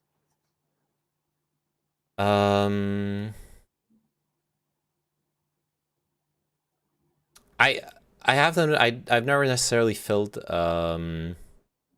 never necessarily felt like, actually I have felt some like direct discrimination now that I think of it. There was this one time where my mom was telling me she was applying to a school for me, and it was like a Christian school, but then she revealed that because my parents were Buddhist, she revealed that it was a Buddhist family, so she wasn't sure. She wanted to make sure it was okay, and then they were like, "Oh, we'll call you back." And then they never called back. Yeah, I'm sorry that that happened to you. If we live in a world that should be egalitarian and fair, then nobody should be discriminated upon being white or perceived as white, cisgender, whatever it is, but it seems to occur anyway. But more immediate than that, what comes to mind is how does someone who's Polish heritage or American heritage end up in a Buddhist family? that's far more important. Let's start there. That happened because I get my parents were like in California? No, not at all. They met basically there was this Buddhist this Korean Buddhist Zen master who decided to spread Buddhism across the world, and that's what he did. He left his he chose to leave his Korea and to teach and spread it, and my parents met him, and they that's how they became Buddhists, basically. Yeah, interesting. I have a lot of I don't think sympathy is the word. Maybe more empathy for Buddhist teaching. There's an individual called Alan Watts. I'm not sure if you're familiar with him. Not at all. He was an English guy who was he was a major popularizer of Buddhism to the West, mainly California, But he really did a great job of it. He did a very good job of popularizing it. So are you? Didn't you say that you're an atheist? I guess I would say I'm agnostic. I'll go with that. Can't you be? That's the thing with Buddhism. Can't you be a Buddhist and an atheist at the same time as Aldous Huxley, for example, was? Yeah, sure, you can be. So, do you still hold?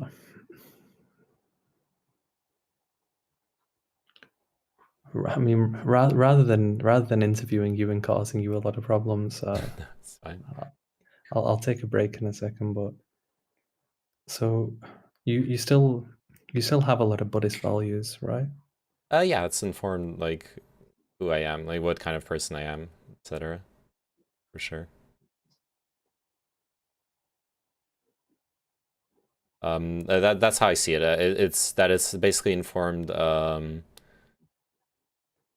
Yeah, it's basically informed who I am in life. Have you with your audience and your streaming, have you gone into Buddhist values before? I mean, if it's one of your influences, you're probably doing it all of the time. I've discussed it, yeah, pretty from time to time. I think they'll have a lot of sympathy with you in that. For me, even as I went to a Catholic school. And that really produced me as an atheist, as someone who didn't accept or believe anything they were telling me. Yeah, I totally understand that. What was your family profoundly Catholic? No. Okay. My family's yeah, I've never spoke. I've streamed a fair bit, and I've actually never spoken about this before. If it serves as some kind of historical record, I'd be happy to engage in it. But my father, I'm not sure exactly what he is. He may be some kind of atheist now. But 40 years ago, he was a merchant marine. He was sailing around the world as a Christian missionary. And there's a Bible in our family, which I've never personally seen myself, although I would love to at some point. That's apparently a few hundred years old. And one day I asked my dad, as an atheist, he's obviously sailed around as a merchant navy Christian missionary, and I asked him, like, what do you think about the existence of God and all of this stuff? And he's also working class, so he says, there are other things to worry about. So there's the intersection there of not class and race. If you're white, then race never enters into it. It doesn't matter how you're oppressed in that sense, and I can see why. But race, not race, religion and working class were. You can be a Christian, but you can be so oppressed in the sense of being working class that you don't even have the liberty to engage in theology or religion. That, just find yourself a full-time job. Don't worry about God. Don't worry about theology. This is theology is almost a middle-class luxury. To argue about our rights and politics and religion. Theology, yes, but religion is typically it has been typically associated with I don't want to say lower class. There's like this weird connotation, lower class. No, I accept that. I get what you're saying. Yeah, like the theology has this. There is this idea, and like theology is in the intellectual pursuit, sure, but the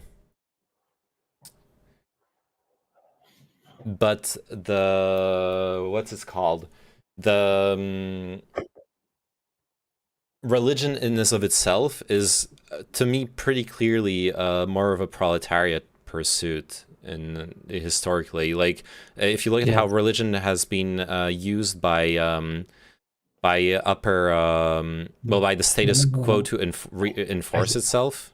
Let me offer some defense there. I think that the more that you climb in terms of a socioeconomic group, if you're middle class or upper class, the more inclined you are towards hedonism and a pursuit of forbidden pleasures than you are towards any kind of values or tradition that keeps you safe. This may be the only argument that I've ever conceived of in my life, so I'll gift it to you right now, that we seem to have the working class proletariat, however you want to refer to them. We have them in a real difficult double bind here that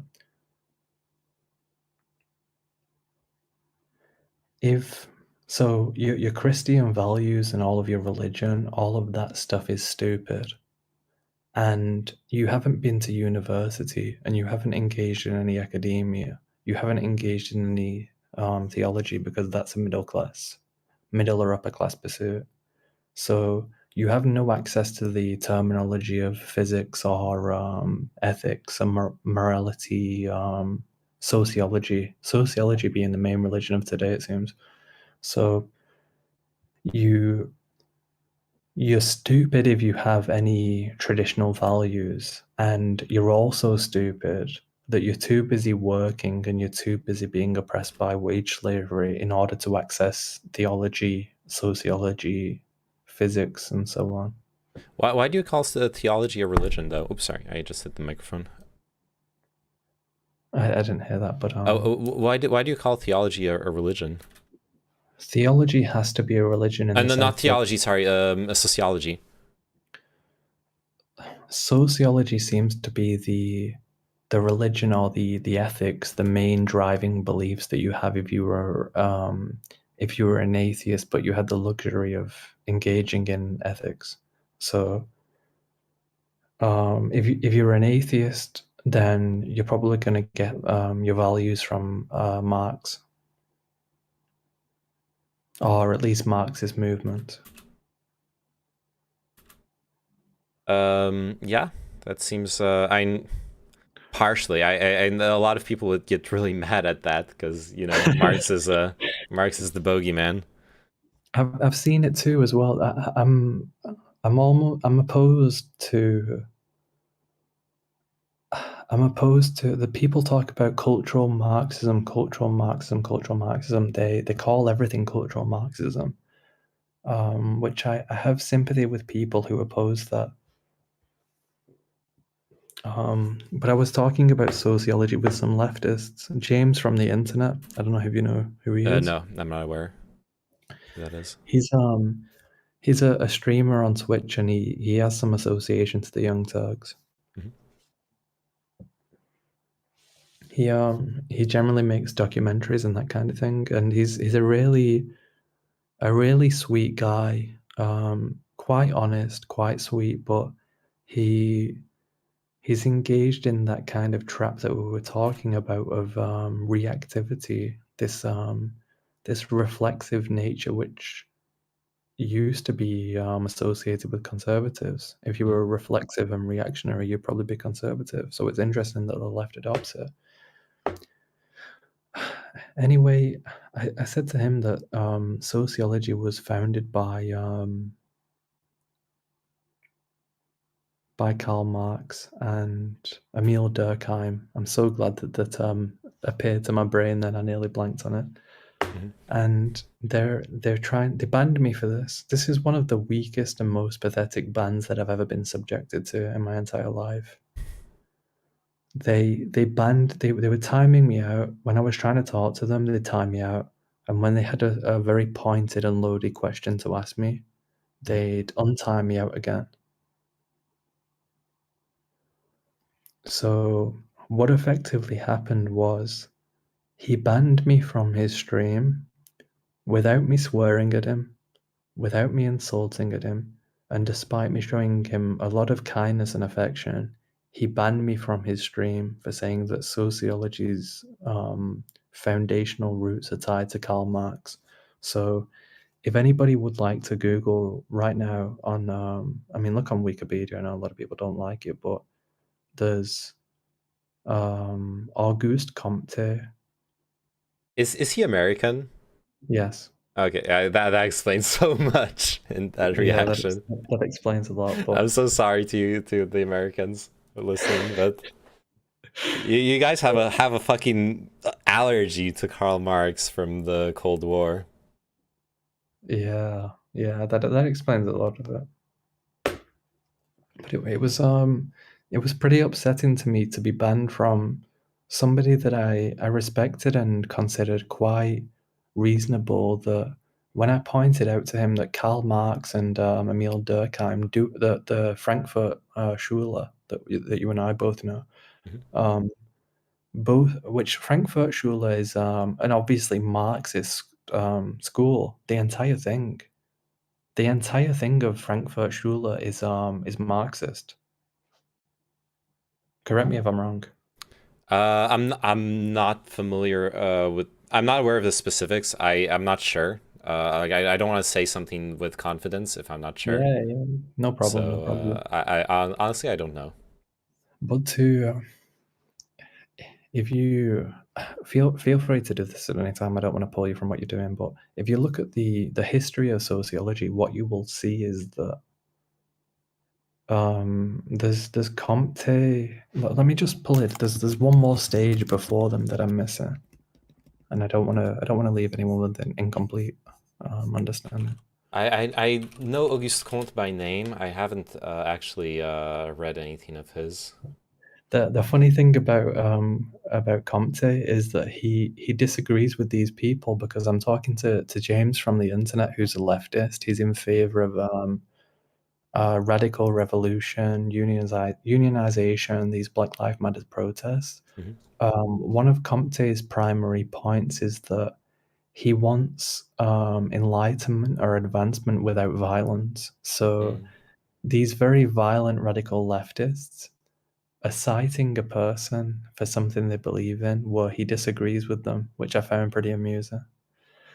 So the history of I mean, this is into the 19th century. So anyway, my argument with them was that Karl Marx was a founding father of sociology, and Emil Durkheim. They wanted me to agree that Comte was, without also agreeing that I was correct. They wanted me to acknowledge what they were saying without acknowledging what I was saying. Which, why would I do that? So there's Henry de Saint-Simon. I don't know if he's someone you're familiar with. No, not at all. Yeah, me either. I could do with reading him. So the term sociologia was first coined by French essayist Emmanuel Joseph Sayes, derived the Latin socius, companion, joined with the suffix ology, the study of itself. From the Greek knowledge anyway. So they were. This is my only point really. They banned me for. They silenced me and they banned me for saying that Karl Marx was a founding father of sociology, which he is. Yeah, it's a weird statement. I don't know what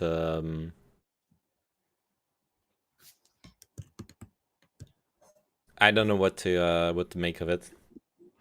I guess if they don't understand the history of philosophy and sociology, then you can think that, or maybe they were thinking you were like a conservative troll who wanted, because like there is this narrative around sociology where a lot of conservative reactionaries dismiss sociology, accusing it of being, because sociology supports a lot of the supports intersectionality in general. Like there's more or less a consensus among sociology about supporting intersectionality and gender theory and so like all sorts of things that really trigger conservatives. So maybe they thought you were like angling up on like sociologists are Marxists and because of that they're evil. I don't know. Yeah, maybe to be fair to them, maybe that's exactly what they were doing, but it shows you the situation we're in, you know, where it only takes basic questions to undo a lot of it. Yeah.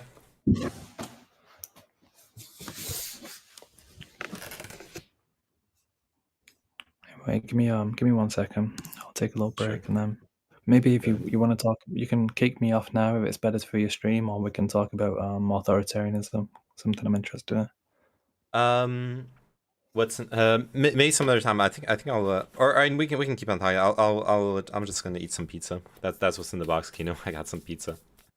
I was thinking of maybe like playing a video then and eating on stream.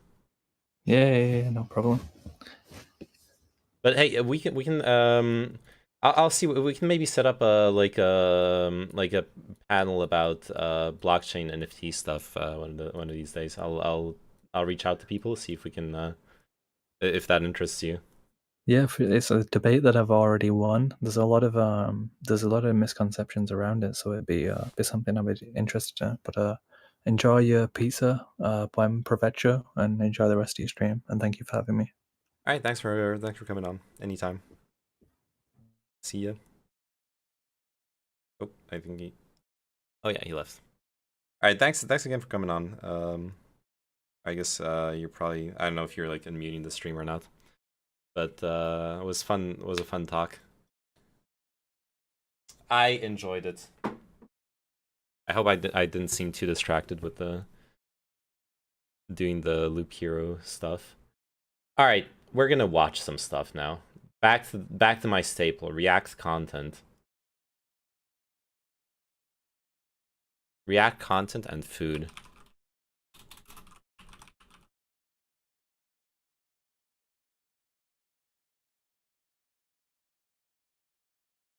Let me change the stream title.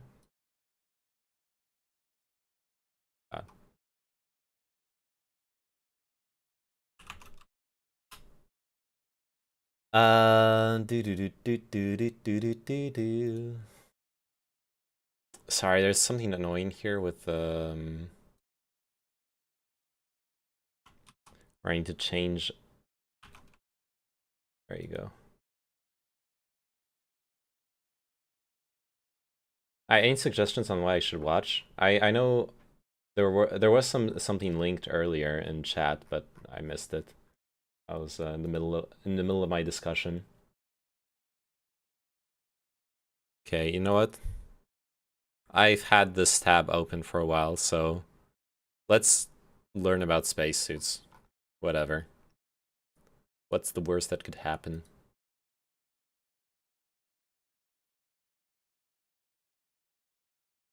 You in the live control room.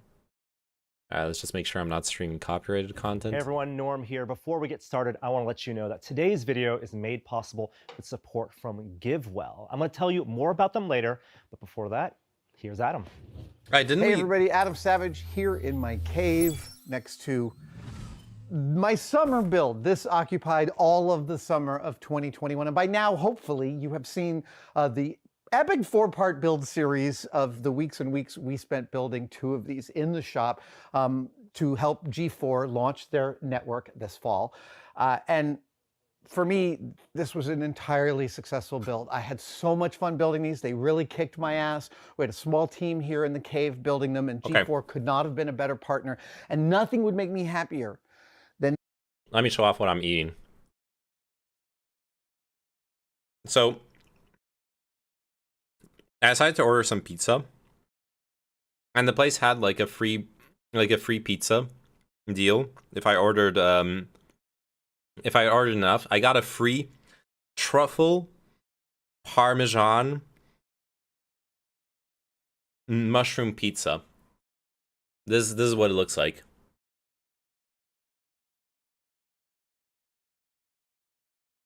Hey, thank you for coming on, Coop. It was fun. for you to be inspired enough to want to make your own spacesuit based on this build. And in that vein, I'm going to cover some of the pieces of this at a higher granularity to help you understand how this process came to be. One of the first things you guys had questions about in the comments. Is it Alfredo sauce? I don't know what Alfredo sauce is. Thank you for that. Was about the weathering. And I got to tell you, I've often talked about props as like I love some building kind of them, truffle and sometimes sauce. I think I build them just to get to the part of weathering them. And this is no different, but weathering cloth is not one of my core competencies. It is a fundamentally different operation than weathering a sword or a sidearm or a boot, for instance. And in that vein, I spent a lot of time thinking about using acrylics, about wetting it down and layering in some washes of acrylics and inks and coffee stains and stuff like that. And I did a bunch of tests off camera over the weeks before I finally had to do the weathering on this. And in the end, I didn't go with any of my test techniques. I ended up going almost entirely into powder weathering. And I found this company, Manhattan Wardrobe Supply, that makes what the weathering fuck is Alfredo powders. sauce? And I'm sorry.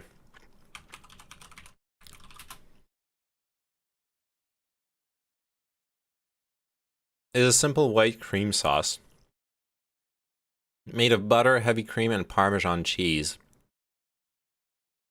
Okay. These come in what's called a pounce bag. My hand's going to get dirty just lifting this out. A pounce bag is simply a bag of cloth filled with a powder. I use these in mold making, where I will fill it full of cornstarch, and I'll dust my silicone molds with cornstarch before casting them. That helps the resin run in, and it's a great way to impart powder because you just... Dude's fucking showing off his Coke bag. He's gonna snort this cocaine in his spacesuit. That's all he's talking about. A little bit, yeah. See that? I have never looked as dirty as at the end of the day when I weathered these two suits. I looked like a coal miner. Manhattan Wardrobe Supply makes many different colors of different powders for weathering. I used 3 for this. I used New York Soot, which has a very brown dark quality, but it's not black. I used black to help tune it back. And then to kill the black when it was too extreme, I used a light gray. The biggest issue with weathering is adding too much too quickly. And then you've got to balance it out for the rest of the thing that you're weathering. So if I put black on here and I wasn't able to get it off, that's problematic because then I've got this big patch that draws your eye. And weathering is all about not drawing your eye. I'm so gonna what the get in gray space allowed without me air. to do was to put on the New York Soot and the black and then bring I'm gonna it back snort and 20 kilos blend of it cocaine, in. so And it before was I die, just it'll be a super regular high. process Yes. of doing that. I can tell you that this is a lot of gray over the black and the New York Soot. And it really it gave me the ability to kind of refine whole areas rather This than isn't an worry actual too much about spacesuit going video. too dark in one This is zone. how to I wore cosplay in a respirator the whole spacesuit. time. Social I got use, fucking this stuff is scammed. Not fun to breathe. I do think they work to use powders that aren't toxic. I don't think any of us are using true original diet. This is a fucking spacesuit cosplay explanation. I feel like I got scammed. Who is this guy?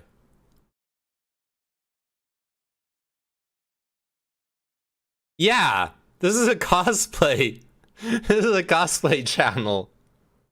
Oh no. He is the guy from Mythbusters? Really? Oh. Tenacious Earth anymore or Fuller. Okay, then maybe more healthy alternatives these days.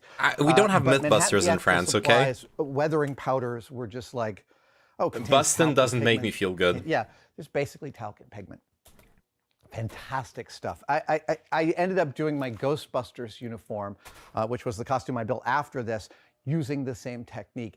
And that's not how they did the originals. Like on Afterlife, the costume department actually used acrylics. You just work for and they went movies, through props, etc. Dozens and I dozens see. of different techniques. They made hundreds of swatches for Jason to choose from. And I think those were acrylic washes and paint weathering. It's a skill I hope to have someday, but I don't currently have. So until then, for me, it's all going to be powders because it gives me a lot more of the freedom that I crave for that.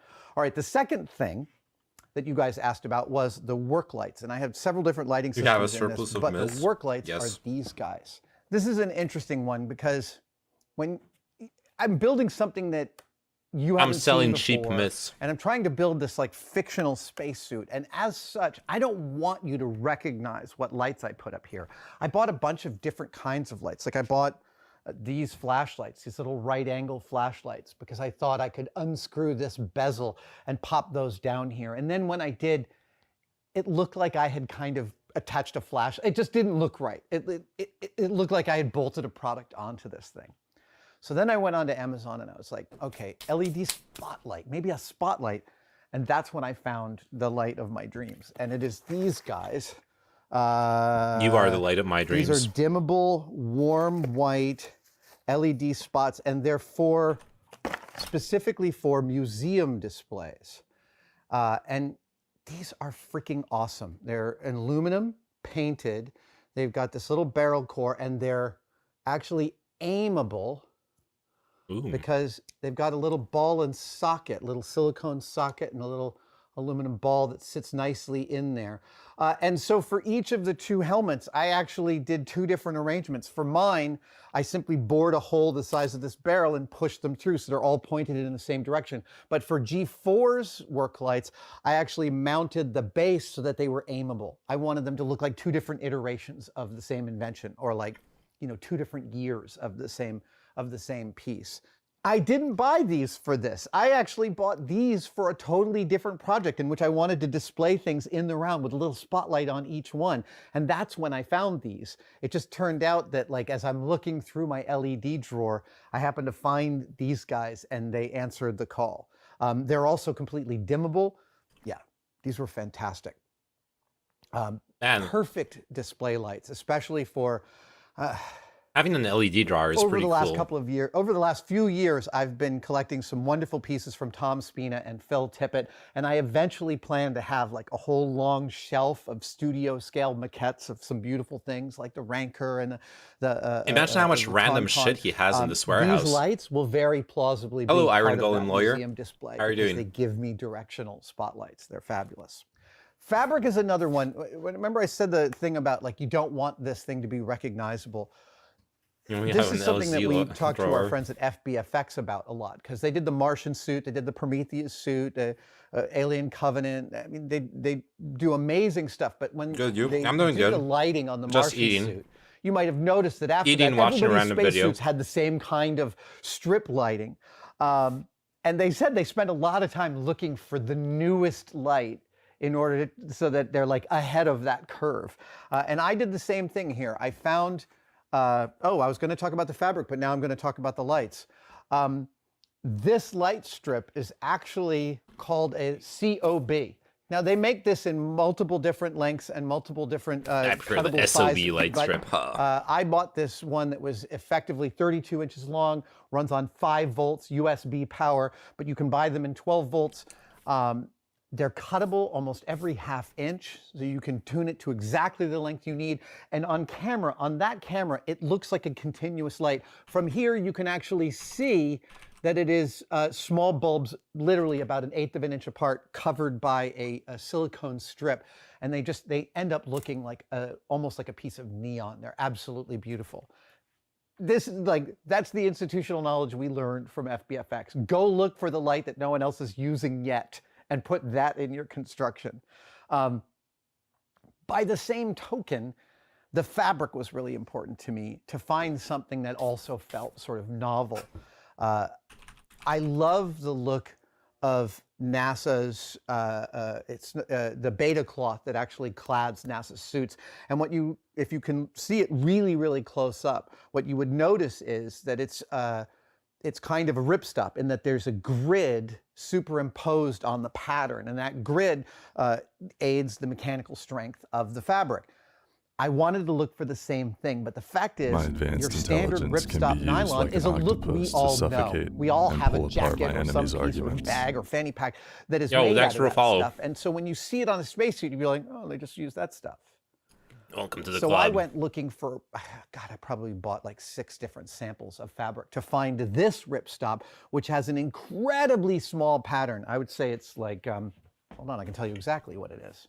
Yeah, they're maybe 90 thou. They're absolutely tiny.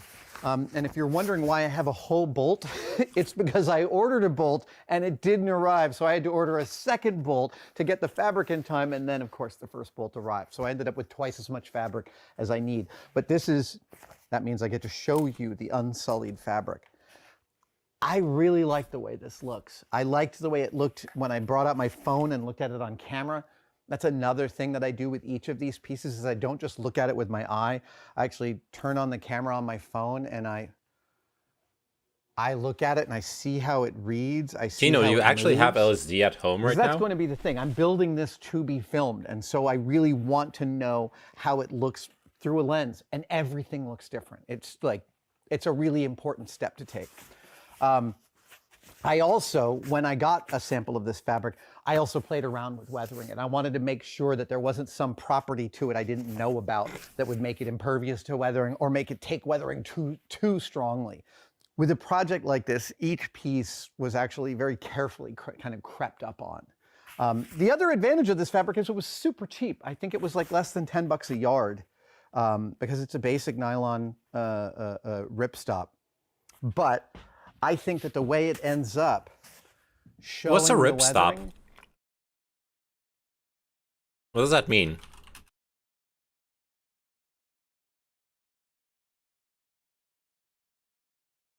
Oh. Our woven fabrics are often made of nylon, using a special reinforcing technique that makes them resistant to tearing and ripping. Oh. A replacement for silk in the production of parachutes.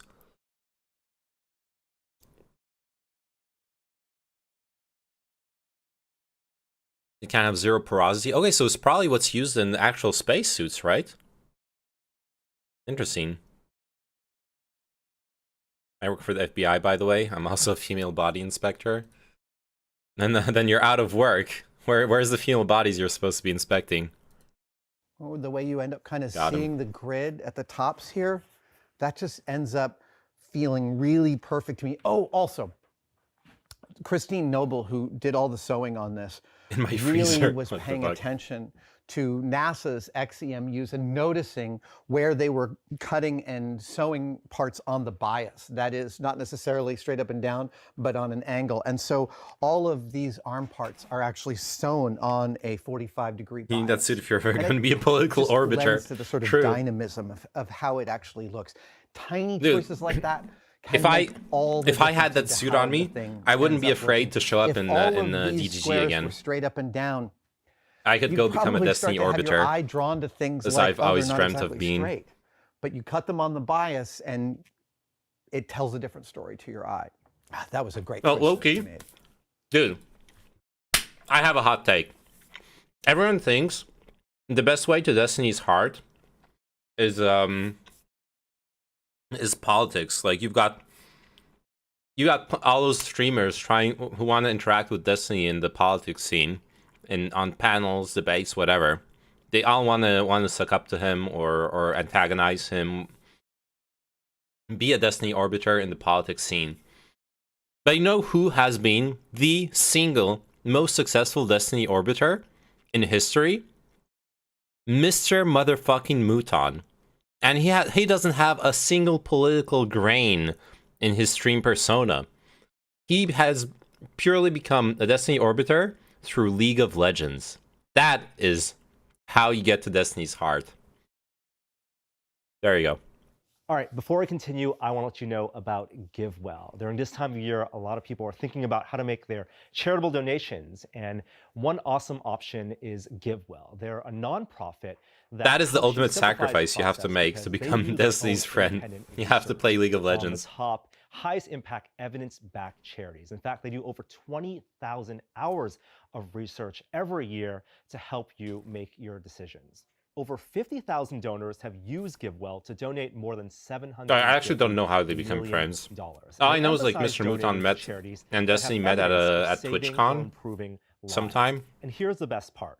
GiveWell is free. GiveWell wants to empower as many donors as possible to But make outside of informed that, I don't decisions know. about their donations. They publish all their research and recommendable donation for each impactors. Doll the fundraiser. Back to Adam. The other innovation in this suit was comms. One of the biggest problems with cosplay that I have is being able to hear from inside a costume. I often can't wear my hearing aids inside. Oh, you think a they're costume, old school friends? because they would tend to feed back. Oh, you mean and old it school? doesn't Oh, yeah, actually I thought you augment, meant it friends from inhibits my school, hearing 'cause when I'm it's pretty sure they inside an aren't. enclosed space. So for this one, I went through a bunch of iterations to settle on one that was really, really simple. First off, I wondered to myself, does anyone make noise-canceling headphones that aren't wireless? And the Yeah, answer is they met a yeah. long time ago. They make a set But this that's thing was like already a big 20 streamer. bucks. And here they are. These work great, and I don't have to worry about charging a battery. See, if I'm going to wear noise-canceling headphones in here, I don't want some extra radio signal to have to worry about and connect at the last minute, and all of a sudden Bluetooth doesn't work on my phone. None of that. This working was mission critical to me, therefore I wanted it hardwired, which meant that it ended up being a totally separate system. So these noise-canceling headphones aren't part of the whole electronics of the suit. Nope, they go straight out to this little microphone right here. Yeah, this little microphone, and you turn it on and I can hear beautifully inside Nice. everything that's happening outside the suit. That I think it was mostly just someone in chat for the longest time, but I think it was either DayZ or something else that got them on stream together, says Sign from Streams chat. Who is my Muton? Early on, I would have said Tyranid, but we haven't really done anything on stream in a long time. I don't know. I don't know if there is. I don't know if there is a Muton. Let's say Chinchilla, okay? Chinchilla, will you be my Muton? That was so phenomenal for me. The second part of the comms was actually being able to talk to people. No, you're my outside the Muton? suit. And again, You wish. if you go to a con, you'll see someone in an elaborate costume, maybe being supported by a couple of friends, and there they are in their giant General Grievous, and they're all like, and their friends are like trying to interpret what they're saying. Speaking from inside a costume is also difficult. Well, the last time you visited a tourist place and maybe went on a guided tourist tour, Turnip your is too tour dominant, guide was antagonistic to be plausibly Muton. wearing a little Yeah. headset with a speaker. Yeah, and like I on said, their Muton belt. doesn't have a That's what I political want bone from in this. his The body. speaker sits up here. I took Meaning it out of the Muton's being the housing, bottom and then of the That relationship. basically connects right to Hey, a microphone. So when respect you turn the it mood. on, that's comms. There we go. He's probably more your So when I Dan. turn it on, you can hear me Yeah, from I outside guess. the suit. Yeah. Do you know what that turns? This sound happened the whole time. It turns out that I'm not quite feeding enough amperage to the unit, and it's telling me in Chinese that the power's low. Sorry about that. To all the Chinese people that had to suffer through hearing that, I apologize. However, honestly, once I was wearing this suit, to be able to hear from inside and also speak to outside and have there be no interruption in the conversation I was able to have with my team was a sea change for me. It felt way less claustrophobic to be inside the suit because of the comm system. And all told, about 70 bucks worth of hardware. I think these were like 20 bucks. I think this was maybe 15. I might be getting these prices wrong, but none of this was like super New Man or expensive something like that wants to be in exotic. band. It's funny, I ended up starting to think like NASA. All right, let's right? check out his ban appeal. For NASA, every bit of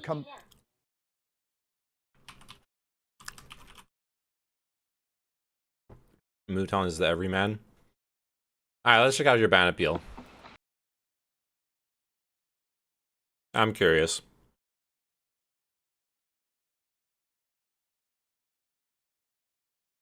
Where do I see it?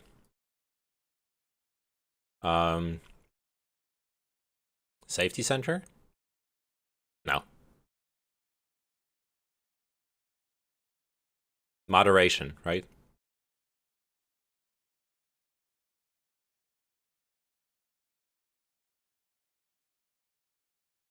Do I... Okay, I have a fair bit of people, quite a few people banned now.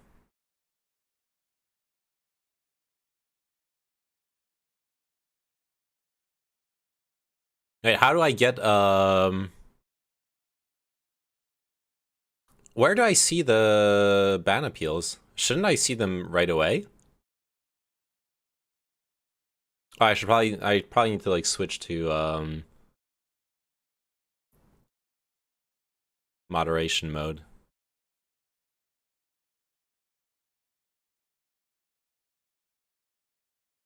Hey, this isn't moderation mode.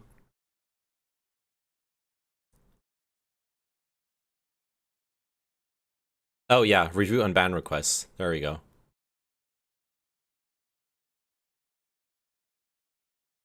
Holy shit, that mass grave of chatters. Wait, where is it?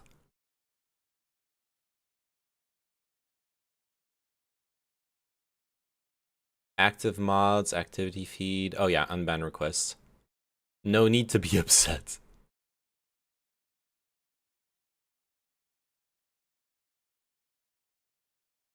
I don't care, dude. Don't unban him. That's not. Was Kino banned from Neian chat as well? No. Kino's done nothing wrong. Kino did nothing wrong. I'll defend Kino. Okay? No, Chinchilla, I didn't ban him. I did not ban him for that question. No. Okay. I did not ban Newman Leary for asking me what part of the LGBT community do I represent. I banned him because Newman Leary is actually...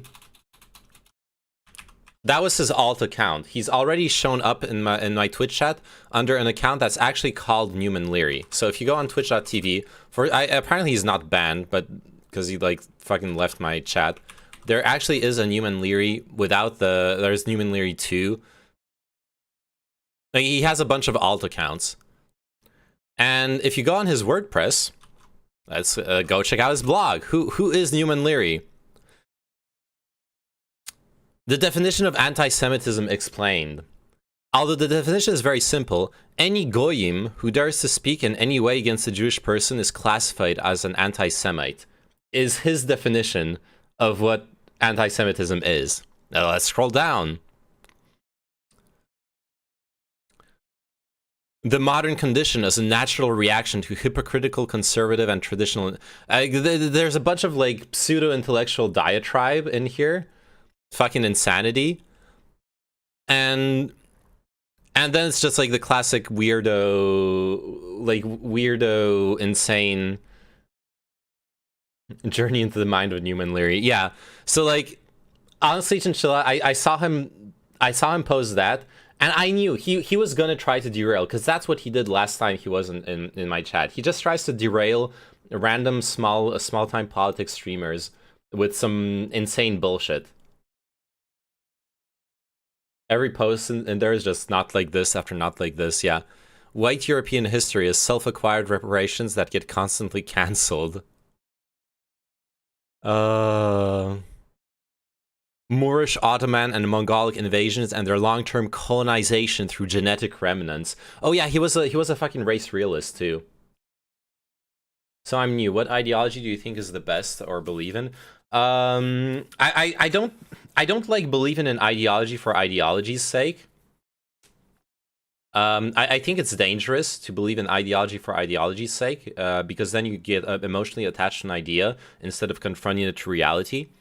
But my beliefs are most aptly, my political beliefs are most aptly and simply described as a social democrat. Trying to sound reasonable, and the second word of your definition of anti-Semitism is goyim. Yeah, people tell you who they are pretty quickly. I didn't want to engage with him, honestly. But the reason I didn't want to engage with him is not because I don't want to engage with him in absolute terms. Like I can actually engage with this insanity. It's just that the last time he was in chat, and I think he's no longer in the ban list because he must have like erased his account or something.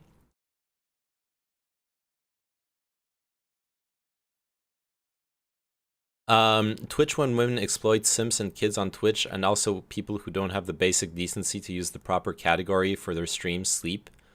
Twitch when someone tries to give voice to all the sides of an argument. Yes. Newman Leary, you are the true intellectual. Anyways. What was I saying? Yeah. So Newman Leary rolled up into my chat like months ago and started derailing the stream with some like race realism bullshit.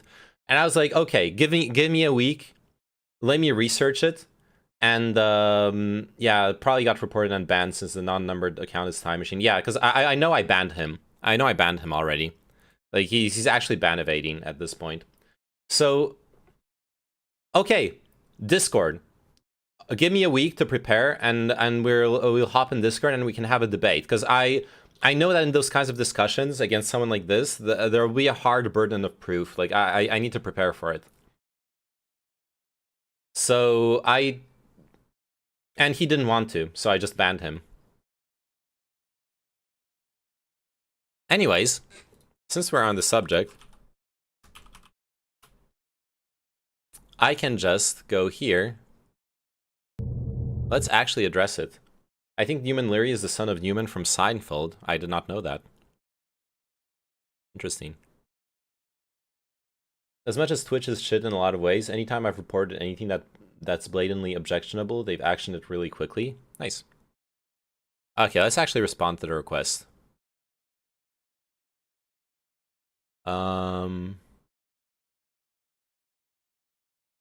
Deny. You are ban evading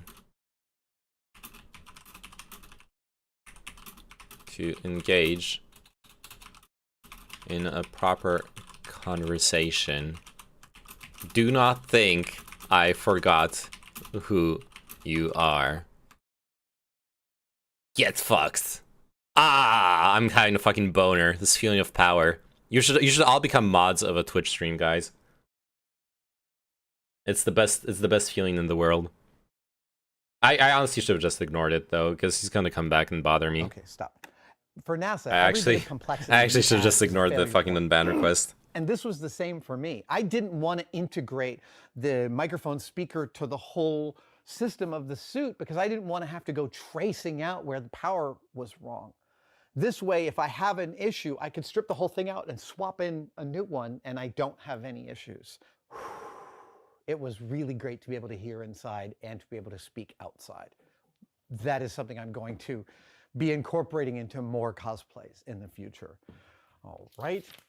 Battery packs, yes. It is a great time for cosplay with batteries. I mean, you know, 10 years ago, well, I you might do have a been very wearing particular bunch of set of skills on my belt. These days, lithium-ion battery packs are plentiful. Didn't you once mod like everyone from SGG in your Twitch channel? A lot of people are modded, yeah. Jeremy Williams, Tested's own Jeremy Williams, introduced me to these because Let me look it no up. matter how long you've been draining them, they don't drain to zero and thus become useless. My DeWalt drill batteries do. They don't have some circuit that stops them from discharging past a certain point. And so you could easily ruin them by throwing them into a circuit that continues to drain them. These talent cells, no matter how long they are, they don't burn themselves out. This thing is a 12.6 volt, 2 amp. Yeah, it is a fat cell. I ran this thing for weeks and didn't have to recharge it in the like run up to wearing these things for real. It has a USB out. It has a oh yeah, good idea, 12-volt Sign. plug Thanks out, for adding so the it's both comment 5 against and the 12 account. volts out. I now have like 6 of these things. They're absolutely indispensable here in the shop, specifically because of their size and their output. They're just stunning. All right, so this is my mod so list. Space boots. So This fellow is the one that streamers, made me feel Elysium, like the Melon, dumbest, the solution for Chinchilla, space boots. The first time I Mookie was Cake we looking haven't seen for in forever. true, like space-looking boots was when I was replicating Pyrus the and IRL Alien friend. costume, John Hurt Roserg spacesuit from Alien. is gone forever. originally, John Malo's crew used a couple of different boots for the alien suits. Tyranids is my real One of friend. them was this sawtooth sole. Winter is gone forever moon too. boot, like I could probably snow unmod boot. Roserg and I Winter still never because they're found like one and of the Moopy Cake originals. because they're like never coming I back. just never achieved it on eBay. And I ended up Roser thinking is to gone. myself back when I was He thinking, hasn't been "That's hanging out maybe I'll really, just go with so white snowboard boots, because to be honest, I'll bet that's what they would go with if they were doing it today. They would dress them up. So I did. When it was time to make these, maybe he'll be suits, back at some I point. started looking at snowboard boots. Does anyone know why Winter was left? just I scrolling don't know. through- This is like Kino, I modded you. You had mod and you abused it. I'm not giving it back to you. You abused mod powers. You don't get them back. Those are the rules. Skipped over and not classed as a streamer. Oh shit, Sign. Sorry. Yes, Sign is also a streamer. I'm sorry. Rose comes into my chat. He actually does, yeah. just scrolling through hundreds and hundreds and hundreds of images. I'm going to shopping sites. I'm looking on Etsy. I'm looking on eBay. I'm looking on the Google. I'm looking at Pinterest. I'm looking at The Flickr. Google. I'm looking at every kind of boot I can and trying to find out what my point of view is. And I kept getting nothing. I kept getting absolutely nothing. I found a couple that I liked, but they were also super expensive. I mean, there are some NASA-themed snowboard boots out there, and they're gorgeous, but they're also like, they can be $400 or $500 a pair. And there was part of me that was like, it's just not quite right.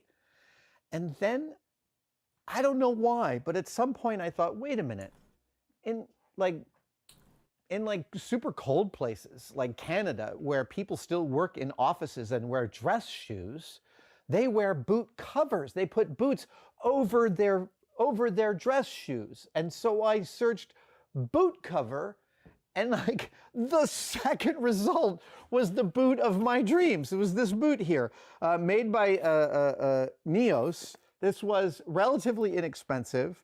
I used some Plasti Dip to make the sole blue. I added some details like the tightening system. I can't remember what that system is called now, but that's like a snowboard binding system. I bought a replacement binding system and just sort of tacked it on here to look like that was what was going on. I changed out the webbing from black to this herringbone, and then I added a bunch of paint and stuff to make it look really old and beat up.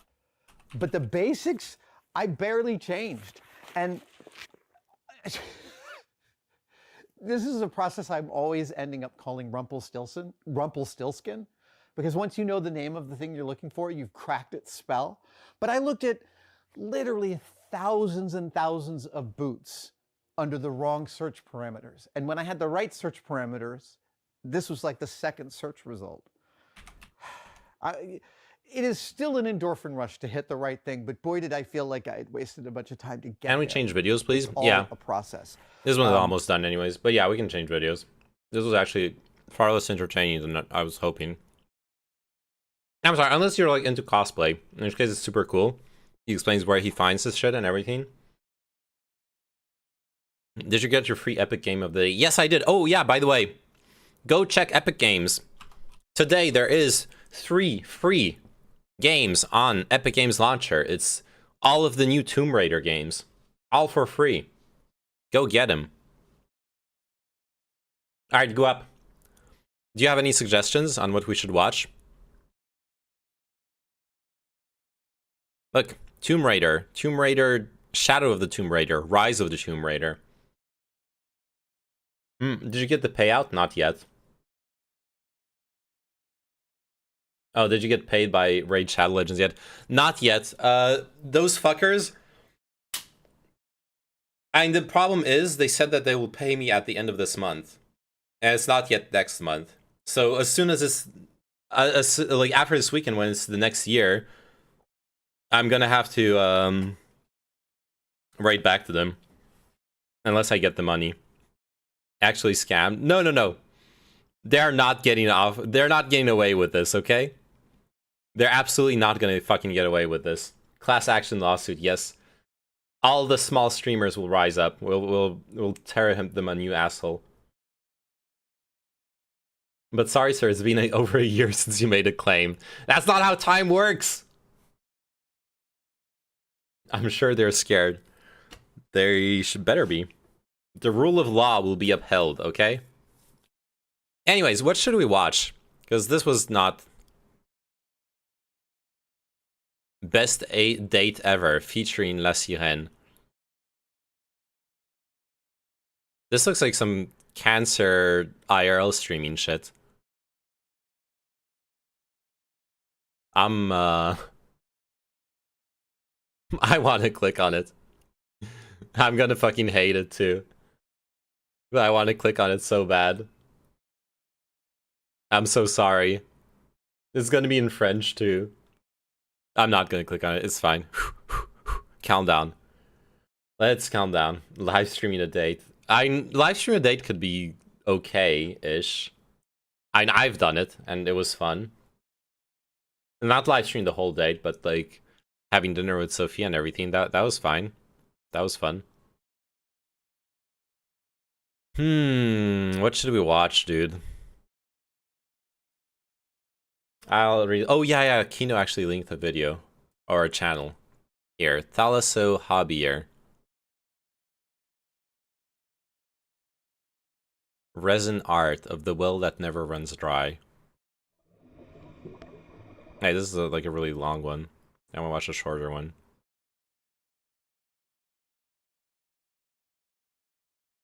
Alright, let's watch this one.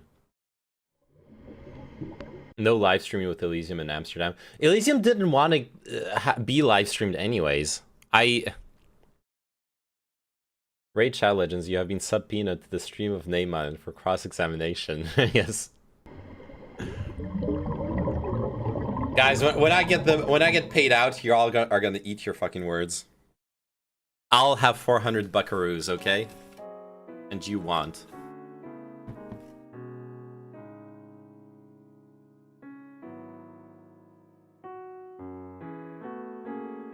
I received a message from a man living in the UK. He is in his 60s and runs a company.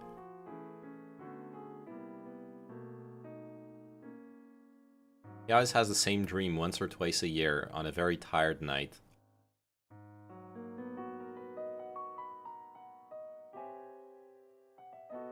I was very interested in his story.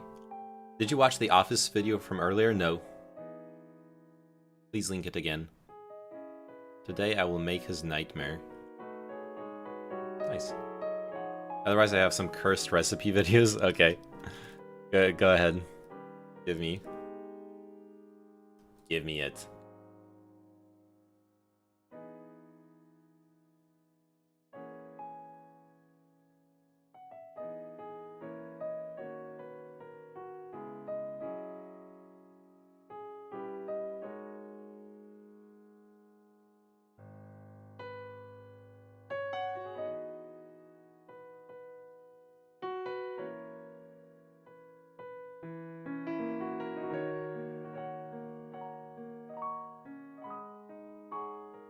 This is really cool. Like, looking at the techniques and everything. I actually enjoy this kind of video a lot.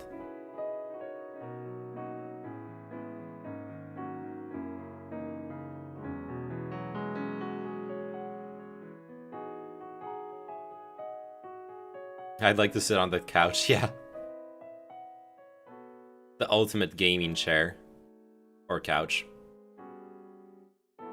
Where's the gloves? There's gonna be fingerprints on that clay. He's so dedicated to they're so dedicated to what they do that they've actually blanked out their fingertips to, and I don't know.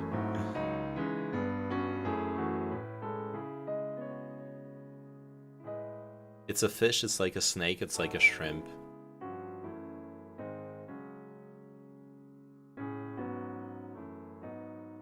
If it's polymer clay, you can just remove them with baby oil or acetone.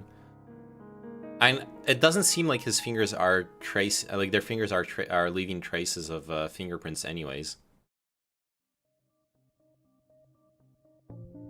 Oh, ayaya. Now we know that this is a Japanese artist. Adding anime eyes to the deep sea monster. Amazing.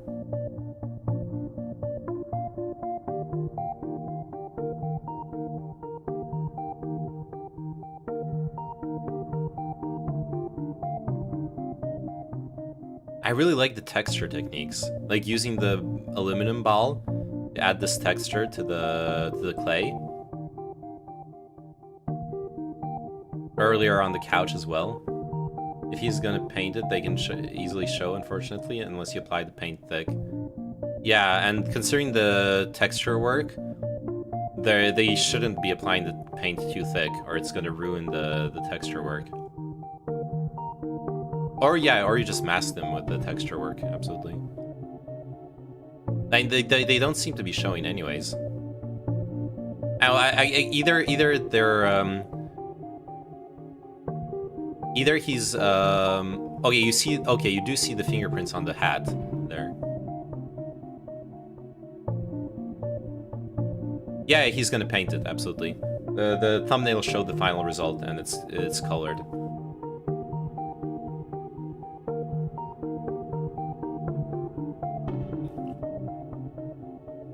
Now, why am I streaming this in the politics section? I don't know.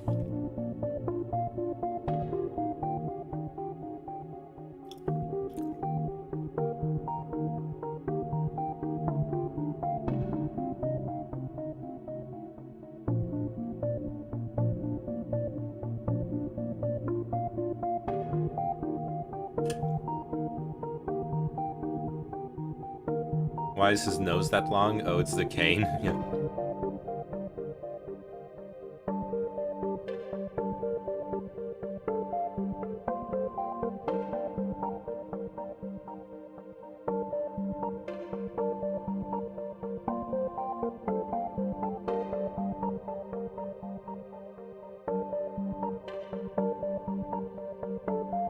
Look, he was holding a huge nose, okay.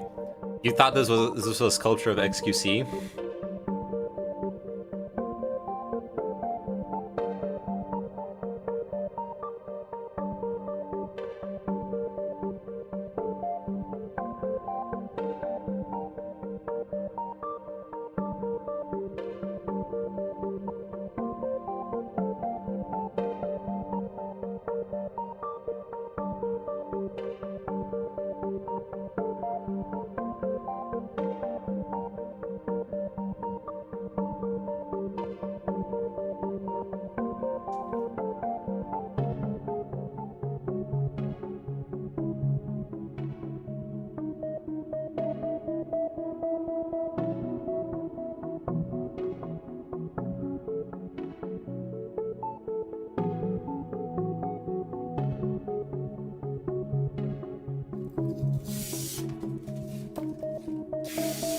Oh.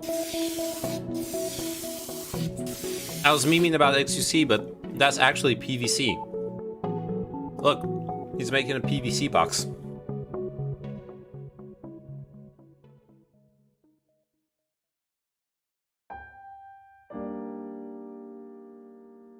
Happy New Year's Eve. At least you... Oh yeah, it's midnight. How would you say it in Spanish? Feliz. I don't know how to say New Year in Spanish.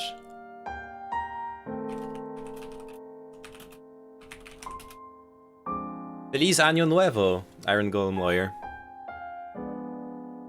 Yeah, happy New Year, everyone who's in Central European time.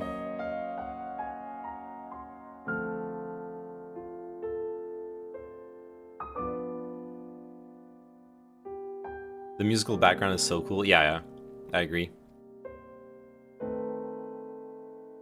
This is a very nice video.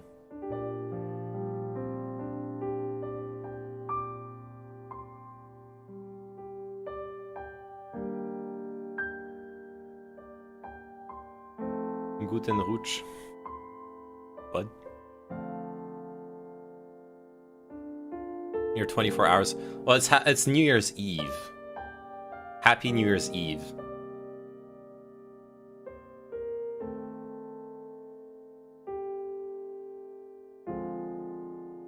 And yeah, I did say Happy New Year, so you're right. I was wrong.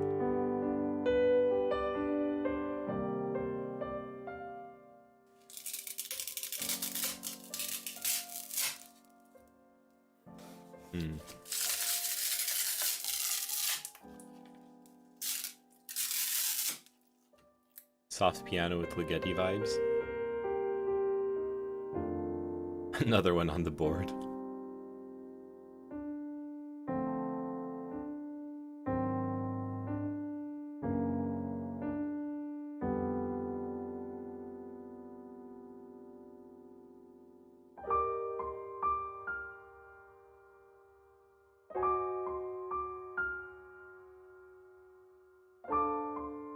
Yes, you've demolished me in this debate, Sign.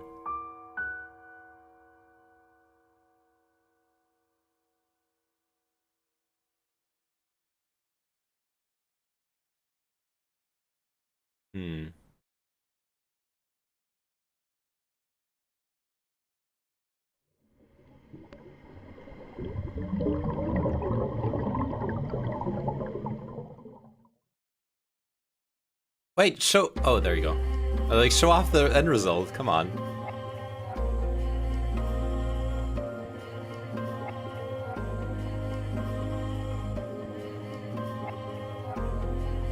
I was about to get so mad. Me too, Dub.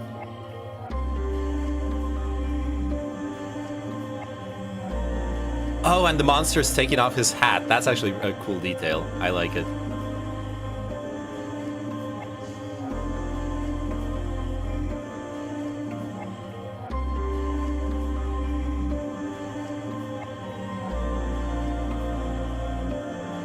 Yeah, it does look cool. I like it.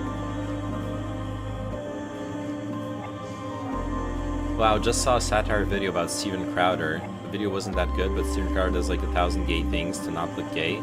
AKA projecting, maybe. Oh yeah, the lighting is really good too. Alright, good night, Iron Golem. See ya.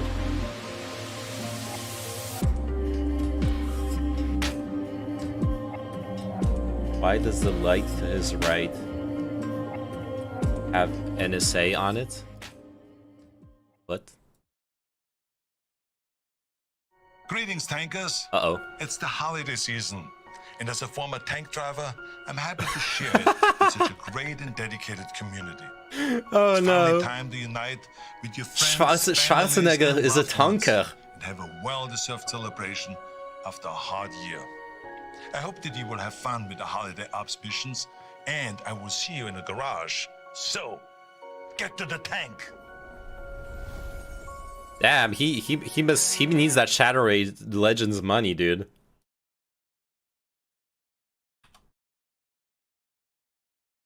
Schwarzenegger needs that Shadow Raid sponsorship, okay? Smoke bacon wrapped Oreos. Do they taste good? Honestly? Oh yeah, Arnie Chan loves World of Tanks.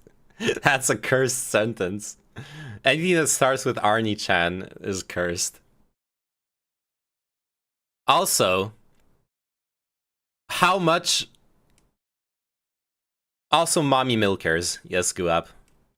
Mommy Milkers. Hey y'all, Catherine here. Today I am super excited because I'm going to be sharing a very interesting recipe with y'all.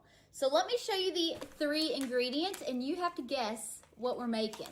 So first off, we've got some double stuffed Oreos. Thank God I don't have an eye tracker on my stream, okay? Apparently this recipe exists for real. She's gonna make it for real, right? We've got some bacon. And lastly, we've got some Meat Church Honey Hog Barbecue Rub. So what do you think those 3 ingredients combine to be? Well, if you said smoked bacon wrapped Oreos, you would be correct. Today, we're trying out wrapping some Oreos in bacon, putting some barbecue rub on them, and popping them on my Pits and Spits smoker. So, I'm really excited to try this. Let's hop into it. The first thing you're gonna wanna do is go outside and get your smoker preheating to 250 degrees. So putting these Oreos together is about as simple as it gets. So what I did was I put my Oreos on a paper plate, Mainly so I'm not digging my hands into the Oreo box and causing some cross-contamination. I have a package of regular sliced bacon right here that I cut right I know down you're the watching the center. cookies, Yeah, yes. we don't need all I have the my sliced eyes bacon. on the We prize. only need half. So what Is we're she going from to do Texas? is take I a would half assume of so. the She said slice of y'all our bacon, in a very like like southern and wrap US way. it all the way around one of our I think you're legally Oreos. required to own a This smoker in seems so Texas. wrong. So that's what we're gonna do. Wrap it all the way around, and this Don't let bottom Zverb the side chef know where about the this video. bacon crosses over one another. You're gonna want to put that side down. I'm just gonna stick them on some parchment paper on a cookie sheet, just so I can easily walk them out to the grill. Y'all is broadly Just going southern. to Yeah, I agree. Repeat this process until I can't tell if it's just my man brain or is this entire video full of innuendo. in the bacon. Easy peasy lemon squeezy. Does not. That's just the man brain. That's just Now the we've got milkers, all of okay? our They're Oreos wrapped they're in bacon. The final they're in your step brain is now. to take our barbecue rub and give them a little dusting of barbecue rub over the top of the Oreos. What? Oh my golly, y'all. Look at how interesting this combo looks. I'm gonna let the seasoning sit here and kind of adhere to the bacon for about 10 minutes, and then we're gonna head outside and throw them on the smoker. Like I mentioned earlier, I've got this preheated to 250 degrees. I am so we're gonna confused open by it this up recipe. and throw these bad boys right here on the grill. No, I don't think this is a troll Let 'em chinchilla. start cooking. These are going to take about 45 minutes for the bacon to get nice and crispy and ready. I think this is real.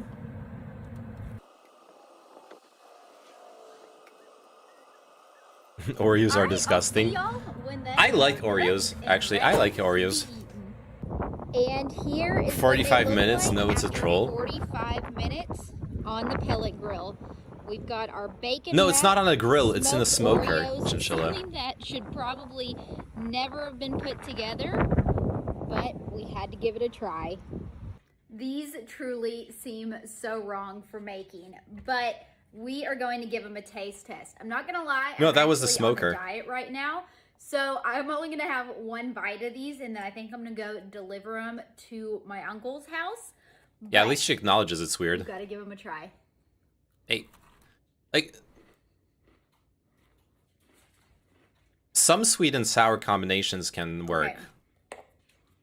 Why does that work so well together? Oh my god, that is delicious. And it feels so wrong to say that. This is good. The savory bacon and rub with the sweet filling. Actually, of the Oreo you know cookie. what? No, of course this is gonna work. Well, y'all, I hope that you Bacon is a sweet meat. Pork is sweet. Of course it's gonna work. This is actually so big brain. recipe for these smoked Oreos. I highly recommend trying them out if you have a smoker, because this just blew my mind. Be sure to click the follow button and leave this video a like, and I will see y'all again real soon with another awesome recipe. Bye, y'all. Bye, y'all.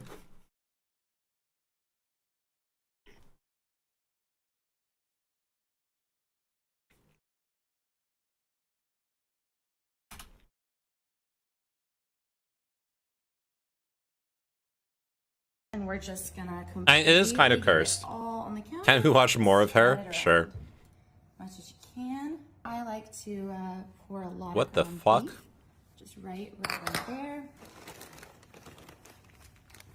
Okay, black beans all in here. What the fuck is going on here? The more, the better on this. Guacamole is great. That there, yeah. There's salsa all in here, just a little layer like that. And then I add jalapenos for spice, really. And I put them kind of everywhere, like a little bit of the juice. Taco seasoning, this is really, really important. Look at her It's not- hands! you don't get enough. She's got cheese all over her hands. All over. I like having even more. Look at her. She didn't fucking clean her hands between things she was throwing in on there. Just gonna blend it up. Just all the way in here. Wow. Wow. Good. Wow, this looks like you Now, ate it up and threw it up. Potato chips. You just want to kind of lay them all out in here. As many as you can get, Get your hands in here and just blend them in. What? Yeah. This is horrible. Go. Now the fucking chips are getting soggy. This is some fetish shit. This looks about ready. We're gonna kind of just. Maybe that's the explanation there is. That beautiful. Oh no. What are you gonna do with an ice cream scooper? Oh no. Just take a huge thing of nachos, just like you would an ice cream cone, except this, instead of bites of ice cream, you have an entire nacho cone. That's like 60% cheese, like fucking liquid cheese product. Ah, I'm sick and this might make me vomit. Are you not here to watch our stupid food streams? No. Spoiler alert, these are staged to be as dumb as possible. It's deliberate. Yeah, I agree.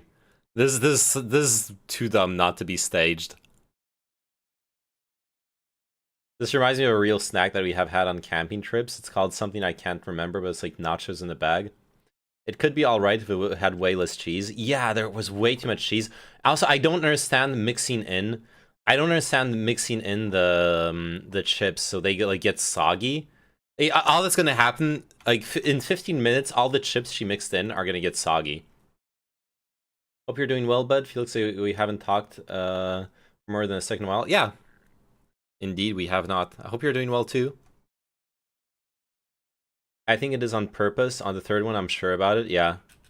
Yeah, the nachos are really bad. The rest of it is just like classic bullshit. Okay, I don't want to leak my fucking personal Facebook page. So how can I watch this video? Wait, can I log out of Facebook and still watch it? Yeah, disconnect. Yes, excellent. I got the link to Facebook video.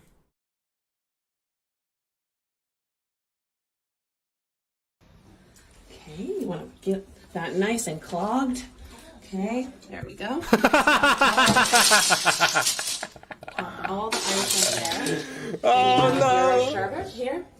Yeah, do it. Fucking next level. Put that in. This is, dude, making food in the toilet. This is some fucking. This is some fucking what's he called? Filthy Frank level shit. This is literally Filthy Frank level. Making food in the fucking toilet. It was a meme for a while where people would just splatter all sorts of ingredients on tabletops. I'm pretty sure I've seen it on your fucking stream. Yeah. Prohibition era moonshine. Maybe one more. One more of these. Yes. Oh, this is going to be so good. That looks great. It's going to be amazing. That looks great. You want all your sour candies in there. Yeah, this is good shit. Really mush it around. At this point, you know this is fucking ironic. And Yeah. then this. You already emptied this Yeah, I part. emptied Great. that part. Yeah, let's do it. So some of these in here. Uh-huh. Yes! Oh my goodness. Yes! Yeah. And some more sour candy. This is so big these are all- brained. They just want to be sour stuff. Yeah, so then. Oh my god. Uh-huh. Okay. And we're just going to start loading up this tank back here. Obviously, Sprite. Yeah. Obviously Sprite. You want to get your Sprite in there. This is so Your good. Fanta. Oh, wow. Yeah. It's so colorful. It's so nice. It's really nice. And then when you flush, watch what happens when you flush. Okay? Oh, well, everything from the tank is going to go through into the Yep. sherbet and the ice? Yep. Okay, so one more of these. I got orange. You just want to make sure you fill that nice and full. So here we go. Amazing. Place this. This is okay. Now what- Gordon Ramsay wishes he was this creative, okay? Like you guys going to fucking culinary school with your knife skills and whatnot, you would never ever think of doing something this amazing, would you? Watch this, okay? So we have all of that in there. That looks pretty good. That does look good. Yeah, that looks really good. Yeah, I'm gonna that get the looks cups amazing. ready. Mix that all around. Oh my gosh, that looks so good. Wow. I'm gonna have one of these. Oh yeah. So mix it up a little bit, and then when you And then you flush, flush, and then we get to scoop it out? it's Okay. gonna be Well, let's... amazing. I want to make sure it's nice and mixed, okay? This is so good. Really mix it in there. It's gonna be great. Pretty You good. ready? Yeah. They have guests over. Okay. Okay. So I'm gonna flush it. Should we take off the lid so we can see? Yeah. They have guests There you go. over. Yeah, let's do it. I wanna see it. Partake. Do it. This, it could overflow, so we're not really sure. Oh, here we go. Wow. So it starts. Oh, look, it is. It's filling What up. an It's filling appetizing up. sound. Yeah, there it is. Wow. Mm-hmm. That's Here it incredible. comes. Okay, so now it's all mixed in. That's great. You can go ahead and just get that in there, get some ice in the punch. Yes. And we're going to serve it up to our friends out here. All right. Yeah. Hey, guys, we got the punch. Oh, nice. Got the punch here. One for you. Oh, that's Yeah. great. Yeah. Cheers, everyone. Oh, yeah, it's really good. Cheers. Yeah. Yay. That's really good. Yeah. So you can smell it. Yeah. Don't. Yeah. How'd you make it? The toilet bowl punch recipe. Yeah. I think I'm good. I think. And I'm alright. Oh no, I cleaned the toilet before I made it. Yeah, nice fucking acting too. The like serving it to the people is over the top. They didn't need to add that. They should have just stopped right there. When the cop, oh fuck, stop Facebook. No. I never saw that part in the end. Is name man in streaming? No. Yeah, they should have stopped there. Just like serving to the friends. Okay, you want to see Booba, Catherine Salem outdoors? Easy peasy apple pie. We discussed Omicron and COVID the other day. Do you want a sweaty article? Sure. But first, can we top the smoked bacon wrapped Oreos?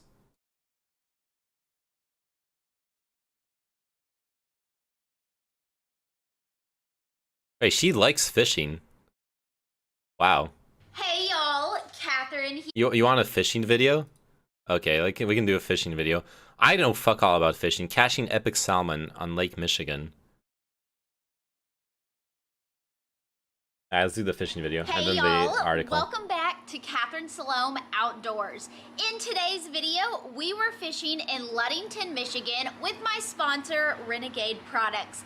We were fishing aboard the Silver Addiction Charters and we were participating in the local Ludington Boat Club fishing tournament. We were crossing our fingers and toes and hoping for the win, so stay tuned and see how we did. Yeah, just let him go. Yeah. Woo! Fish All right. on, y'all. Anyone who's actually fished, fishing seems pretty fucking boring, no? Go over that ditch over there. Over here in this corner. You can get over there then. I guess it's not boring because you're hanging out with friends, like chugging beers on a boat or whatnot. Not really. Yeah, I mean, I guess it's just like hanging out and shooting the shit, enjoying nature and whatnot. So it actually sounds pretty comfy. There we go. Like unless I actually needed to eat fish, I would be like, You got we can do that without fishing. It's quiet, it's relaxing, and if you're experienced, you catch fish quite often. Okay. Not gonna lie, my arms are pretty tired, but I am damned determined to get this fish. Guys bored the fuck out of me as a kid, but I would probably enjoy it now. Fishing is super boring. You gotta be somewhat quiet as well when fishing. I think I would enjoy it actually. We're going, y'all. I'm getting this fish in the boat. I think I honestly would enjoy it simply because of the like sitting around in nature and enjoying it. Is it nap time after this? No, I'm ready for another one. Especially one this big. I'd work all day if we could get a box of these. That's my girl. That's my girl. Walk back, Back walk up, back. back up, back up, back up, back up, back up, back up. Go. There it is. Oh, got it. Woo! Oh my god. That's a big fish. Woo! That was a fight. Holy moly, he's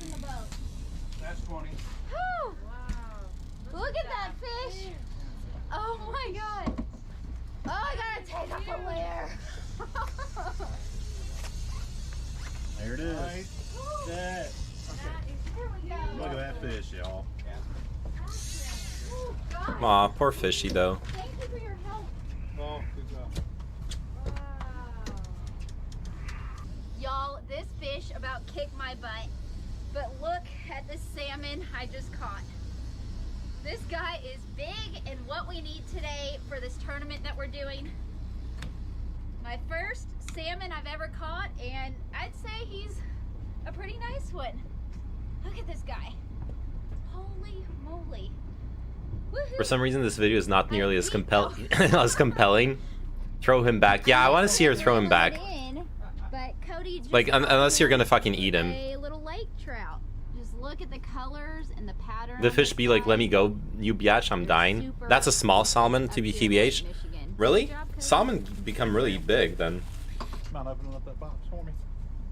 Going in there with my Mac Daddy of them salmon.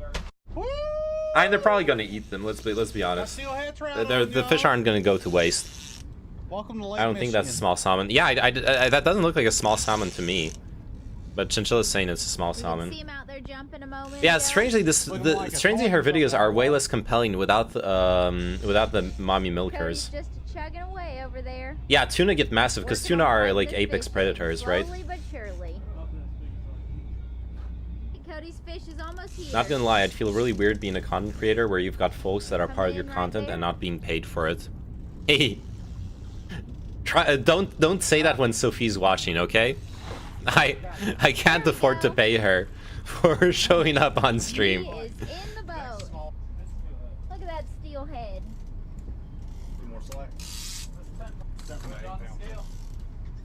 Don't give her ideas. Beautiful fish.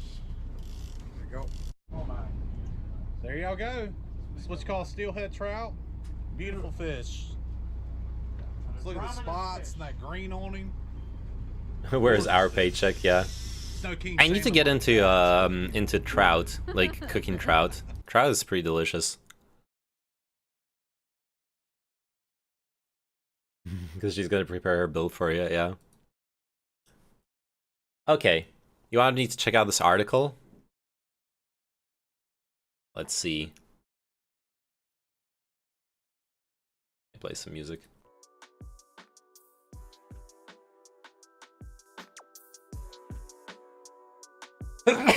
Sorry. Chinook king salmon are the largest salmon and can get up to 1.5 meters long and 57.2 kilograms. 1.5 meters long is huge, like way bigger than that one. That one was like 0.5, I think. Just like eyeballing it. It was half a meter long, maybe a bit more. But it obviously wasn't a king salmon, right? You can't even afford to pay for your own food, never mind pay your actors. Yeah, I know. WHO warns that new COVID variants could emerge that are fully resistant to vaccines as pandemic drags on. The WHO warned Wednesday that new coronavirus variants could emerge during the pandemic that render the current vaccines useless. As this pandemic drags on, it's possible that new variants could evade our countermeasures and become fully resistant to current vaccines or past infection, necessitating vaccine adaptations. We already knew this, right? That's what we already have with flu and other stuff. Like we already knew that this could happen, that it could mutate. Like this is the reason why we have new vaccines for the flu every year.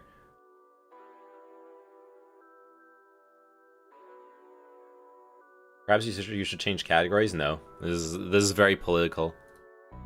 Well, the hope was that COVID didn't become endemic like the flu. Yeah, for sure. We definitely were hoping for that. Name, did you just call COVID just like the flu? No. That's why I'm super... now we're always gonna be dealing with this. Yeah, I know. That's why I'm super buzzed about this article, is we were already taking boosters and already knew that was gonna be the case. Yeah, but Sosub is right. Like, there was this hope that it would stop at some point.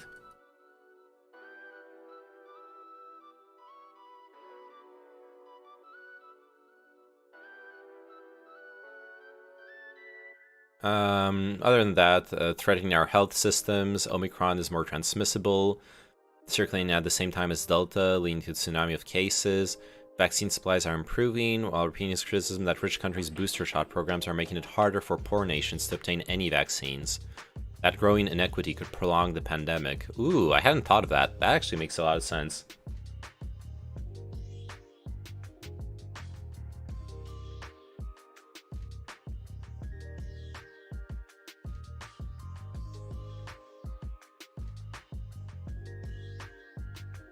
At this point, I shouldn't have even bothered with... okay, this is quoting someone. At this point, I shouldn't have even bothered getting vaccinated. I got it twice, and both times it was just a bad cold. Yeah, it was a bad cold because you got vaccinated, dude. Okay, but what are you, a virologist now? Yeah, that's the kind of conversation that makes you want to Minecraft yourself. Yes, I'm a virologist now. Actually, you know what?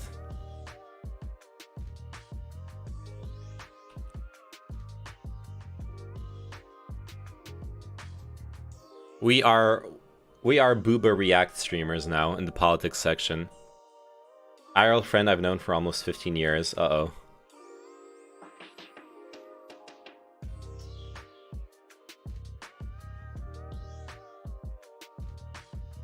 Okay, ladies.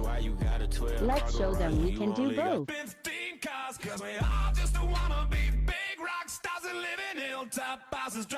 What the fuck am I watching? I don't know, I'm sorry. I don't know what the fuck I clicked on. That was pain. Catherine here. For today's video, That was actual I'm going to pain. be sharing a recipe with y'all. I'm going to be showing you how I make easy peasy. I don't know what we're doing here. Now, this is not completely made from scratch, homemade, but it is relatively quick and easy to throw together This and taste peak cringe. absolutely delicious. So first things first, let me show you what you're going to need to make this apple pie.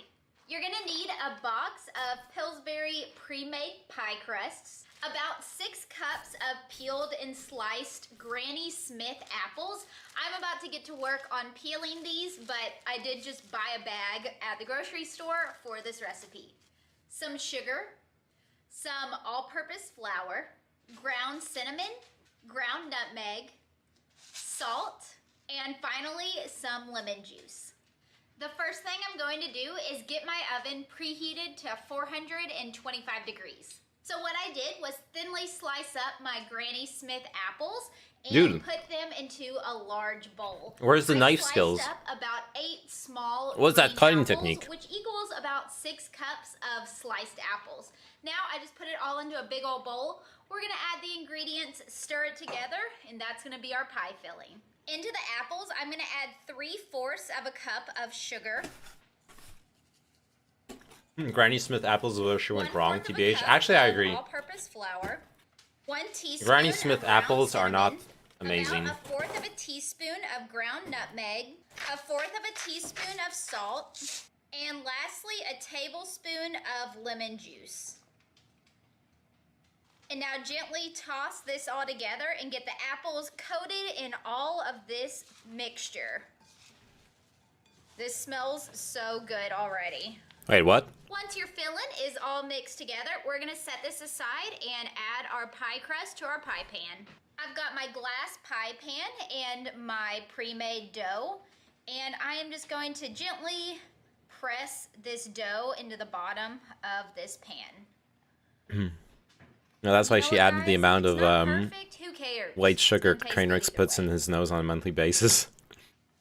Grannies are so sour, yeah. Do is pour in our apple mixture into our pie crust. Now that I've added in my apples to the pie crust, we're just gonna go ahead and throw this other pre-made pie crust right on top. And kind of just squeeze the edges of the 2 crusts together. Now that we got that done, we're gonna add a couple of slits in the pie. And she's gonna be ready for the oven. And there you have it, y'all. That is how you make your easy peasy. There you have it, y'all. Oh, this doesn't remind me. I haven't watched Manchi in a while. Throw it together. So what I'm going to do is pop this in my 425 degree preheated oven for about 15 minutes, and then I'm gonna pull it out and wrap foil around the edges so the edges don't burn. But I will see you when I wrap it. Let's pop it in the oven. Oh yeah, pink lady apples are really nice. Y'all, it's been about 15 minutes and this pie already smells incredible. What I'm going to do is I have these strips of foil. Okay, I was like, this is not cooked. It's and why did she pull it out? The crust, especially the edges, She's just doing some weird crust meme. The edges are covered and it's going back in the oven for about 25 to 30 more minutes. Why? While the apple pie Let the finishes edges cooking. burn. It is July 4th, and so I thought it was only fitting. Why would you give pull this out? That's what she Shotgun said. Spiked Seltzer Texas tea a try. I've never had one of these, but they sent me some the other day. Okay, Let's taste test it. See if it's any good. Cheers. How is she getting all those sponsorships? Not bad. That is interesting. So it's black tea and lemon. I can get down with it. Seltzer tea. Yeah, that sounds like a good idea. Yeehaw, y'all. All right, we are waiting on this apple pie to cook. Actually, today we've also been cooking some beef short ribs. All the some sponsorships, smoked Booba. queso, getting ready for a 4th Yeah. of July feast. But I will see y'all when the apple pie is ready. Oh my golly, y'all. Look what I just pulled out of the oven. My easy peasy apple pie. And doesn't she look beautiful? I am not a baker by any means. Just The ask fact for that I it. can do this shows that anyone can make this thing. It is simple, it smells delicious, and oh my gosh, I cannot wait to dig in.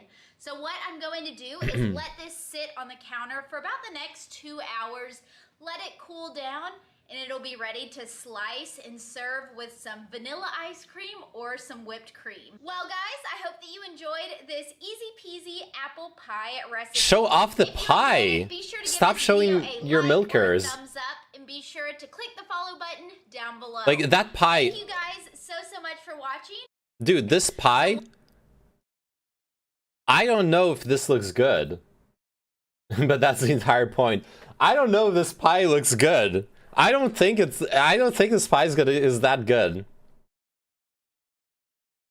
She literally used store-bought the pie dough. Yeah. Okay. She is not our new cooking mommy, okay? There is only one cooking mommy that we respect, and it's Mangchi. This my kimchi.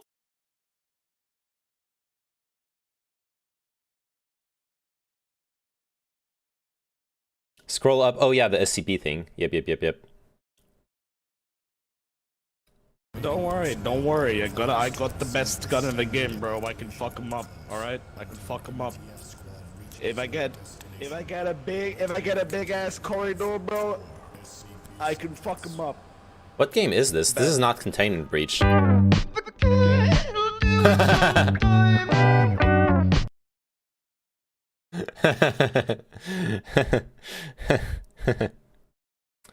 This is a weak version of our sweet tarte tatin. Oh yeah, true. The tarte tatin. I honestly, yeah, like not to shit on pies. I would take a tart every single time over a pie. Now that I've actually tasted like tarte aux pommes, like because we're talking about apple pie, I would eat this every single time over an apple pie. Have the like caramelized apples on top from the oven with like cinnamon and sugar and all that stuff. It's like this is the good shit, okay? And you can go like apple pie style memes, but I have talking of her version of the recipe. Oh yeah.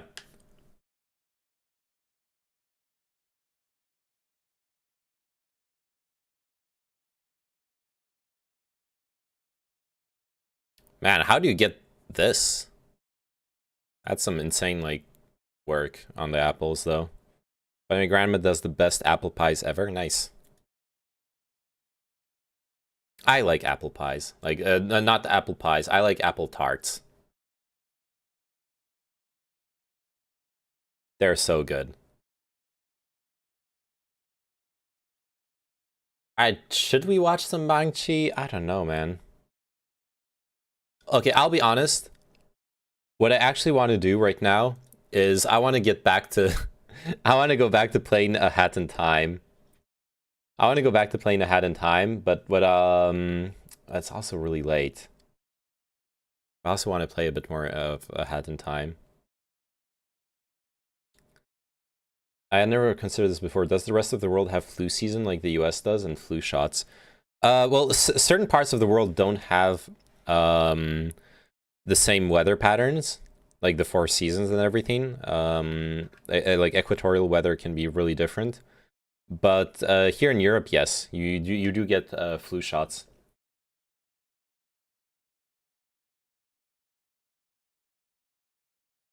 And you totally have flu season in winter and whatnot.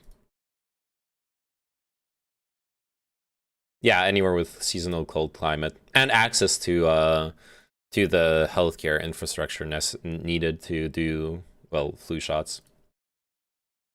Obviously. Okay, speaking of, well, not speaking of which, I was playing Loop Hero. I can quit. Exit.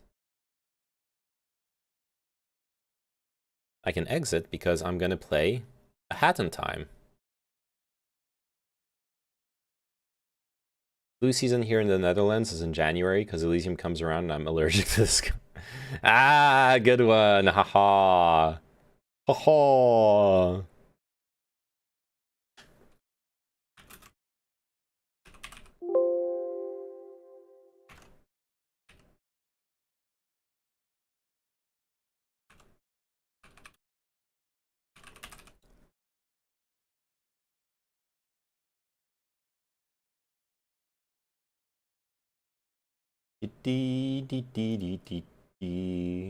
Oh, by the way, that song.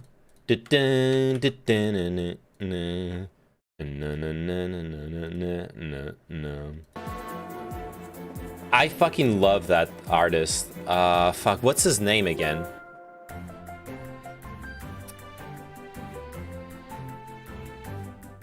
Alright, let me look it up first.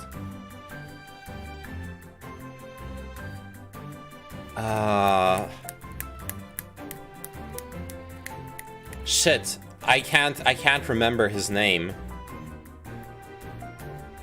He did a bunch of Adult Swim stuff. Adult Swim music video weird.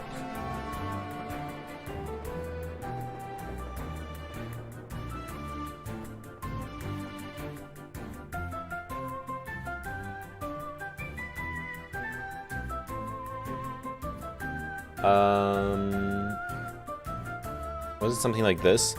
Vic Berger? No, not Vic Berger.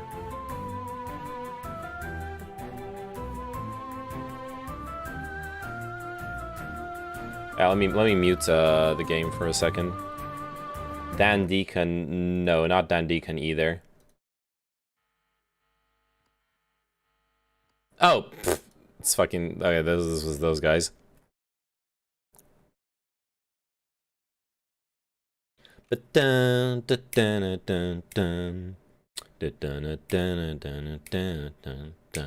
Bee and Puppycat is amazing, by the way. My god, I love Bee and Puppycat.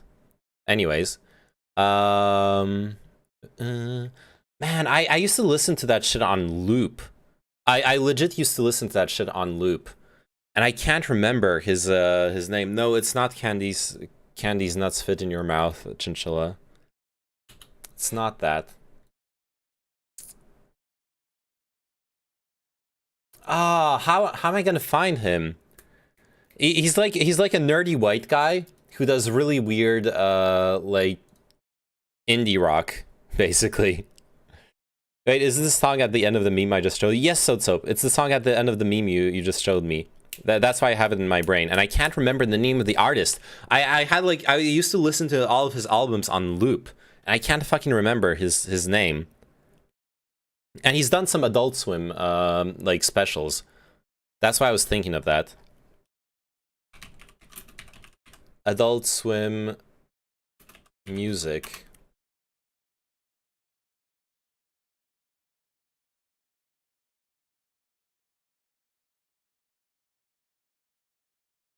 Wait, Thundercat has a Them Changes live with Ariana Grande, Dami, and JD Beck? What the fuck?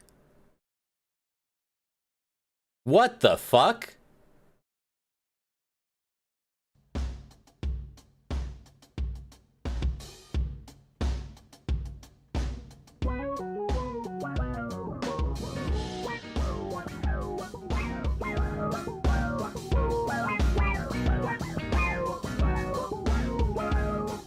That's way too fucking dank.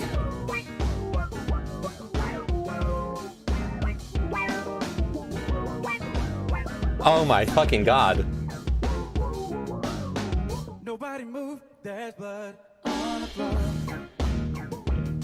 And I can't find my heart. This is one of my this is like my favorite Thundercat song.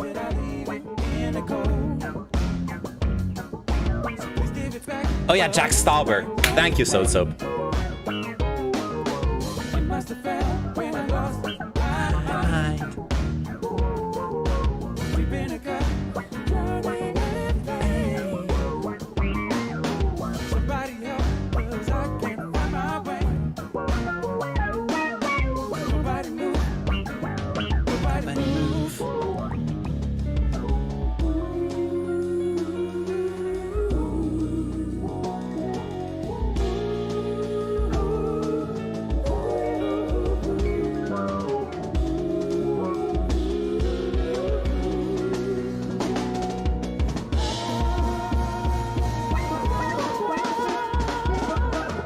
Somebody tell me how I'm supposed to feel when I'm sitting here knowing this ain't real. Why in the world would I give my heart to you, baby? Just to watch you throw it in the trash. I've been trapping so long, I don't think I can hold on. Where were you when I needed you the most? Oh my god. This is the fucking weeb dream, dude. Thundercat here. My man Thundercat has a fucking nerve sweater from Evangelion. You can see the leaf there. Ariana Grande is a cat girl.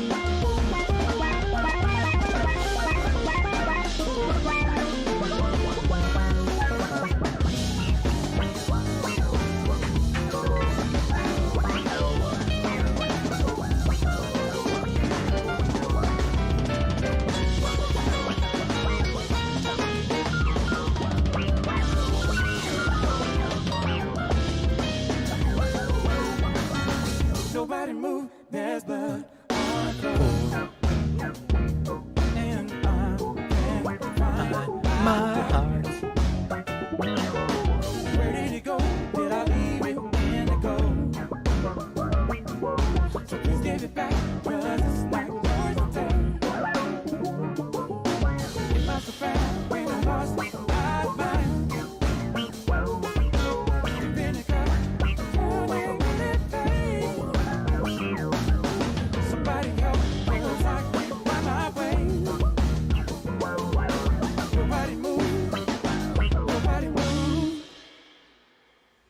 fucking dope. I love this. Dude, I need to fucking save this.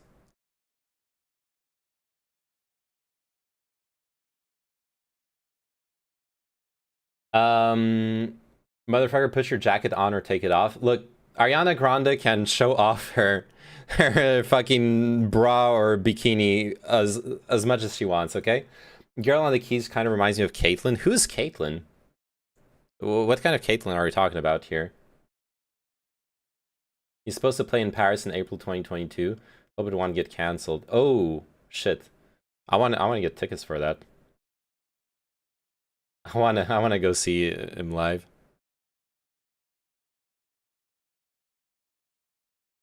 A StarCraft 2 streamer. Oh, okay.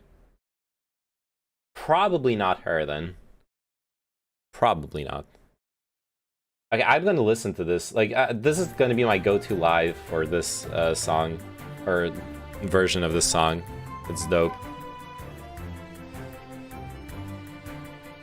Mostly, at least. Now I think she does other stuff. Used to play D&D with Destiny a while back. Oh, okay. That's why I said put it on or take it off. Caitlyn, formerly of StarCraft 2. Formerly of a good game that got left behind. Why would you say that, Sign? Why would you say formerly of a good game when you're not one of those StarCraft 2 Oh yeah, thanks thanks for the Jack Stauber link. Yeah. You're not one of those you yourself are not one of those StarCraft not nerds. I was gonna say snobs. There you go. You're not one of those StarCraft 2 snobs.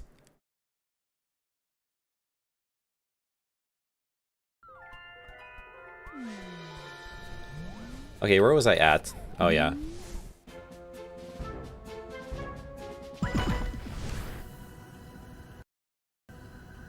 Double sunglasses.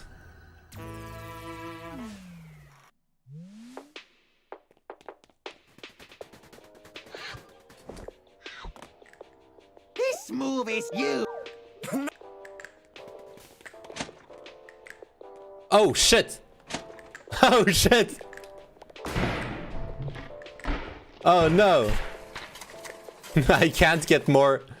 Oh no, I could only get 2 pairs of sunglasses. That's way too dang though. Don't tell anyone this, but before DJ Grooves became fascinated by movies, he actually... Okay.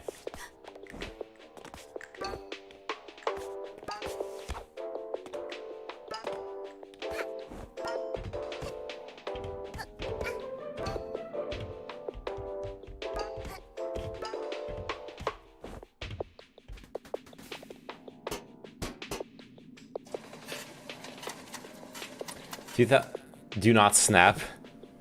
2011 StarCraft was bussin' on a stack, okay? I just want to be sitting there here trying to get free MLG passes to watch their shitty DirecTV streams, okay? Yes.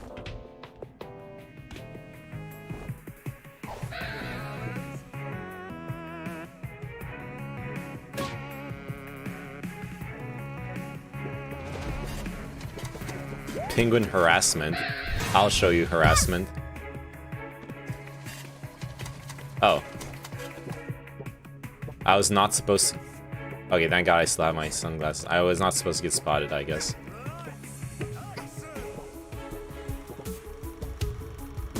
Ooh, can I go on stage? Oh, no.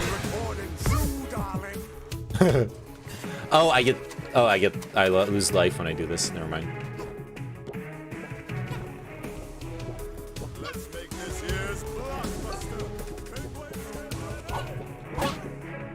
Let's make this movie happen. Owls in position. Action.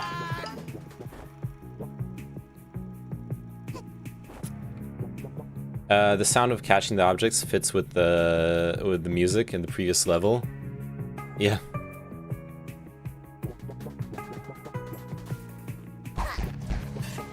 Assault on cactus. Oh shit. There's way too many memes in this game.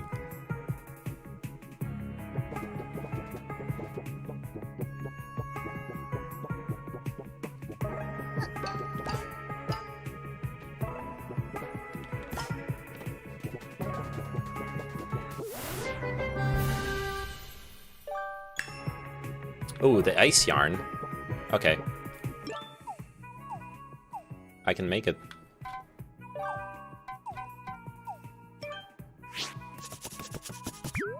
What does it do? It's cute. Hold left trigger to do a ground pound. Okay. Nice.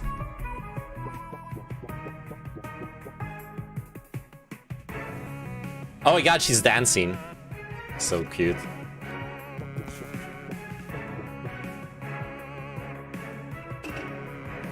Alright, let's stick with the dashing hat for now. Oh fuck. No!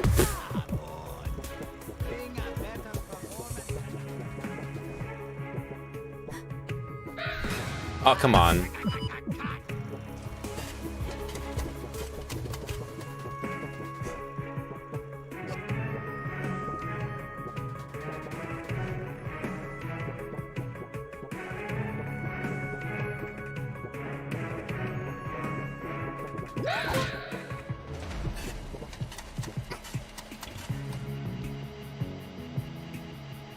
Oh, I could have gone there. I missed the thingy. Can I go back? I want to go back. I missed something. Yeah.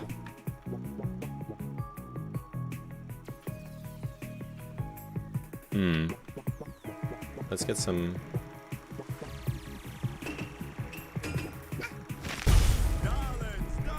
That does nothing.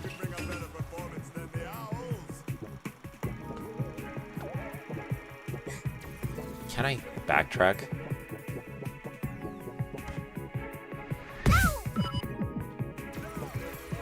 No, I can't.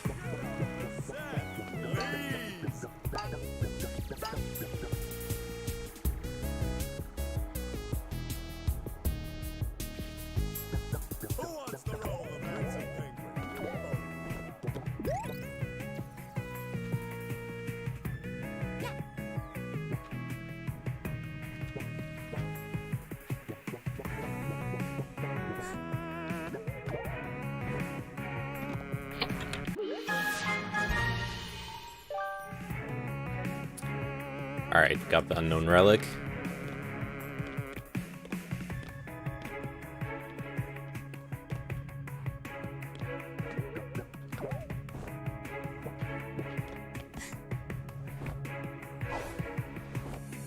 Speedrun tactics! No.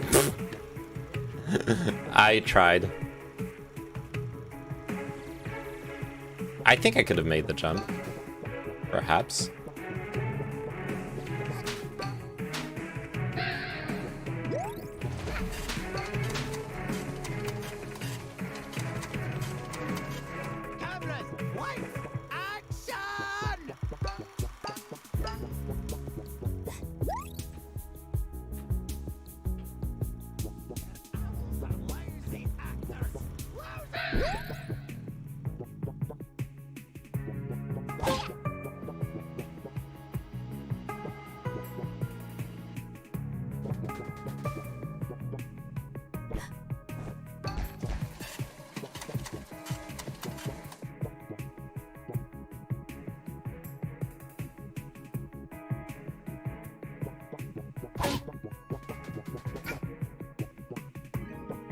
Got it.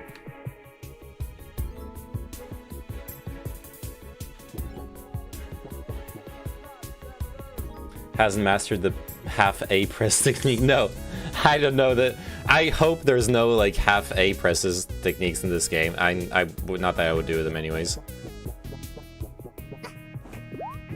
I actually watched a little bit of the speedrun, just the parts of the game that I'd already done. Not like spoiling myself or anything. And apart from movement technique, most of it's like pretty normal. Just like really good movement. You've seen that, right? The classic meme? Yeah. It's really good though. Gotta admit that. Okay, can I interact with this? Yes, I can. Oh, poggers. Ah, fuck. No. Ow.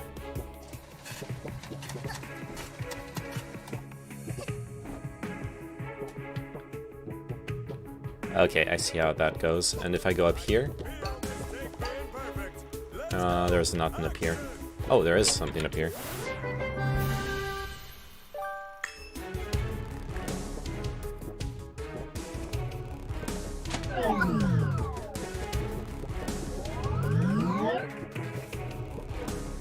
Up.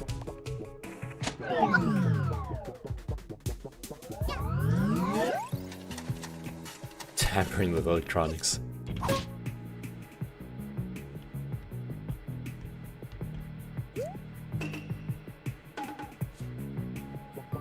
Solid Snake.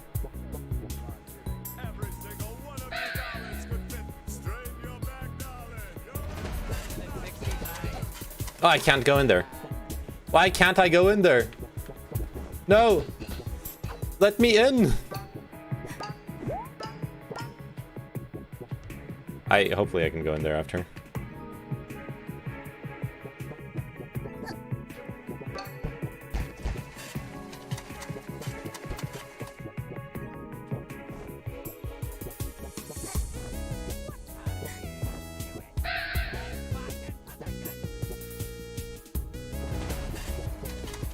Owl harassment. I'm gonna get arrested for this.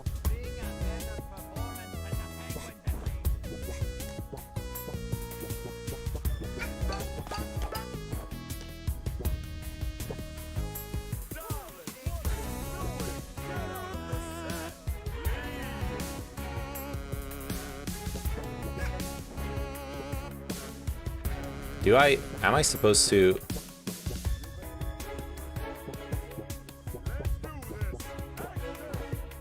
No, okay. I was like, am I supposed to go into that? I wonder if I can... No. Don't harass owls. The owl emote is OVO.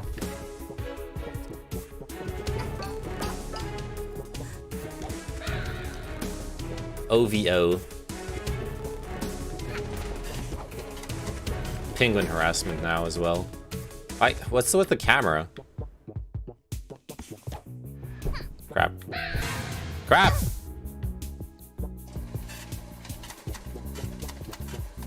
Oh wait, I know what I can do. Or I think I know what I can do.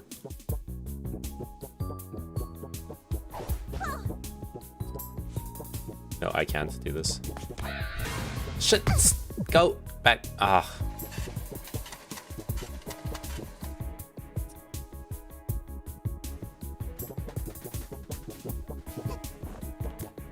There we go.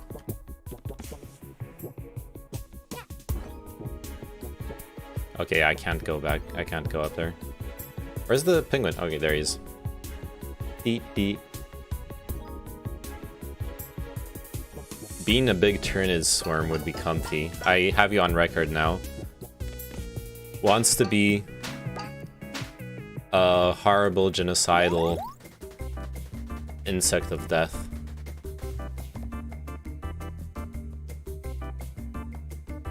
Oh, let's dance with him. Look at this.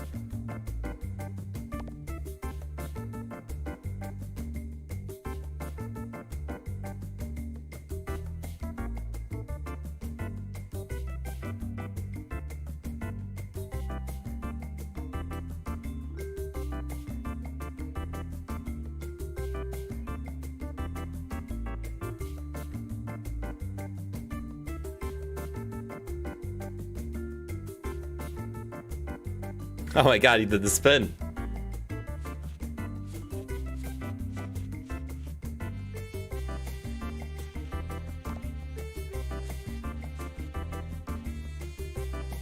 Okay. Magnificent.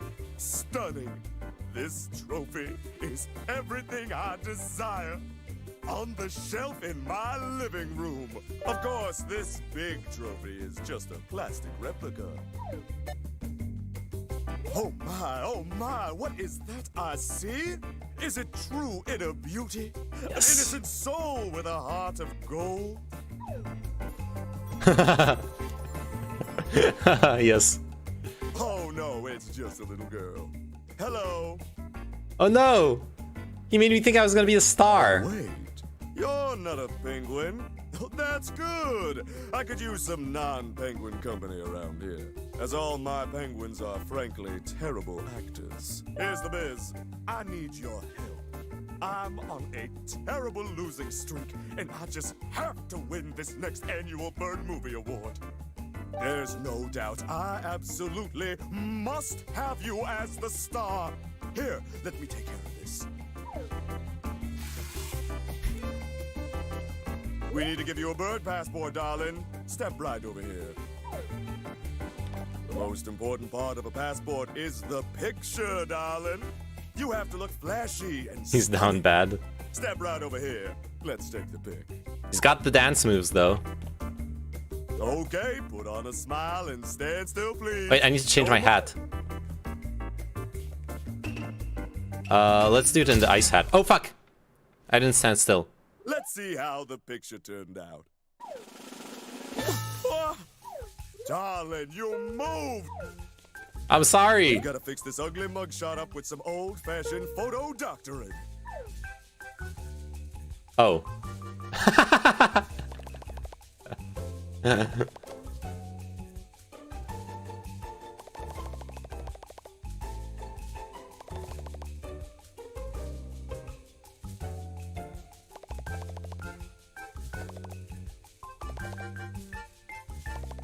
Ah! This is hard.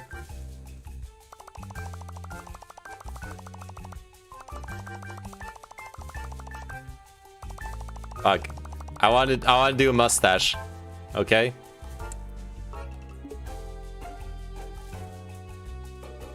And a goatee.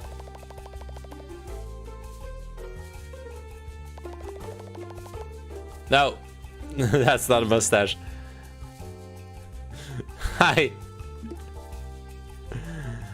Look, it will be like okay, this is sort of a mustache. That's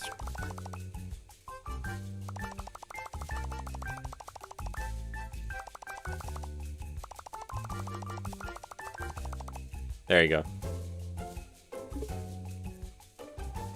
Hey, that's not the right width.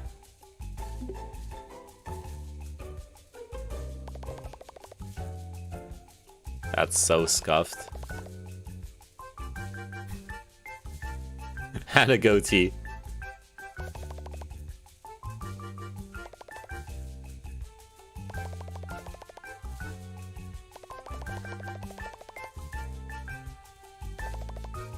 There we go. Perfect. Perfect! Let's slide this picture into your passport, and here you go. One passport for you. I'm legally bird now, I think. Wonderful, darling. Oh, just wonderful. Meet me at the movie set tomorrow, and we'll make you a star. Cool. Hey, what do you think you're doing? Oh, you can't just jump in and fiddle with the annual Bird Movie Awards. That's fraud! Fraud! Hey, everyone! We've got a fraudster over here! Oh, where are my owl guards at? Why are the owls so darn useless? Alright, listen here, lass. You're in big trouble.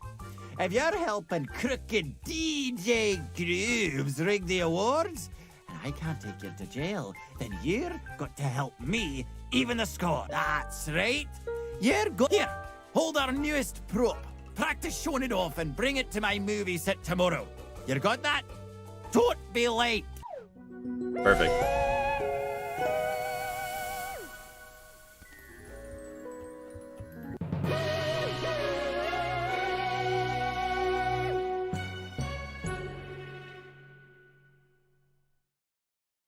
This game is cool. It's amazing. What is its accent? You know what the accent, what the guy's accent reminds me of? It reminds me of the fucking, the Japanese military. Where is it?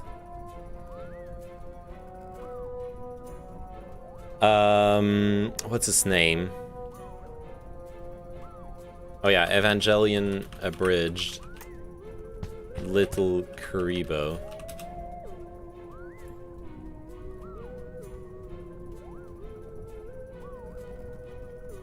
A little bit. It's not an exact fit, but it reminds me a little bit of the voice in there. Anyways.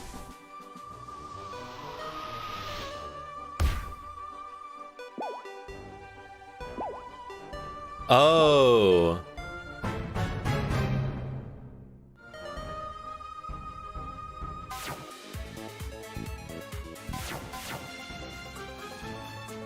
Depending on which one I do, I help one or the other get towards the bird awards. I'm gonna do both. Actually, I'm gonna do this one. This one's the techno groovy one.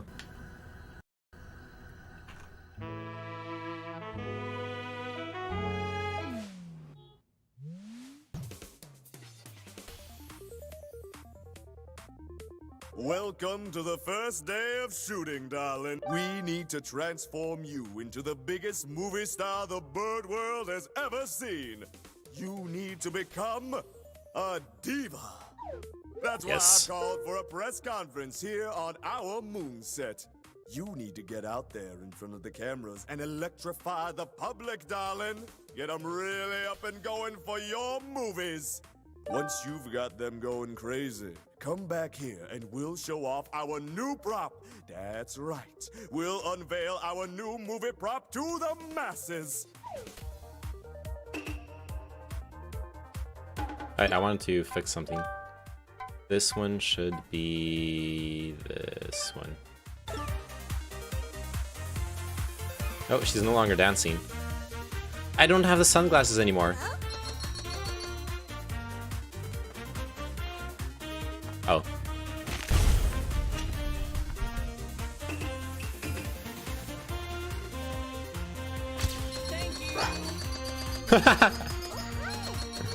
What was that picture?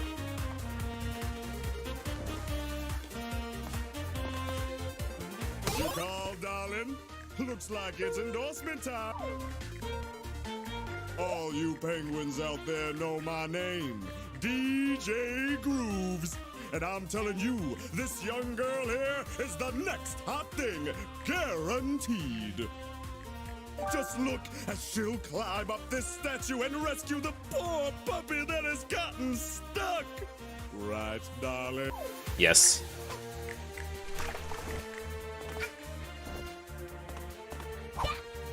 Look at that! She helped the puppy down safe and sound. Too bad it ran off and definitely didn't break into multiple pieces. This is truly a diva. Make sure you join. Oh. Kill the aliens.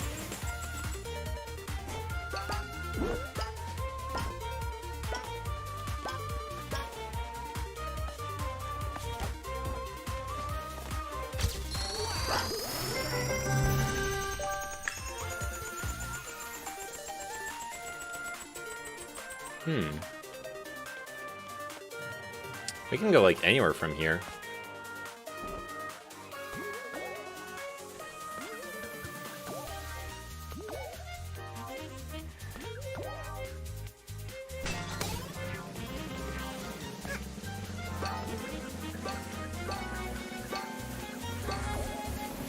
No.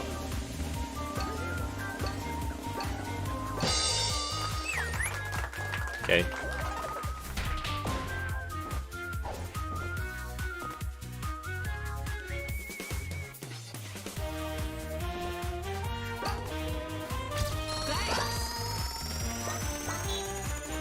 Honk.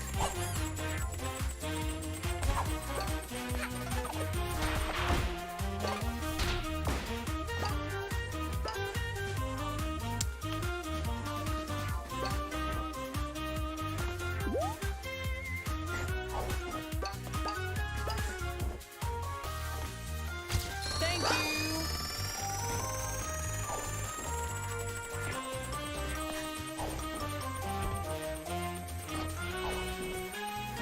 You called, darling? Looks like it's endorsed. All you watch. This game is easy to understand, darling. You just guess which number of card the other player's holding from 1 to 10. Which card do you think he's holding, darling?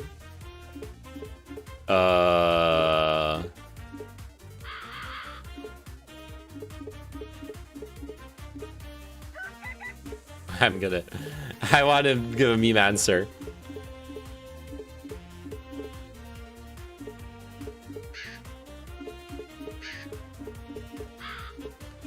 There you go. Wow, fantastic, incredible! The answer is indeed 3. Folks at home, you Yes. have just witnessed. Make sure you join her fan.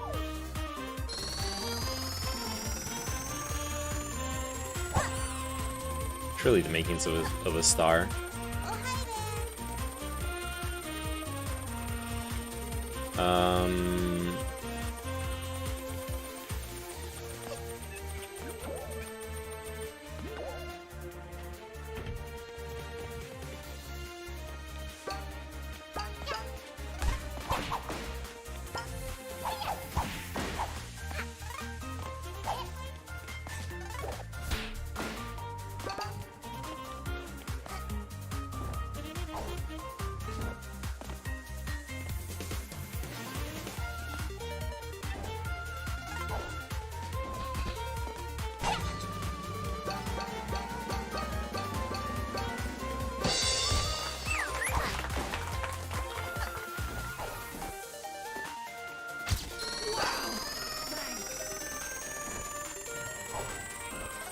Max Diva. Okay. The audience is going crazy, darling. Alright, we've done it, but there was like one more thing I wanted to check out. I haven't really explored like the bottom here. Now the conduct. Hello, viewer. Now tell us that. Amazing. Make sure you.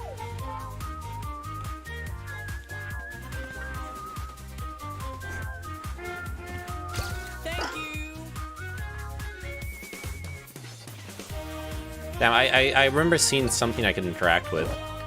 I was like, that would be... I want to go check it out.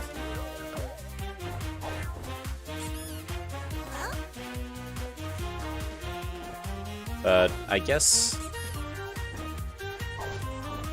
I hallucinated it.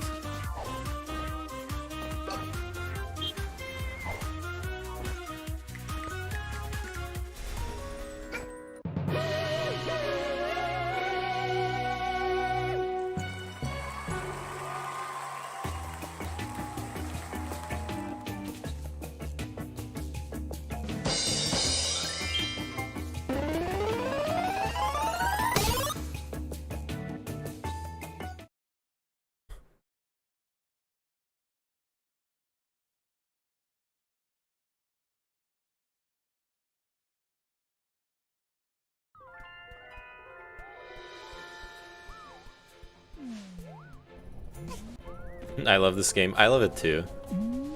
It's so cute.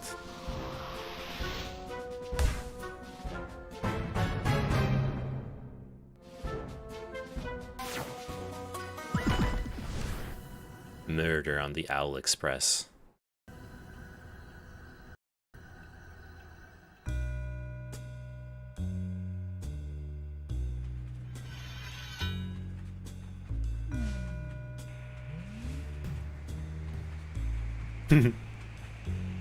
Welcome back, lassie. I haven't written the script for my next movie yet, so we're not recording. I'll call for you Classic. when the script is ready.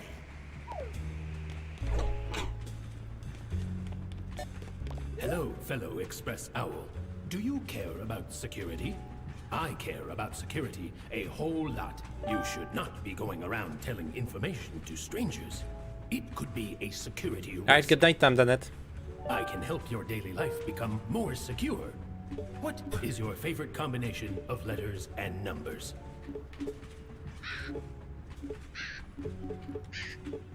Super secret password. Don't steal, okay?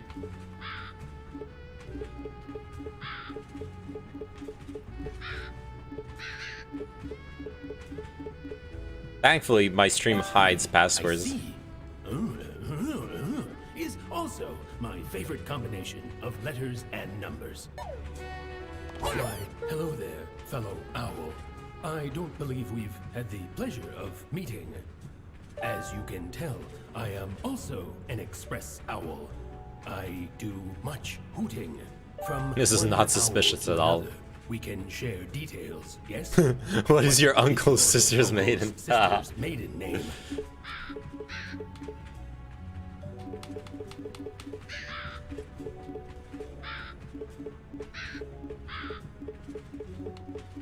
There is no way this. It is. I see. I see.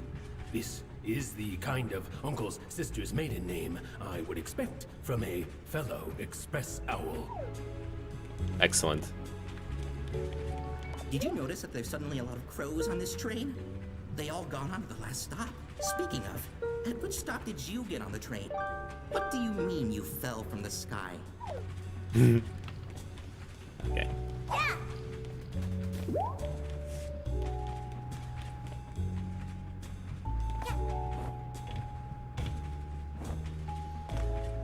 Did you know that having a pet helps improve self-confidence and relieve stress? Did you also know that pets can have pets?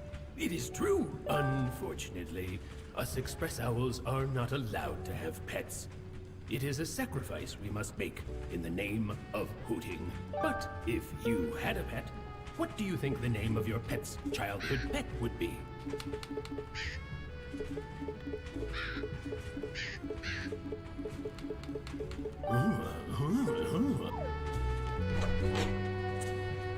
Very good. Have you noticed all these crows around the place? They keep asking for personal details, and I never... It's a captcha. No. I am a robot. Oh, hello, fellow express owl. I am stuck on an advanced mathematical and scientific. Do you see this advanced formula? Can you decipher the scientific formula for me? What does it say? Why am I solving a captcha in a video game? Help.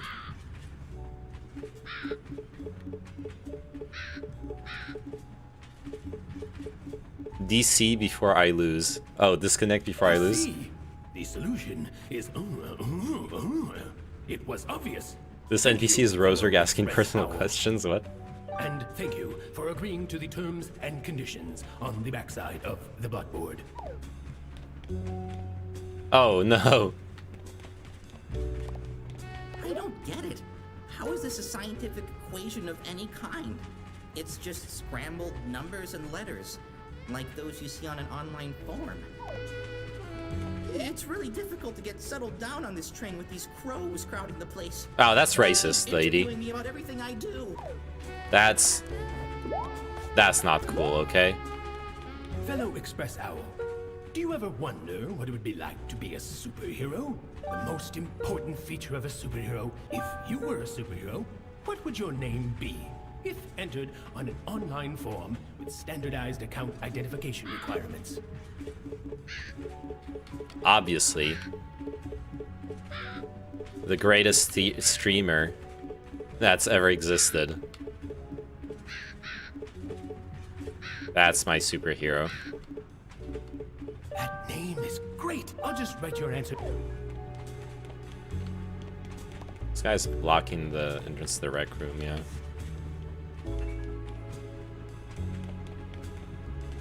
Oh, I can push those? No, I can't.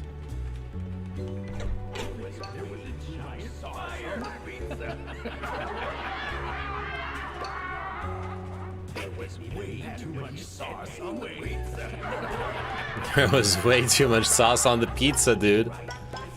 Oh my god. What a joke.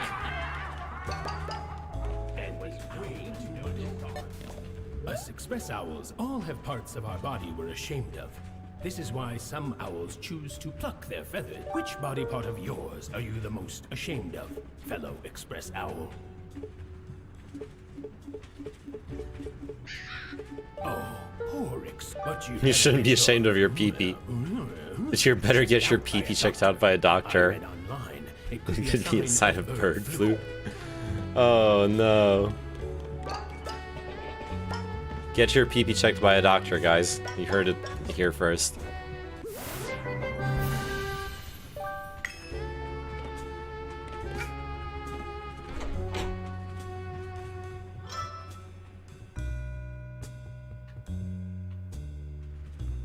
Wait! Don't come in here!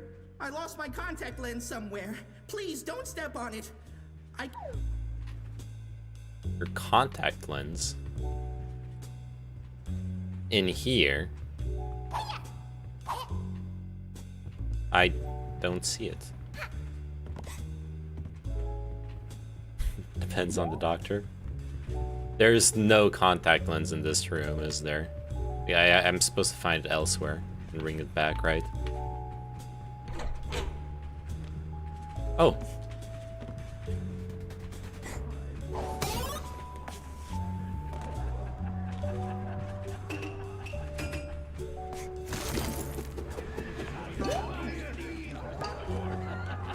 Oh, I see. So that's how you use this. Nice.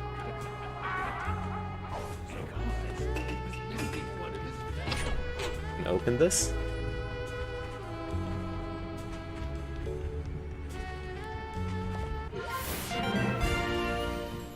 Crime-solving outfit. Nice! Oh my god, this is so cute. Is this the kid with that? I hope you let Viper isn't. Go to the back of the train. Your uncle's sister has come to visit you. You better show your fam some love, or I'll be talking to a corpse next time. Okay.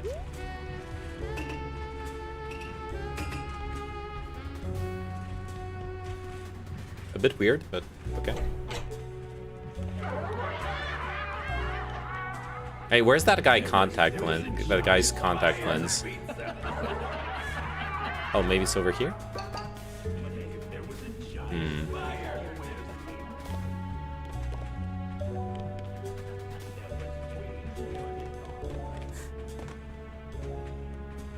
No. I'm gonna double check. I'm sorry. Something's not sitting right with me.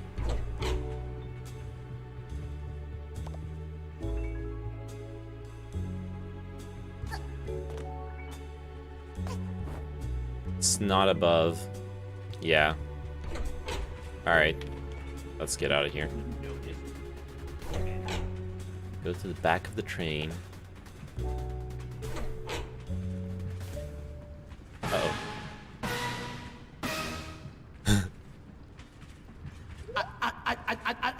Murder!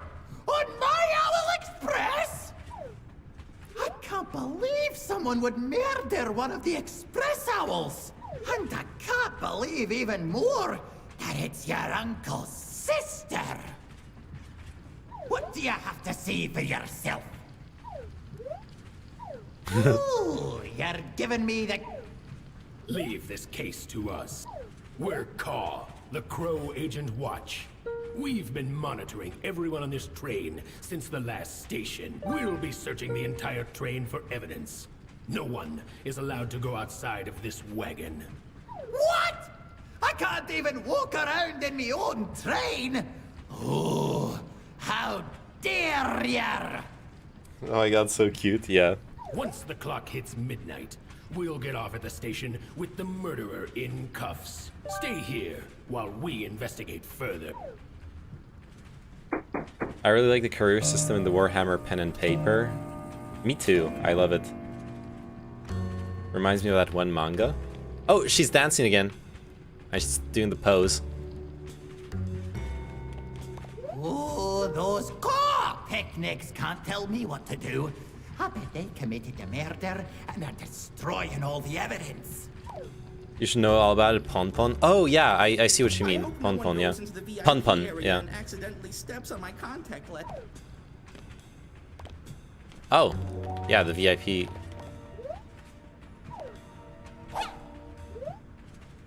Hmm. It is pretty sus.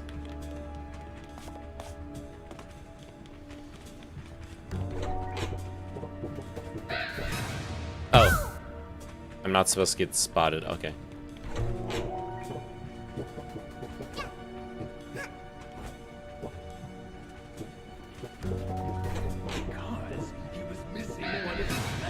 Oh, come on. Oh, come on. This is gonna be annoying.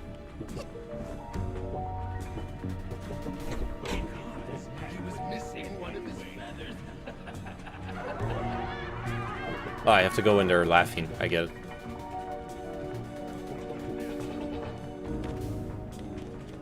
I get it.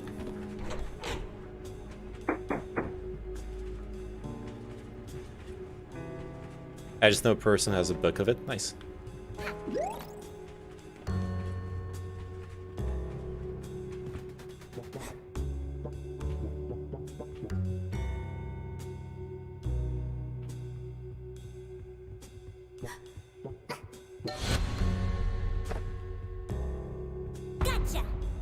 The conductor is now an available suspect. Uh-oh.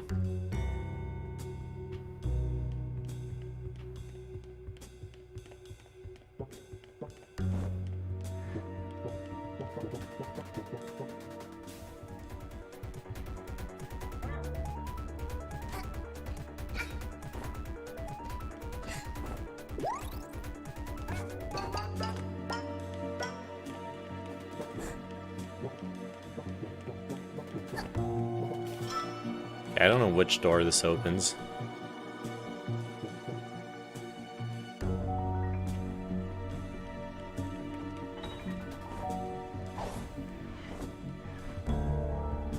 Not this one. Oh. There we go. An unknown relic, okay. And nothing else?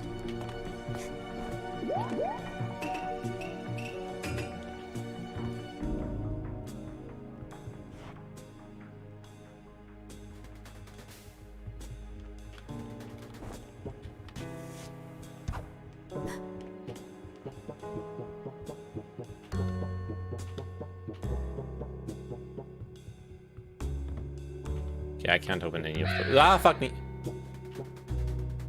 Can't open any of those doors here.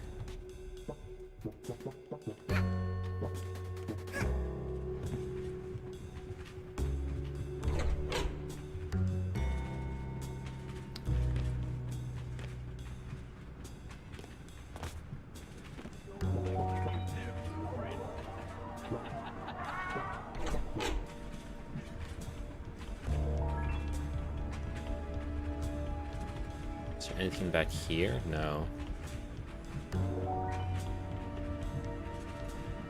Where do I use this key? Mystery deepens.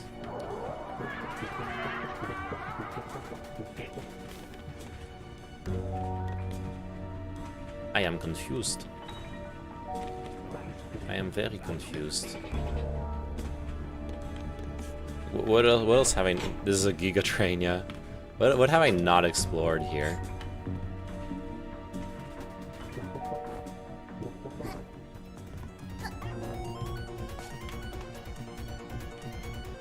Alright, I've been all the way up there. Oh, I haven't been all the way up here. Oh, crap.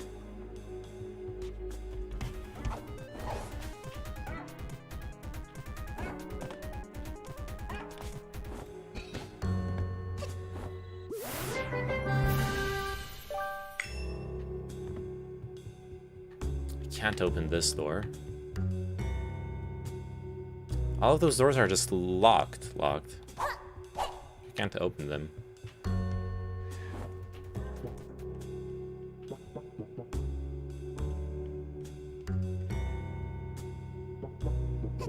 I'll try again, but...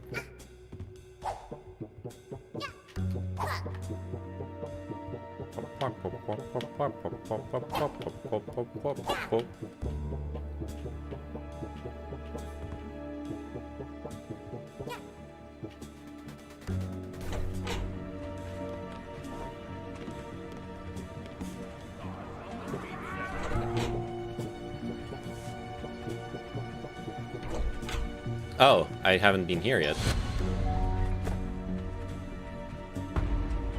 The crows are now available suspects. Okay.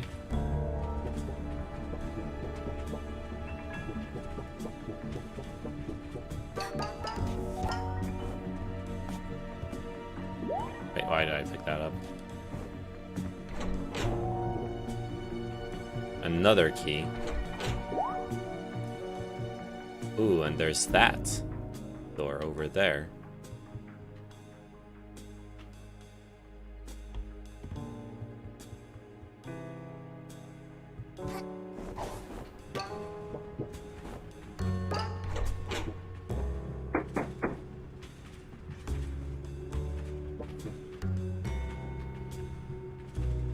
Ah, the luggage room. That's what the key's for, right? That guy's not turning around.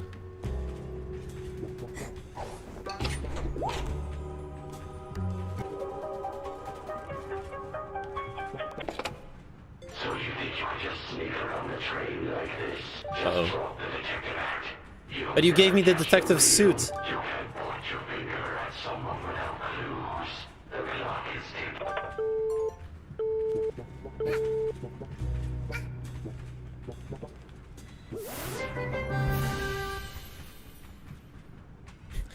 Points the finger at Neyman. Hey, no finger pointing.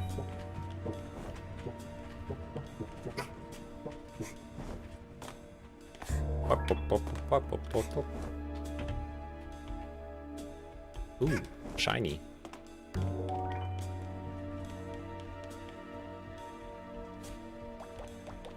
Solid Snake. I am a master of infiltration.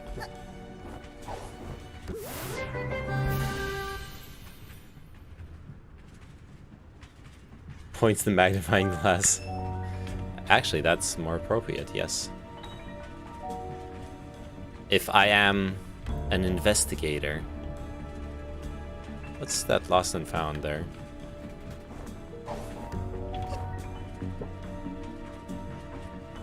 Have you seen this egg? Oh, it's an Easter egg. Get it? Oh no, I need the other key. God damn it. Oh. What does that do? Okay, there's one more thing I want to go pick up.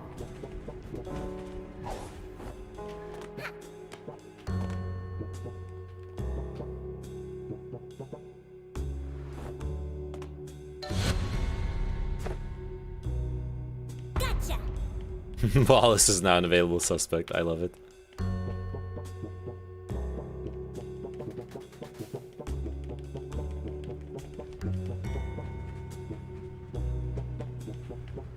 Sick. No cats, no flying, no eggs. Wow.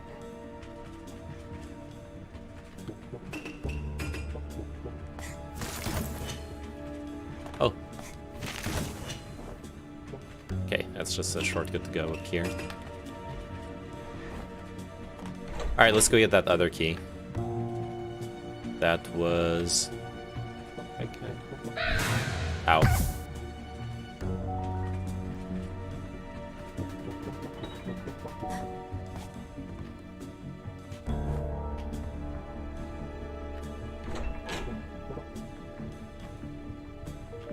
Oh, there it is. Oh, I can't go under. Fuck! No, stop!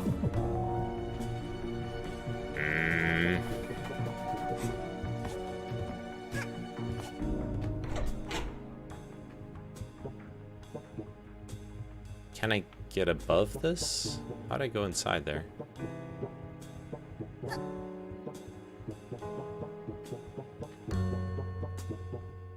Oh, it's just here. Never mind.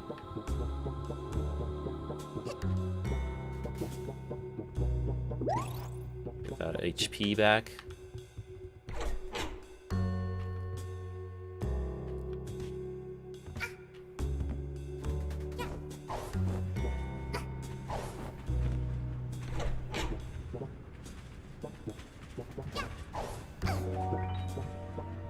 What's underneath here?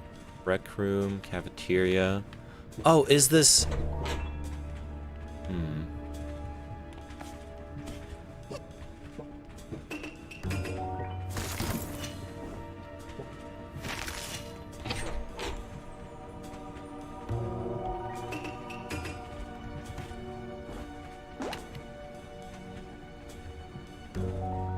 Ooh, yeah, that lowers him.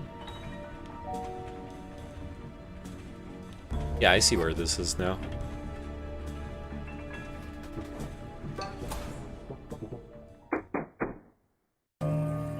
"30 owl minutes left." What's the uh-oh. What's the conversion rate of owl minutes to normal minutes? I need someone to calculate that for me. There's a locked door over there. There's an open door here. There's a Gryffindor in Harry Potter.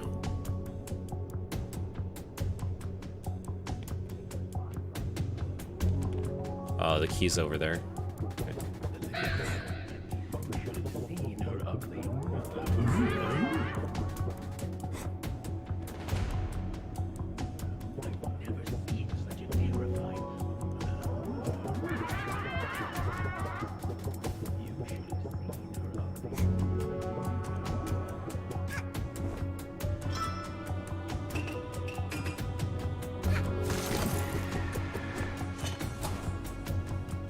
Bird age 0.1 years, human age 1 years. Okay. That's one key. Should I use it there or up there? It says keep out up there, so I feel like I should try it up here first. Oh, can't I find this? Oh, come on. I can't. Oh, so there's a platform that's supposed to lower down. Well, okay. Guess we do this first.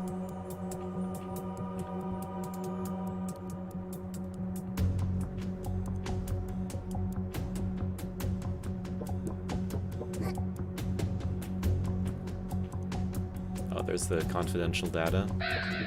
Oh, chill.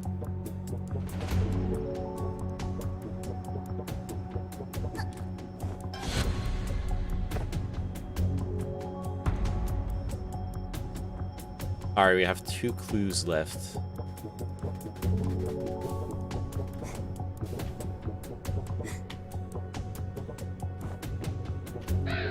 Shit. No! I agreed it.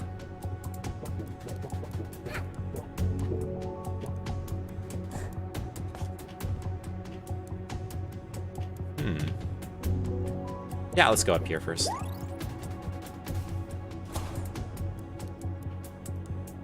Oh, this is like to go there.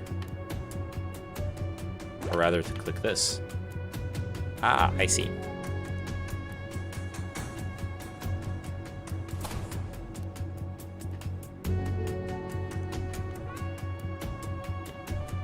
Then I have to get over there.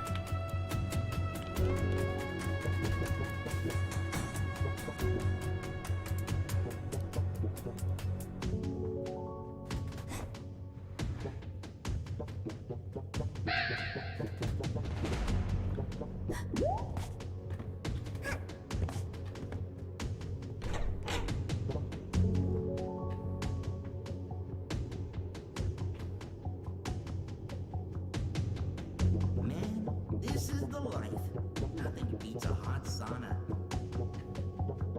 Did you hear some noise outside?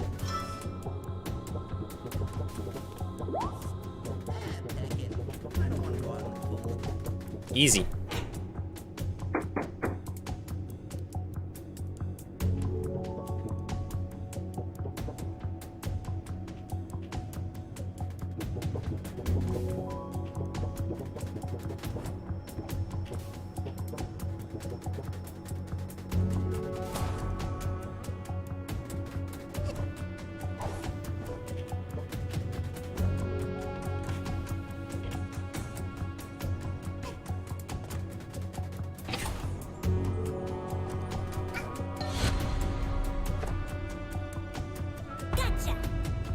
The victim is now an available suspect. Yes. This is exactly what I needed. The victim is now an available suspect. Why do they have a file on me here? Why do I have bones in my hair? Okay. I've...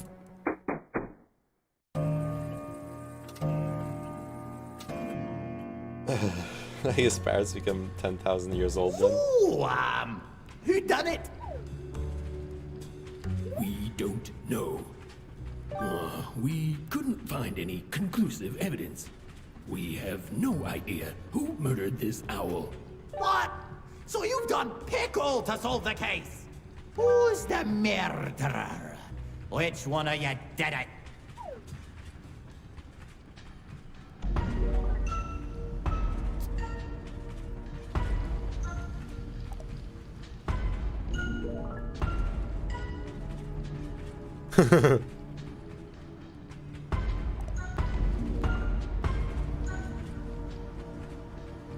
Who is it? Guys. Okay, I missed one of them. Is it the crows? Is it the owls? Is it the conductor? Is it my uncle's sister? Or is it the victim?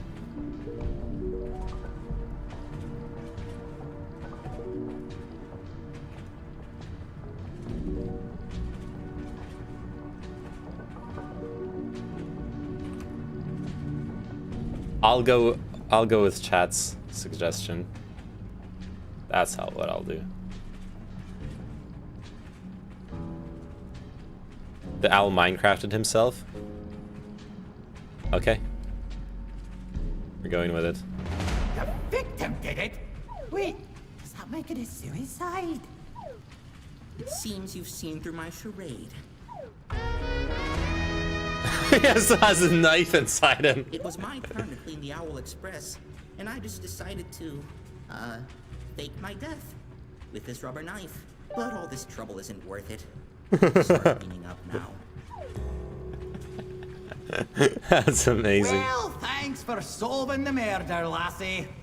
Not only did you reveal the murderer, you also revealed that the victim was never harmed. And you gave us intense footage for the movie. What? You think I'd let a murder happen on my Owl Express? Oh, think again. That was all just a setup for my newest Owl Express movie. Oh, you think DJ Pick? Here, take the... Easy. Knowing how this game works. I even wasted an entire bottle of ketchup to make this murder look real. But all this trouble isn't worth it. Seeing how this game works, I imagine none of the answers was wrong. Like, whatever you did. This isn't that kind of game.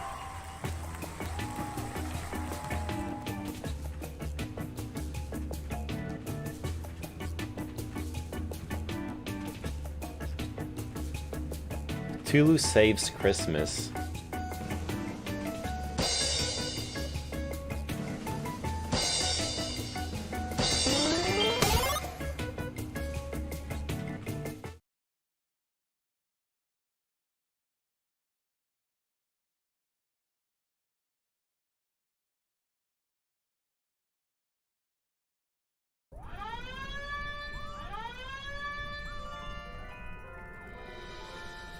Intruder alert. What the fuck is that? So, we meet again. My arch nemesis. What? You don't remember me? How rude. It's me, boss of the Mafia. Remember?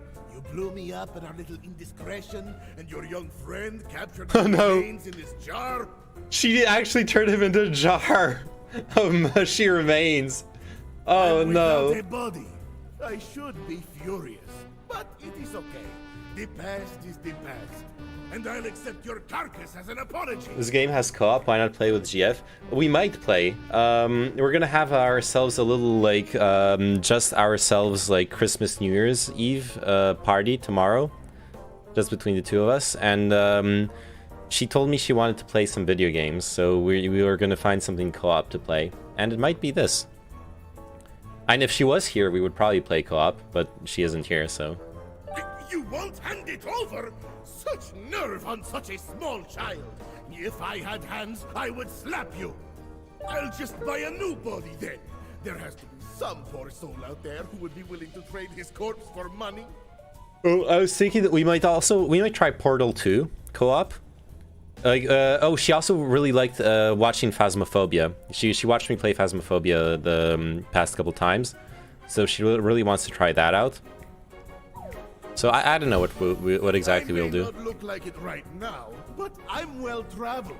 I buy my map badge, and I will show you where you can find relics that will make you rich. Oh, I don't have enough money for that. It's okay. Oh, speaking of relics.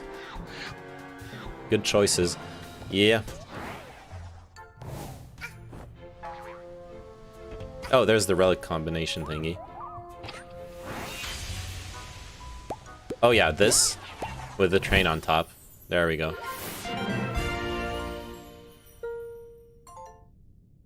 You've identified a relic from this strange planet.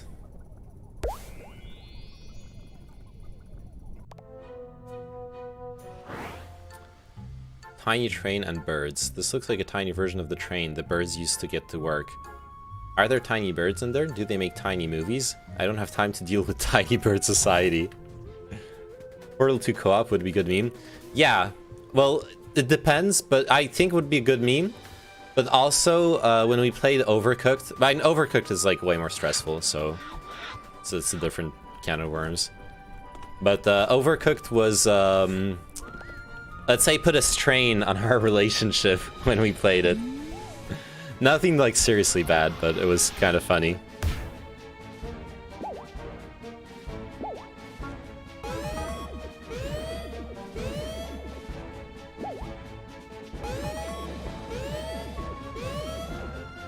I'm so tilted, all my good TTRPG PDF websites have gotten taken down. What the fuck? Why? That sucks. Where is this time rift? Oh, this is a time rift I'm gonna have to go capture. I think I see where it is. I think I have to, like, go back to the studio to go find it. I do think it's all pirated content. I know.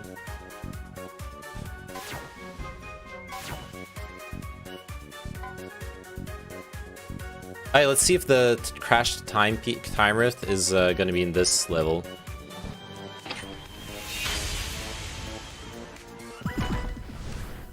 Do you think the Valve Steam Deck is a good meme to hook up to the TV to play video co-op?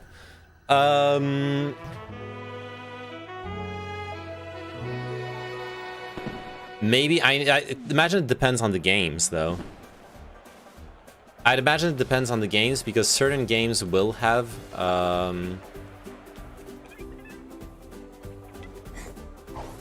like, certain games will actually have co-op. Like, can you hook up two controllers to the Steam Deck, is the thing I'm wondering right now. Which, I don't know, I've never had a Steam Deck. I have no way of knowing. Oh, fuck!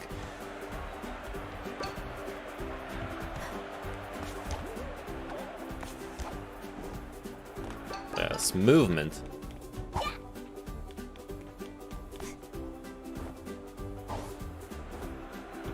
Literal speedrun movement. Hello, darling. Maybe with Bluetooth? Maybe, yeah. I don't know. I don't know how a Steam Deck works. You'd have to look it up. Like, the website I linked to you guys for the books, which by the way, I hope you downloaded, has gotten taken down. At least I can't connect the website. I only, I do not download pirated content on stream, okay?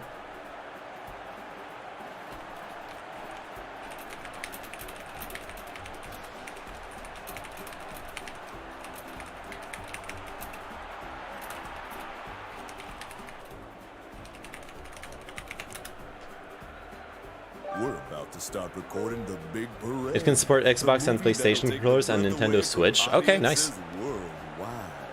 You'll be the the star. As always, for this movie, we'll need to use our special prop. It'll pop out at the very end. But wait, darling, your current outfit. Nice. Cosplay time. Oh my god, it's cute. Oh my god, this is cute. Look at how the hat wiggles.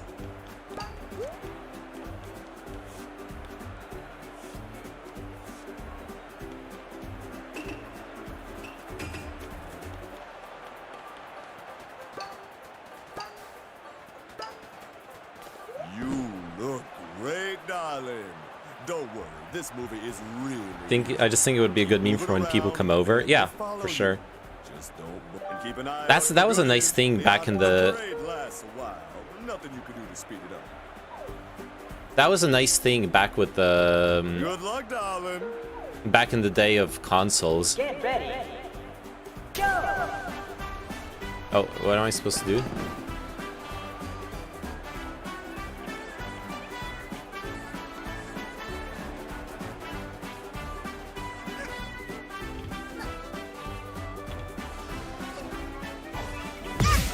Ow.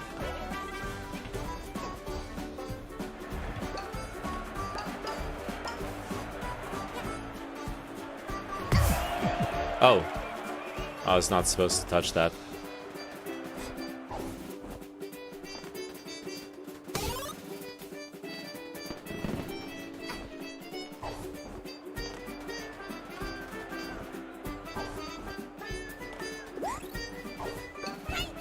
Ow.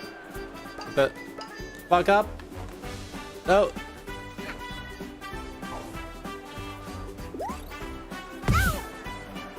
Ow. It's time to turn the heat up in this movie. Darling, can you turn...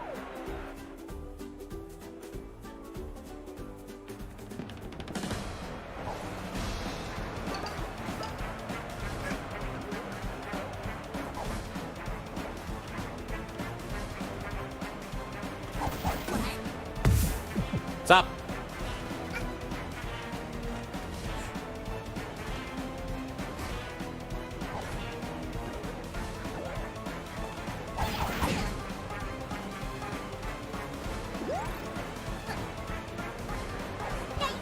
Out.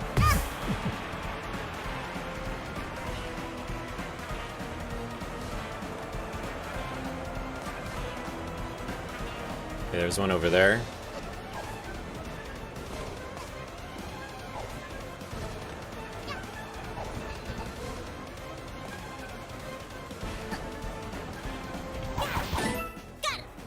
Got him.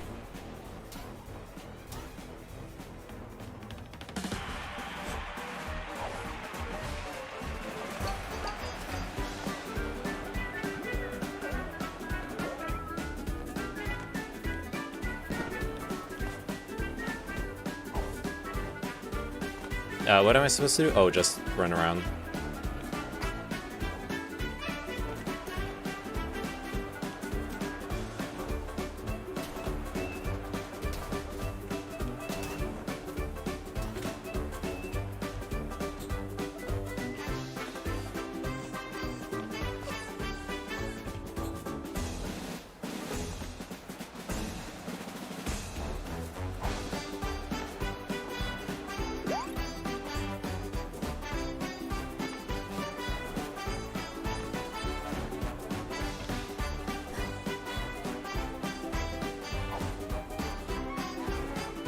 Ow.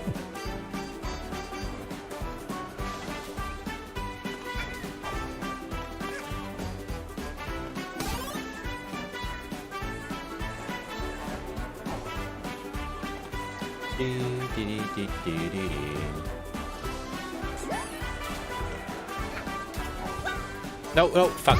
This movie needs more action. Darling, turn on the Hey, cannons Paula. for the big firework.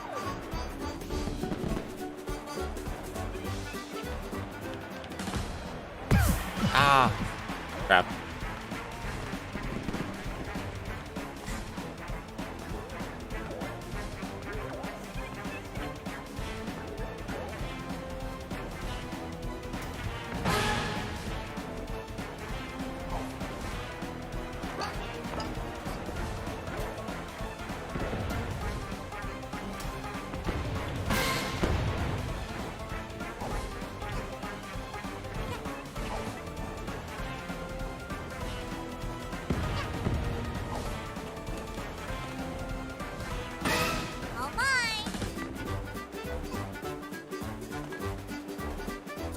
This level is actually kind of hard, honestly.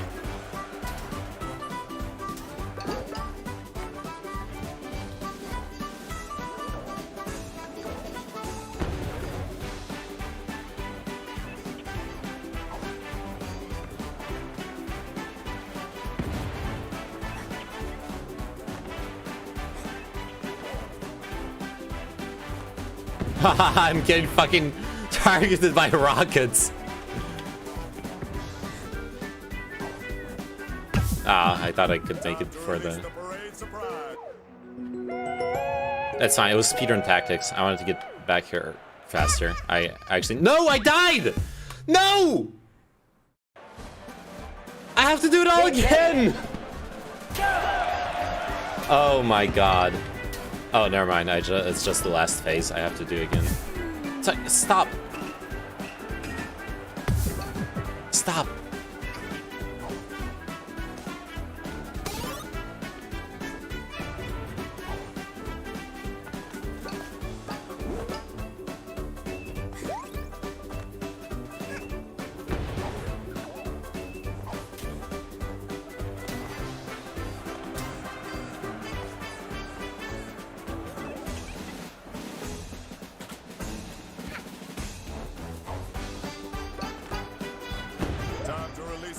Finally, okay.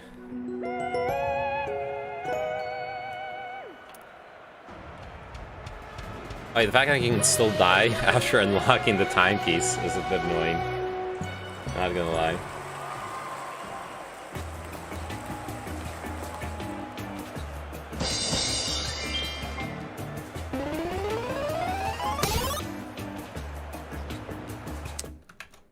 Meowko reviews her 2021 Twitch clips.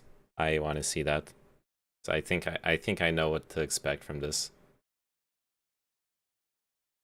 I think I know what's gonna. I think I know what's gonna happen here.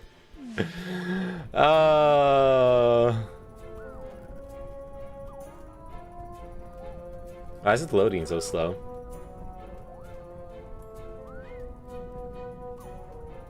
Please.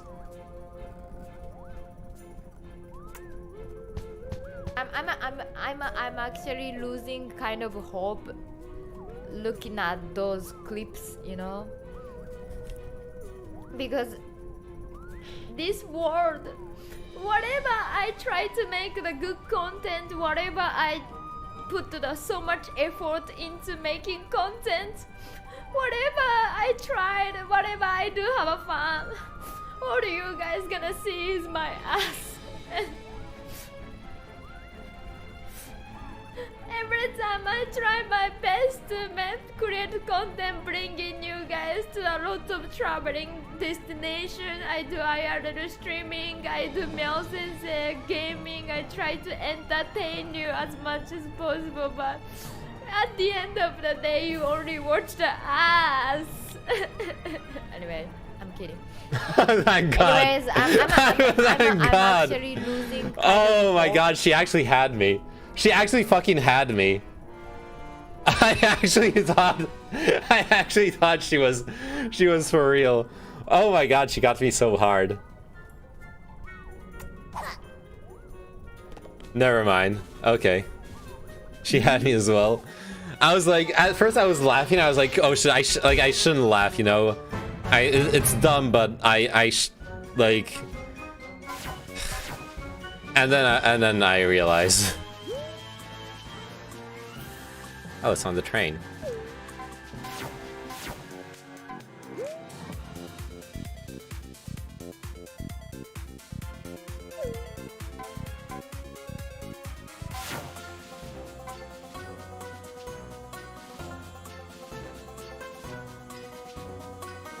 Okay, should I do one more level? Or should I take a break now? I want to go get the timepiece, honestly. Not the timepiece, the time rift. I think I know where it is. I think I know how to find it.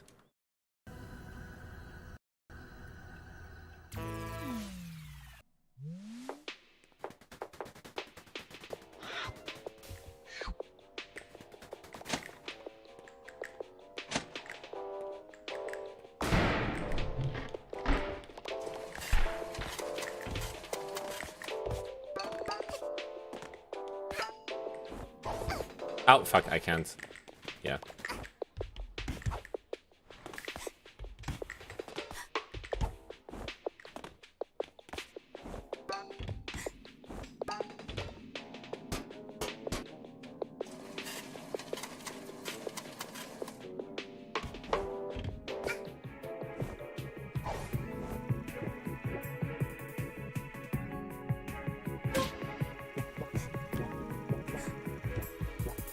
Ready, darlings? Let's take it from the top. Action!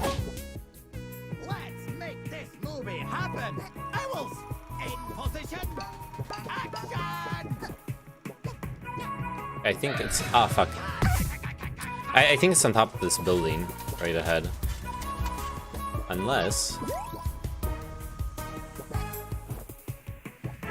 Unless... we find a secret back here.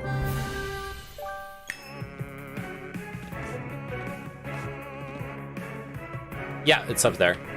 I see it.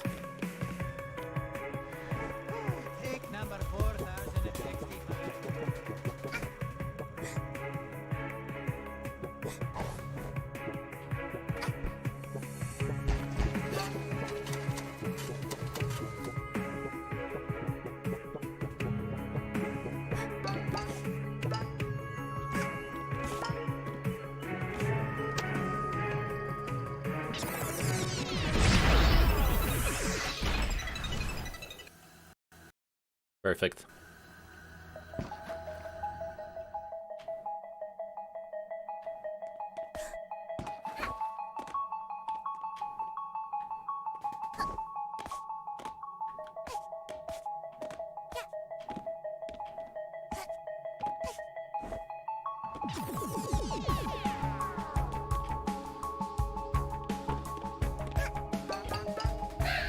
Oh, fuck. Yeah, that doesn't work. Wait, how am I supposed to get there? I don't get it.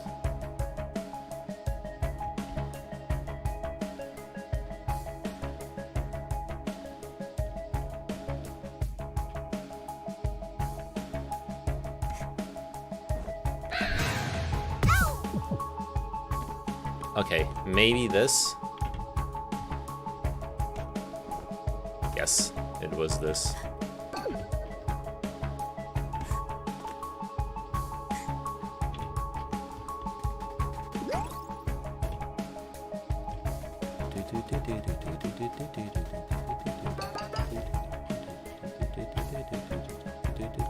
Wait, there's a thingy up there.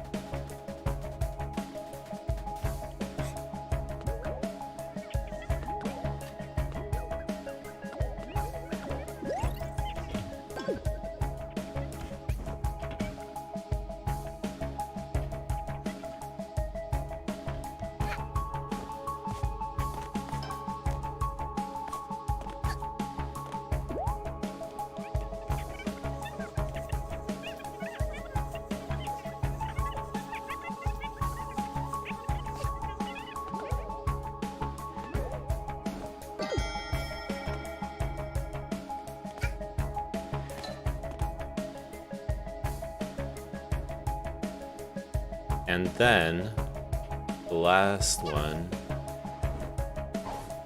down here is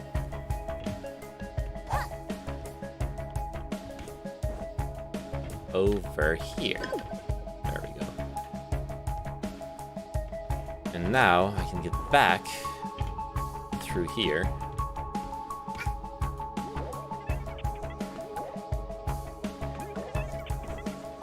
No!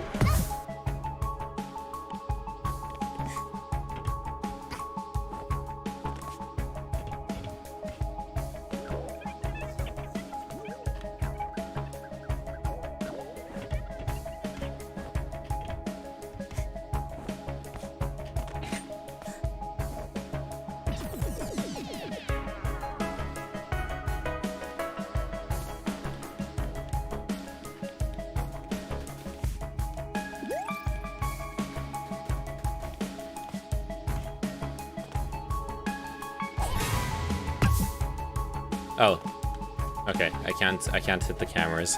I was like, maybe I can destroy them, but no, I can't.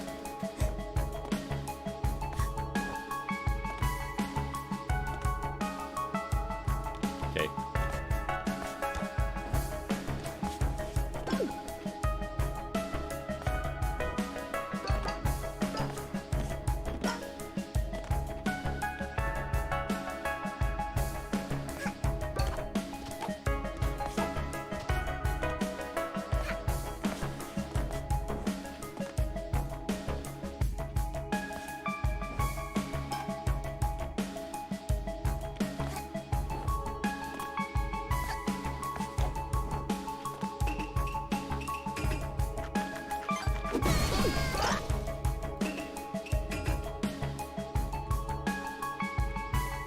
How do I get over there?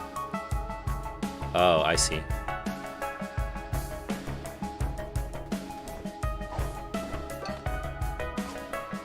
No.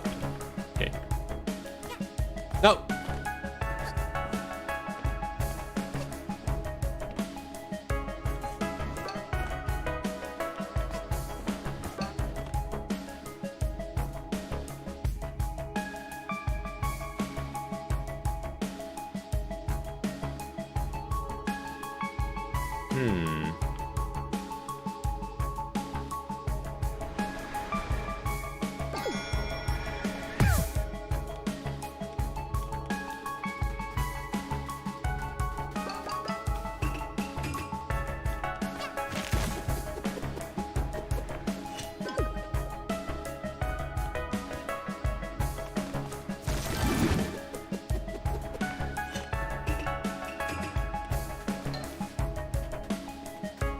Okay.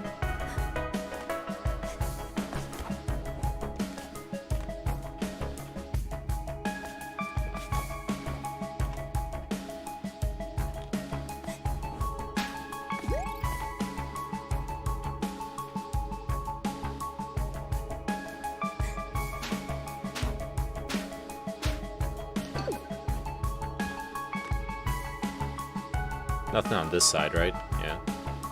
Unless, no.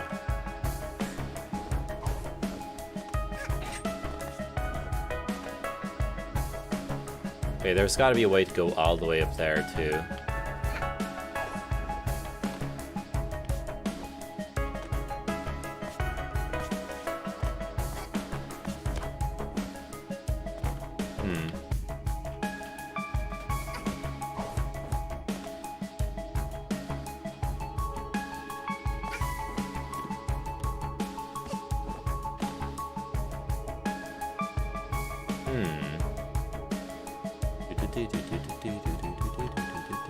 Oh, I see.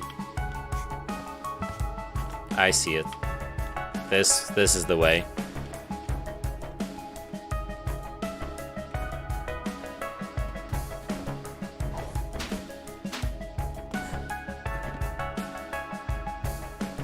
And now how to get around those cameras.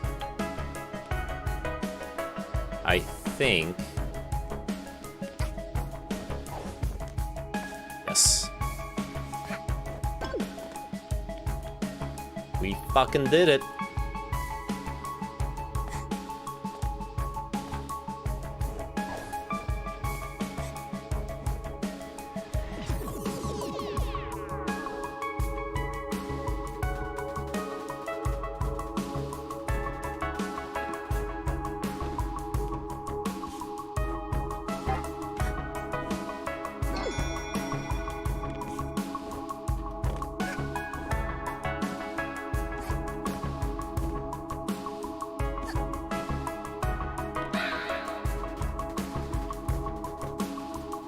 Zoom in.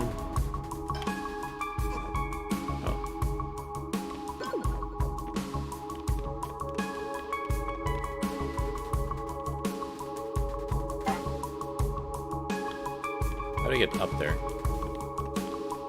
Oh. I know how.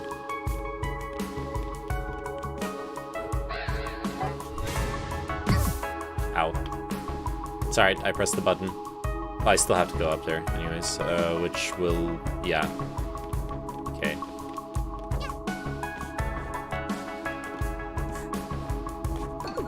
Good.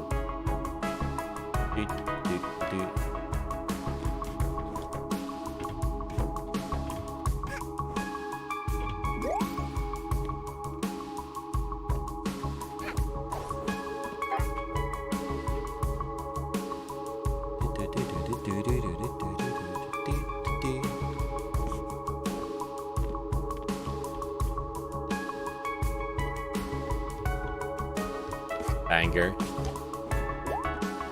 The music in this game is pretty damn good, yeah.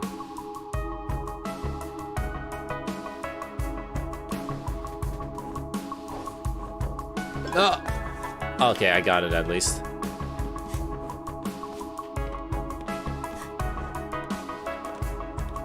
Have to climb back up now, though.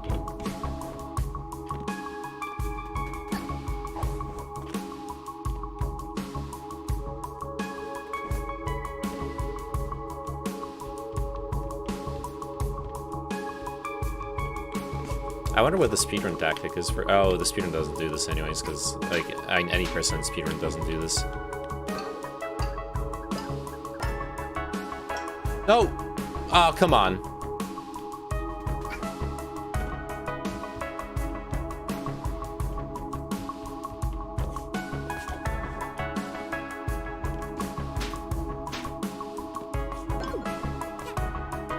Oh, can I like... No, never mind.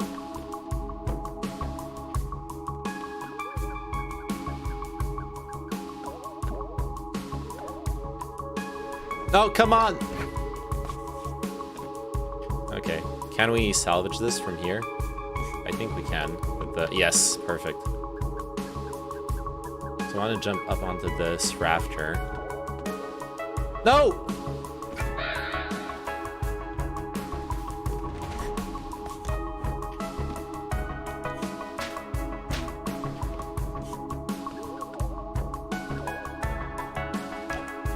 Yes, thank God. Okay.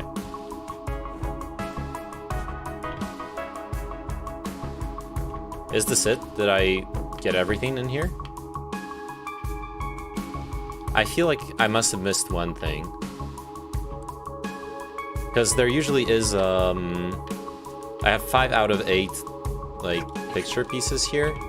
Hopefully, there's been 2 on every stage until now.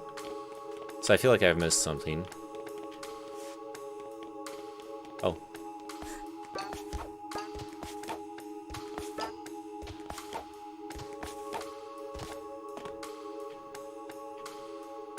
There you go. 6 out of 8.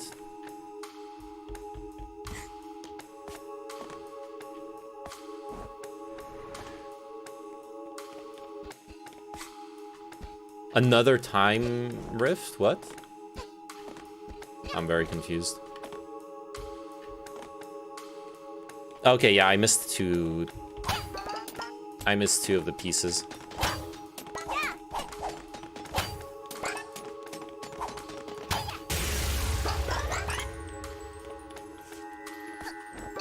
Otherwise, I would have gotten, yeah.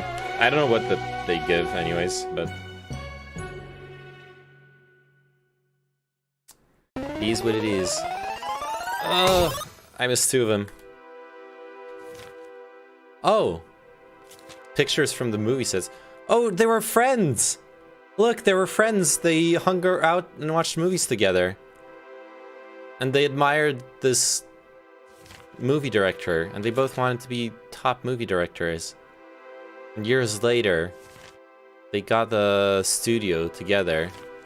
And then I'm missing 2 pictures.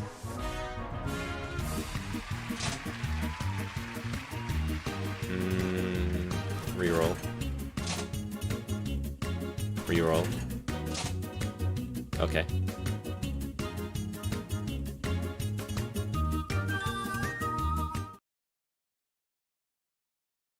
Chaos corrupted space crack. I'm enjoying that conversation you're having in Streams chat. That's top notch.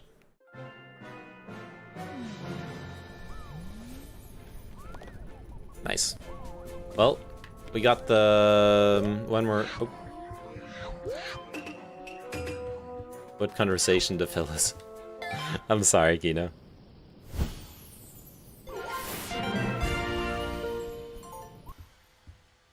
Alright, I got so many areas unlocked. I'm still stuck. I'm not stuck, but I'm still on the second area. Whee! You might be next once I get another hit. Uh-oh.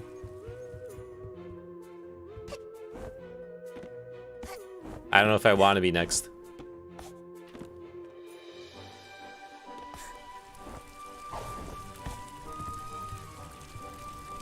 What's up here?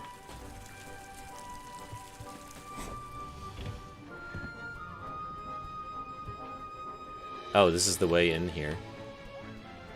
This is the actual way in here. Wait, but how do I leave?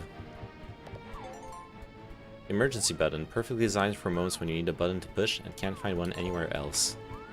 Perfect.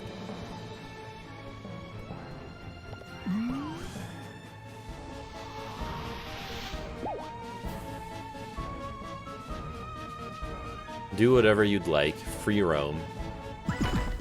Alpine skyline. Wait, what? Actually, how about another dice roll? 5 wins the prize still. Uh-oh. Yeah, it's been a while.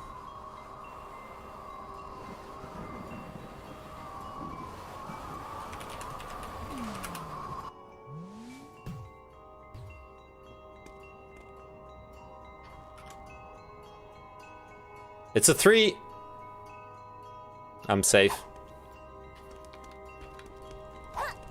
Huh.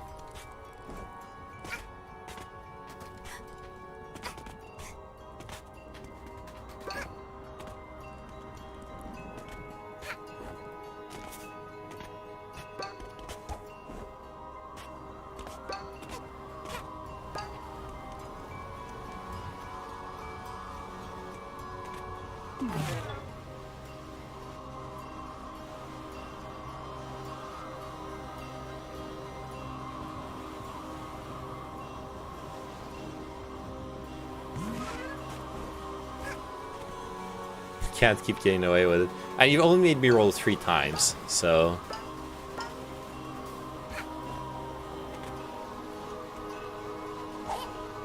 It's not actually that... It's actually not that weird. Wait a second.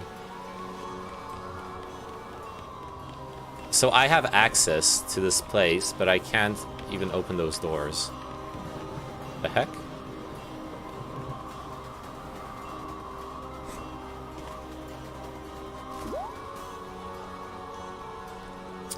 I feel like I got cheated.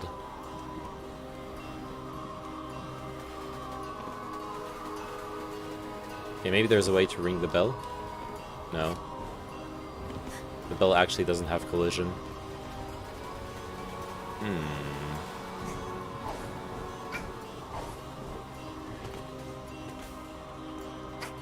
Did I miss something?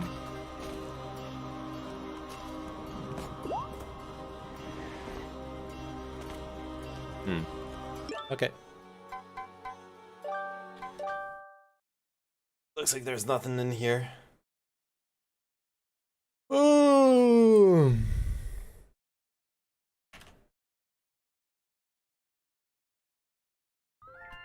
Alright, it's getting really late now. I think that I shall be ending the stream soon. I'll just get back to the base. Ooh.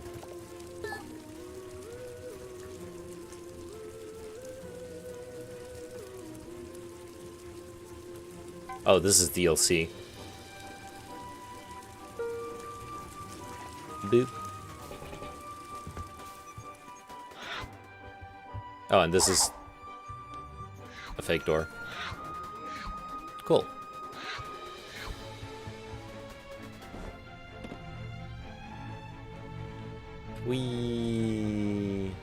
Oh, wait, it doesn't make me turn. Alright. Thanks for watching. Thanks for hanging out. It was a fun stream today. And, yeah. See ya. Oh, Mario Fanny, I'm so sorry. You arrived... I'm wrapping it up. Are you a Hat in Time fan? Is this the content you were looking for? Because I'm gonna keep playing. I'm pretty early in the game. I'm still doing the... Well, this is my first playthrough, but if you're familiar with the game, I'm still doing like this area here.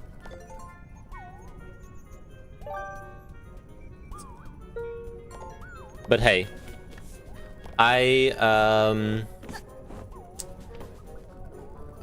I'm streaming ahead in time nowadays. I stream like other games. I'm a bit of a variety streamer. But I've been wanting to play this for a long time, and I finally got it for myself on sale. Anyways, it's like 2:30 a.m. here, so I'm gonna peace out. But if you want to catch me sometime later, my next stream should be Sunday or Monday. I'll be celebrating New Year's, so I'm not gonna be streaming tomorrow. But hey, thanks for dropping by. And thanks everyone else for watching. Love you all. My advanced Bye-bye. intelligence Thanks can for the be follow, used like Mario. an octopus to suffocate and pull apart my enemy's arguments. Alright, bye-bye everyone.